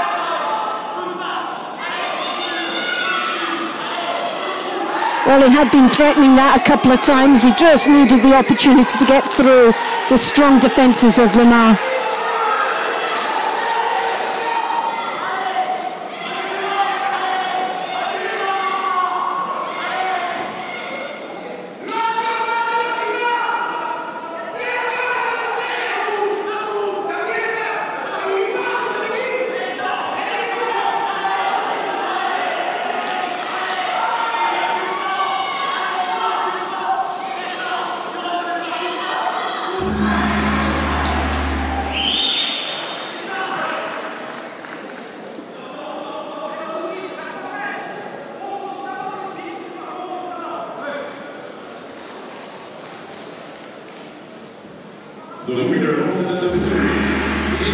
Well, there was a real gutsy try and finish there for Vincent Lamar, but sadly he ran out of time.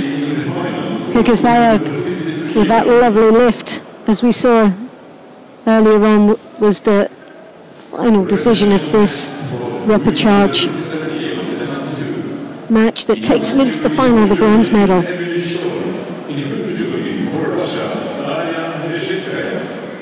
So Kyrgyzstan goes through to the final of the bronze medal a little bit later on today in the under 60 kilo category.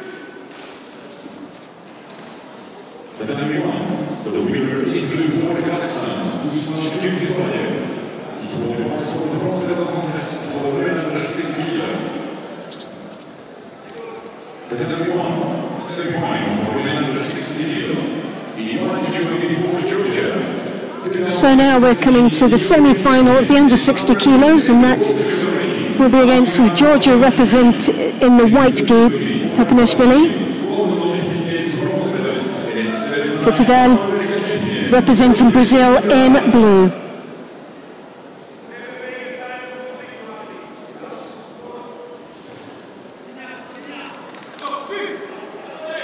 What a lovely turn through there of Papanashvili. Kitadao just caught a little bit cold there. Didn't see that one coming.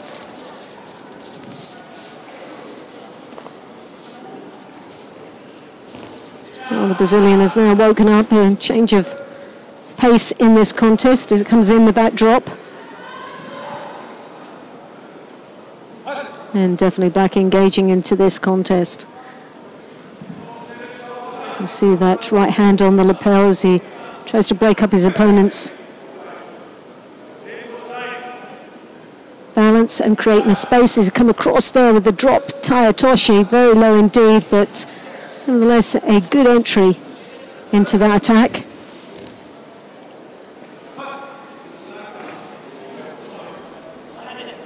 Papanashvili, as he tries to throw that arm, is swiftly taken down by the Brazilian, trying to control those sleeves. As you can see, he's got the right hand sleeve covered nicely there. And as we've seen, that's the danger from the Georgian. As he gets over the top, that's the biggest threat for the Brazilian. So tactically he knows what he needs to do, but tactically and then working through that and trying to do your judo at the same time is another thing. Not always easy to do.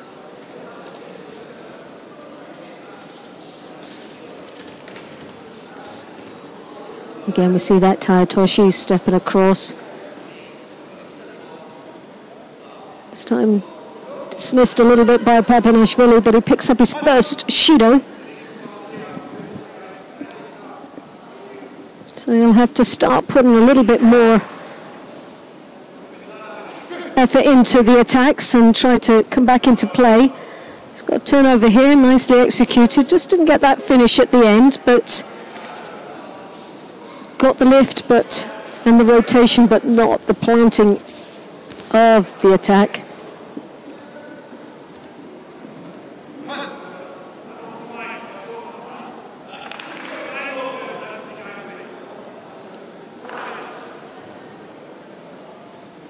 Felipe there, piling a bit more pressure, but he's got his head caught up, and that's what he doesn't need. He needs to bring that arm down again, as you can see.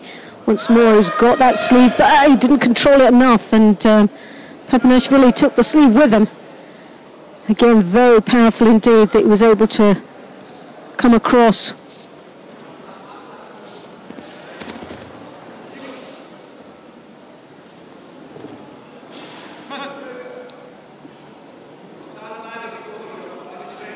So Judo now, but second one to the Brazilian. So piles a little bit of pressure on himself with a minute and a half remaining in the contest. And Brazilian now really has to start changing the dynamics of this contest and starts going back to being the more dominant, as we've seen in the earlier. Lovely Uchigari there, wonderfully executed.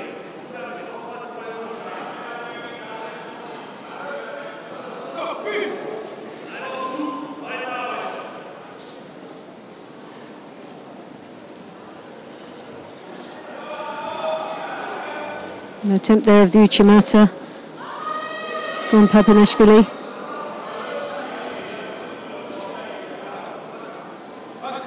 So just under a minute remaining in this contest, and there's 1 Judo to 2. Very little between both these athletes. Lovely Uchigari we saw earlier on from the Brazilian.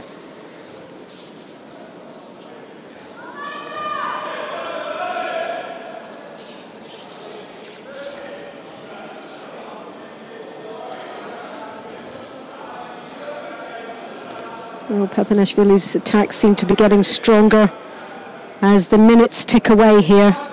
Started off a little bit slow, and but now they start to becoming a little bit more threatening, these attacks.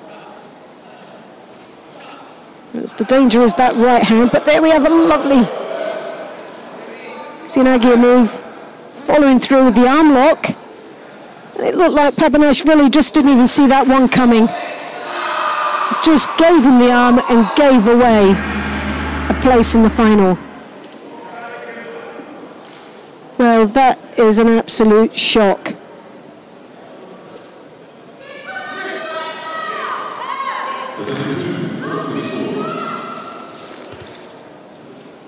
Kitadaya really, he came in, he looked like he was struggling in the last minute of that contest. It looked like it was all over and done with him for him, but Papinashvili, for whatever reason, just seemed to switch off. Came in for an attack, but left himself wide open, gave him the arm. And Kitadaya just said, thank you very much for that. I can't remember having seen a fighter so unaware of the impending danger with regard to his arm. And just, it seemed to me as though he thought that there was going to be a mate or something. That's the only thing that comes to mind, is that he just left his arm out there. Lovely attack. There was a score. Papinashvili just stopped. He looked up at the referee to see what the score was, and just forgot. Yeah. I don't know what he must have thought. With the score, it was a mate because there was a slight pause. But goodness me, what a mistake that was! Tell you what, the only person who paused was Papinashvili because Kitadaya decided, "Hey, I'm in here," you know. That was a lovely attack there. And he got the score, he got the Wazari. And he got back up and put the arm lock on. Oh, gosh. Oh, dear. That was... Right, the less said about that for Georgia, the better. Yeah, definitely. We'll leave that one, because we've got... That will haunt him for the rest of the day, that. The repechage contest on mat number 1 now. Joana Ramos of Portugal facing Kelly Edwards of Great Britain. It's Ramos in the white judogi, Edwards in blue. I think we're going to, this is a repechage contest, and we've got a semi-final beginning down on mat number 2. Let's go down to mat number 2 to see the current Olympic champion, Rafaela Silva of Brazil. She faces the young, up-and-coming Jessica Klimke from Canada. It's the Pan American Championship going on here. Silver in white judogi for Brazil, Klimke in the blue judogi for Canada. There we go.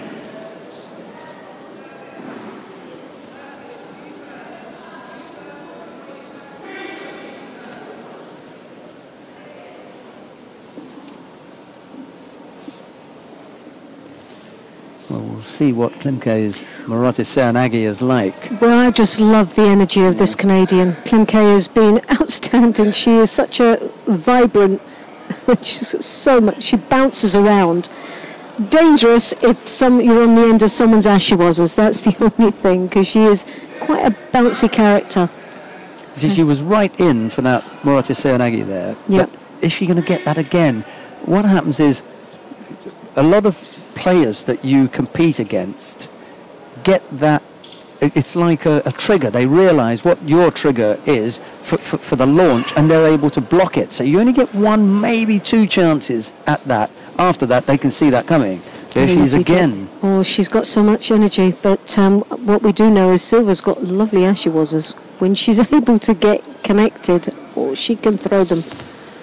Well, it's the second time that she's been right underneath Silva with an opportunity to complete the technique. Hasn't been able to come up with a score yet. She scored very early in her previous 2 contests, and then took that in, you know, and took that with her. Who did she face first then? Who did we see her against? She was up against Becky Livesey.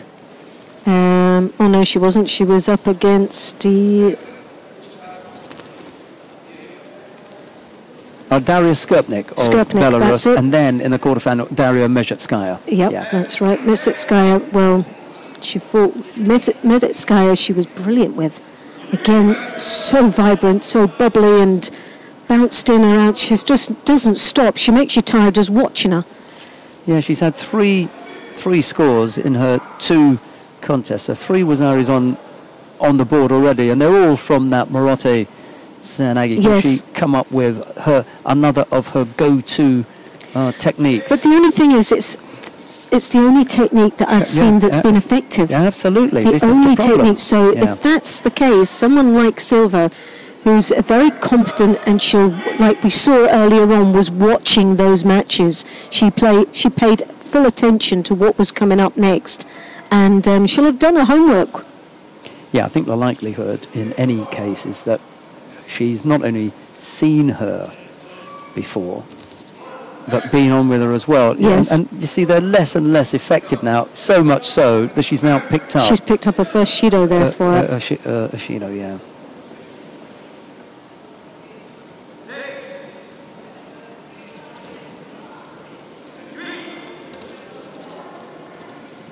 Well, there's a real battle here to try and get the more dominant grip.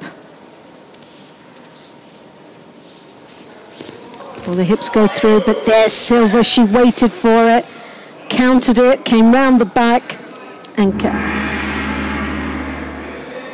See, you know, this is an unusual counter from Morote Seoinage, but she's not in the best position. No. Is Klimke. So, you know, she opens herself up for the counter. Well, the score should have gone on. Oh, there it is. The Silva's got the score, so that's.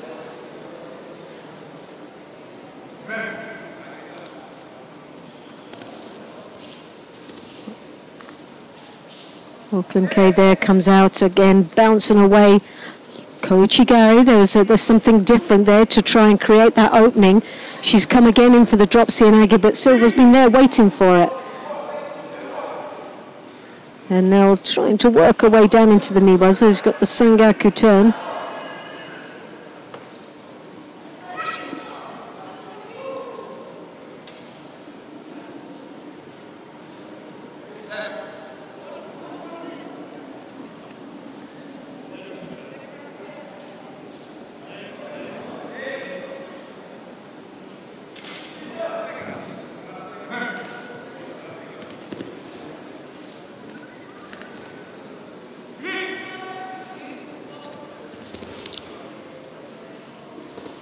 Canadian there once more, coming dropped underneath.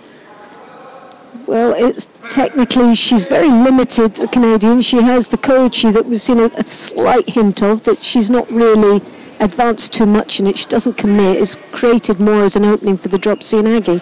And drop Seoinage's been there, and it's been a good scorer for it, and it's got her to this semi-final. But I think Silva's got the best of her at this moment. Well, that, in fact, is that's time. They've only fought once before, at the Pan Am Championships, when Rafaela Silva won there, and that's the second time that she's defeated the young Canadian. Last year they fought, and she's done her again this year. So for Klimke, she's really now got to start going back and adding more to her repertoire. Yeah, absolutely. At the moment, that Koichi drop Seoinage combination is good, it's effective, but as she goes through the circuit, people are going to understand and know exactly what she's capable of doing, and that will be very easy to block. So there's a lot of homework that she's got to go home learning from this.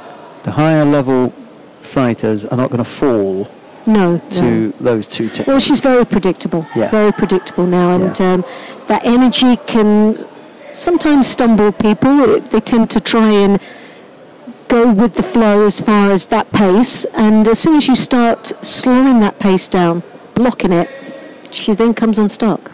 I would imagine that her coaches are, well, they've got masses of experience. They'll know exactly what it is that she's supposed to do, and no doubt they're trying to work on that. Yes. But hasn't quite paid off. Well, she's got the energy and she's got the determination and the youth behind her, so she's got the possibility of creating something very special out there, but she really does have to identify very quickly that she is limited and that needs to be expanded a lot more. We're watching the repechage contest in the under 57 kilo category between Joana Ramos of Portugal and Kelly Edwards of Great Britain. There is no score at the moment. We're in the golden score period. We've already had 2 minutes and 23 seconds of golden score. Actually, there's no penalty against Joana Ramos. Kelly Edwards has picked up a single Shido, and now Joana Ramos picks up a penalty for passivity. So well, there's a bit of a marathon going on out here, isn't there? Sort of.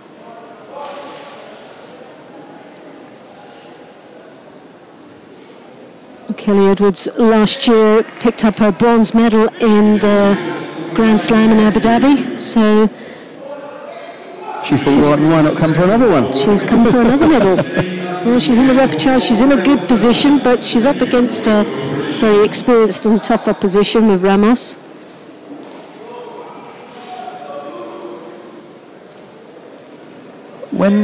When you win a title, like the Abu Dhabi Grand Slam, you can come back out to defend your title. What happens if you win a bronze medal? Have you come to defend your bronze medal then, or Well, have you now? oh no. Well, Ramos finished that quite nicely and gets herself into the repechage final. Hopefully she'll take a medal. It's up until the Tbilisi Grand Prix, she got a bronze medal there, and the European Championships this year was bronze medalist. So she'll be wanting to add this one to her collection for 2017. There are increased numbers for women as far as qualification for this Olympic cycle are concerned. So the battle that has been going on for quite a number of years has paid off. You'll have bigger numbers. Right, 2 more contests to bring you. Three, beg your pardon. Erica Miranda of Brazil faces Angelica Delgado of the United States of America. It's another Pan-American head-to-head. Miranda in the white judogi, Delgado in blue.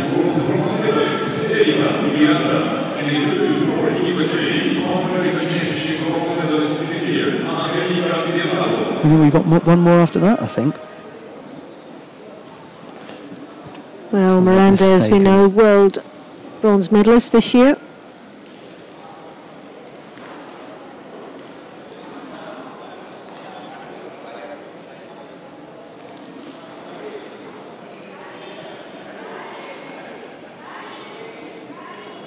And Delgado was one of those athletes that you predicted that would do quite well here in this competition, I'm sure.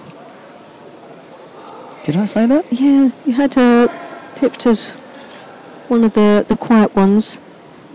Because I thought she may have been seeded, actually. No, you're right. It was one that you brought out. She was one of the Was she seeded seeded ones? Yeah, because I remember you mentioning her. Yeah, I won't claim that as something that I that I knew about. Adonis, yeah. Well, she's had to put money on him, but she's had a good. Very good. Yeah. She's had a good performance this year. She in Cancun Grand Prix. She got bronze medal in Pan American Championships. Didn't have to travel far. Didn't exactly. The ones that she doesn't have to travel very far, she does quite well. She's also last year's silver medalist here in Abu Dhabi.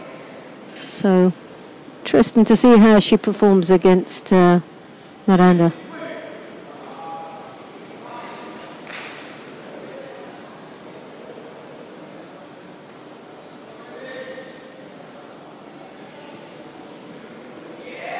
Sianagi, but she left herself a little bit vulnerable there for the counter. Miranda was waiting for it. And wanting some video feedback from that one. Didn't look from this angle, did it look like a score, but nevertheless, I thought it was out, but... Delgado. Did we get a look at that then? What a goal. It was a fantastic counter. Delgado came in for the Sianagi, left herself a little bit light on it. Big message saying, here I come, and Miranda was waiting for it.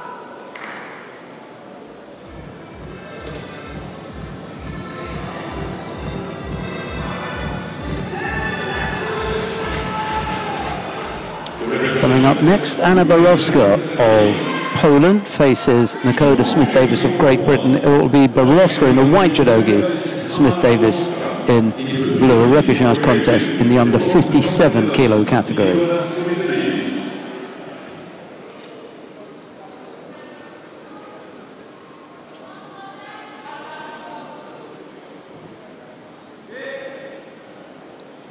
Well, Borowska in Tashkent Grand Prix this year took the gold medal.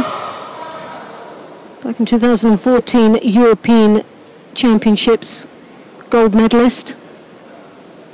And Casablanca African Open gold medalist this year. So it's on form. But Nakoda Smith-Davis, current world bronze medalist, had an outstanding performance at the World Championships in Budapest.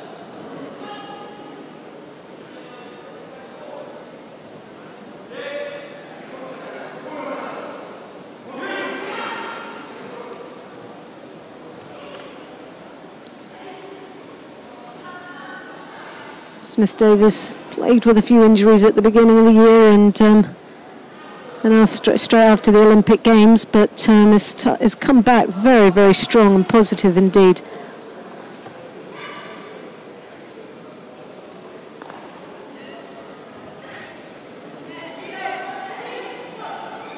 Power there as she draws her opponent back off the ground as if to say, stand up so I can throw you.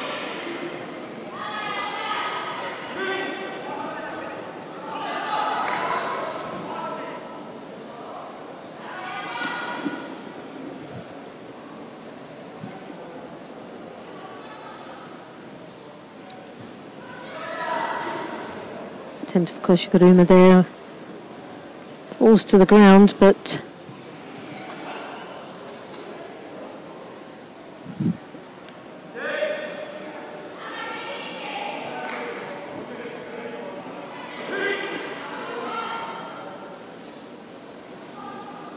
so 2 minutes remaining in this contest. Not a score yet, but looking very strong, both these athletes. Could have got a strong sleeve grip there, was frustrating Borowska quite considerably there.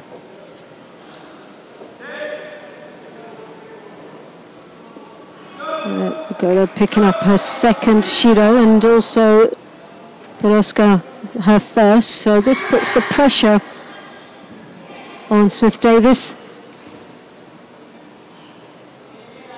Needs to be a little bit more direct in the grip, and advancing onto her opponent now really has to start opening up, and instead of just playing a cautious game out here.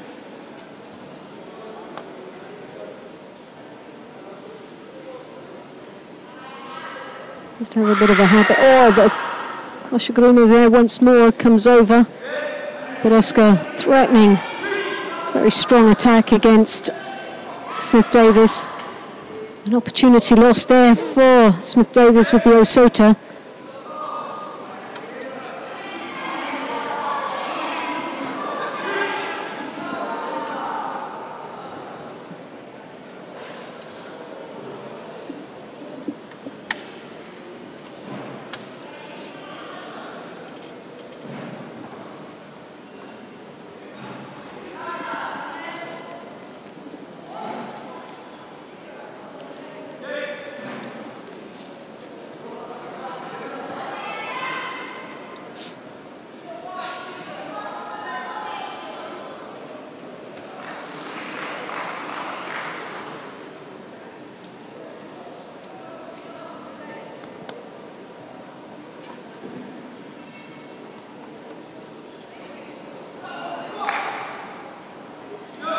Well, a leg grab there, so she gets the first warning, so that brings it up to 2 Shidos apiece with 46 seconds remaining in this contest. So either one of these athletes make the next mistake and it could cost them dearly.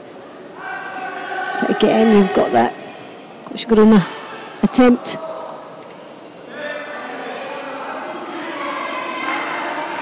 Nakoda really needs to keep the head up. Borowska, very strong indeed, but seems to fall to the ground there, but it's looking very uncomfortable. Second time that she's been injured going down onto that part of the body, I think. So that's a win for Smith-Davis and a place in the bronze medal final.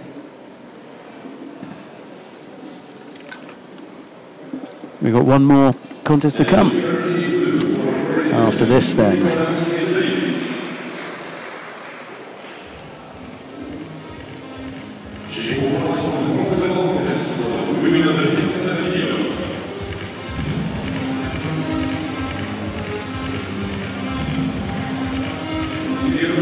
last contest for Tatami 1 is semi-final for women under 57 kilo in Judo for Mongolia, the equivalent of oxygen and the Rio Olympics silver medalist. Right, coming up next, Dodsuren Sumia of Mongolia faces Anastasia Konkina of Russia. It's Dodsuren in the white judogi, Konkina in blue. This for a place in the final of the under 57 kilo category.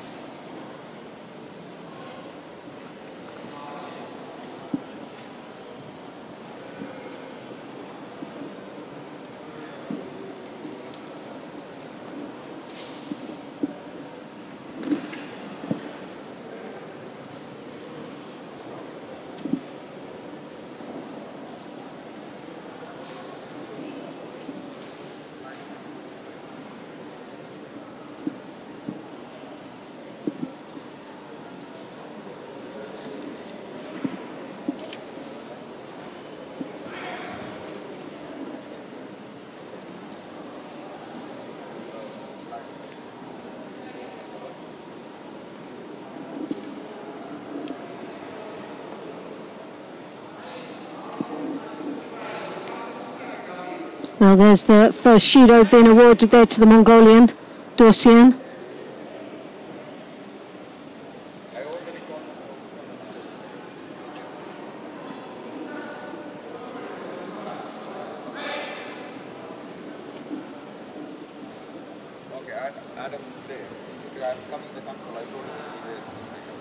Well, Konkina threw that arm up high onto the collar. Well anticipated from Dorsian, who came through with the hips. Didn't manage to get the completion of the attack, but still a very good entry into the Sianagi.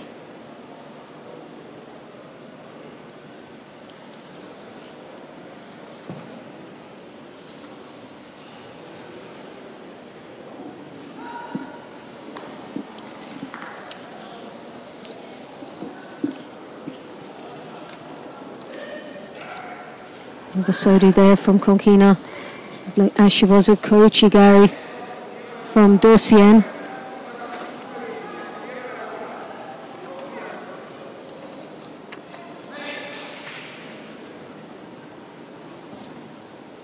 Well, this seems to be a little more challenging for Dorsian than possibly we expected, but a good battle going on between both these athletes for a place in the final of the under 57s.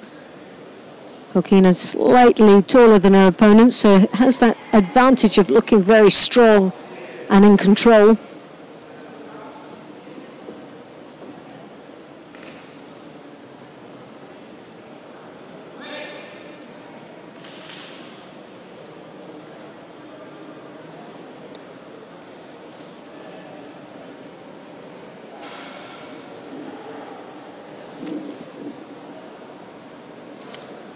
Again, the strong left high collar grip there, hooking in with the uchi. Combination for the uchimata, then goes for the kosota. So nice flurry of attacks there from the Russian. Then now starting to look for something in the niwaza, but nothing created down there. Dorsian staying very strong.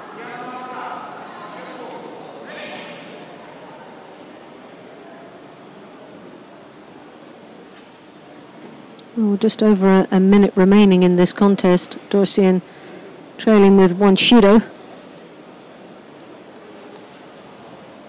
Has not found this a very easy match indeed, with especially with the tall left-hand grip that comes over the top.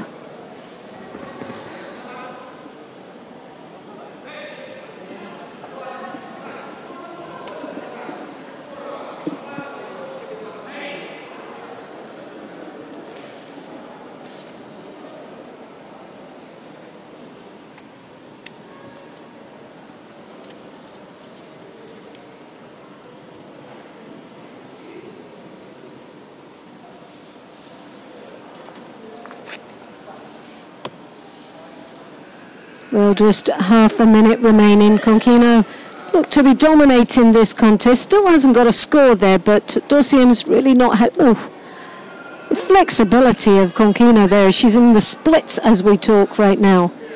Very flexible indeed.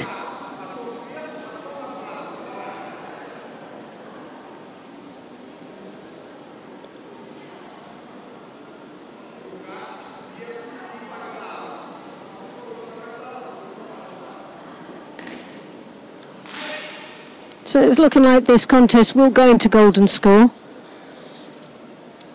For me, the Russian seems to have dominated the pace. That arm again has been thrown over the top, but left herself a little bit vulnerable there. Didn't plant it as tightly as she should have, and Dorsian was there for the counter.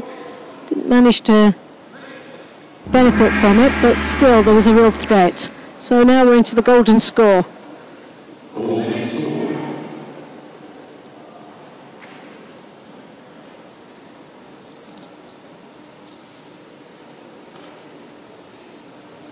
Konkina there with that left hand higher in the collar again once more, trying to benefit from the Yoichi Chimata, but Dorsian under opponent comes in for the drop. Not sure she got deep enough for the score. She's looking for it, but nevertheless a real major threat, and referee looking for the video feedback on that.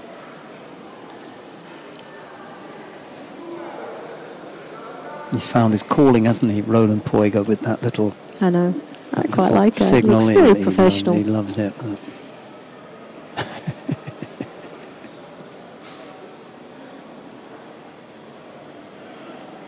Well, it was a good attack, there's no doubt about it, and she got the lift and rotation, but and she got the landing. Well, she got the Wazari. It was not clear on the angle that we were watching it from of where she landed, but care system realised it was the Wazari and takes her in to the final. Right, well, we've got about an hour and 25 minutes before we come back with all the action in the medal matches, an hour and 25 minutes. But before we do that, we'll just give you a rundown of who we're going to see in the five weight categories. There are two bronze medal matches in the under 60 kilo category. Guzman Kyrgyzbayev of Kazakhstan will face Sharafuddin Lutfilayev of Uzbekistan, and in the other it'll be Francisco Garrigos of Spain to face Amiran Papinashvili of Georgia. Have you seen any of those this morning? I've seen Papinashvili, and I thought that he was very, very good. Okay. Very, very impressive indeed. So for me, a little bit of a star for him. He's up against Francisco Garrigos, who won this event last year. Should be a tricky one. Well, he won't be winning it this year. Our winner will come from either Felipe Kitadai of Brazil or Robert Shvirabadze of Russia. In the under 66 kilo category, the bronze medal contest will be between Davide Temirkaleg of Mongolia or Abdul Jalilov of Russia. The second of the bronze medal contest is Vaza Magvelashvili of Georgia and Shumakanov. I don't know if you've seen them this morning. The Kazakh player. I've seen one or two of the matches, but we've been pottering from one to another, haven't we? So and then the final of the under 66 kilo category, Tal Flecker representing the International Judo Federation, and Nijat Shilikadze of Azerbaijan. Well, for me, the favourite's got to be Flicker. Okay. I think he's had a solid performance. He's not been too exciting, but he's dominated the matches right through from the start to the end, and he's been very consistent. So I think he'll do it in the final. Right, let's take a look at the under 48 kilo category then. Shiro Rishoni, representing the International Judo Federation, will face current Olympic champion Paula Pareto of Argentina, and it will be Chernovitsky Eva of Hungary to face Odgansetse Galbadrak of Kazakhstan. How has that division looked for you today? Chernovitsky, for me, has performed really well. I think she'll end up going for that bronze medal. I think that's, for me, the one. But Dolgova of Russia, again, I think is a very strong favourite. Right, and the final is between Irina Dolgova of Russia and Milica Nikolic of Serbia. In the under 52 kilo category, Joanna Ramos of Portugal faces Gilly Cohen representing the International Judo Federation, and it will be Larissa Florian of Romania to face Angelica Delgado of the United States of America. The final is Erica Miranda of Brazil. She's up against Charlene Van Snick of Belgium. Well, for me, Van Snick is one for gold, and reckon that Cohen for bronze and Florian. Those are my predictions based on performance today. I think they've been outstanding. Okay, and then finally, Dakota Smith-Davis of Great Britain to face Jessica Klimke of Canada, and it'll be Amelie Stahl of Germany to face Anastasia Konkina of Russia. Have you seen them? Based on performance, Smith-Davis for 1 bronze, and Stahl, I thought she was a very impressive young lady today. The final is a repeat of the Olympic final from Rio 2016. Dortsurin Sumia, the current world champion, will face the current Olympic champion, Rafaela Silva of Brazil. Where's your money then? Well, do you know what? This is going to be a real tough one. I think both Silva and Dorsian have fought extremely well. Silva, she picked up an injury earlier on, I think in the previous match in the semi-final, and so that's a bit of a question mark on how she'll come out into this final. She'll be fully fit, I would say Silva, but Dorsian, again, a solid performance, and I think she's going to be wanting to get this one under her belt. I think there's going to be a bit of grittiness in this fight. That Dortsurin has already had her tough contest of the day, got past that when she defeated Krista DiGucci. Yes, yeah.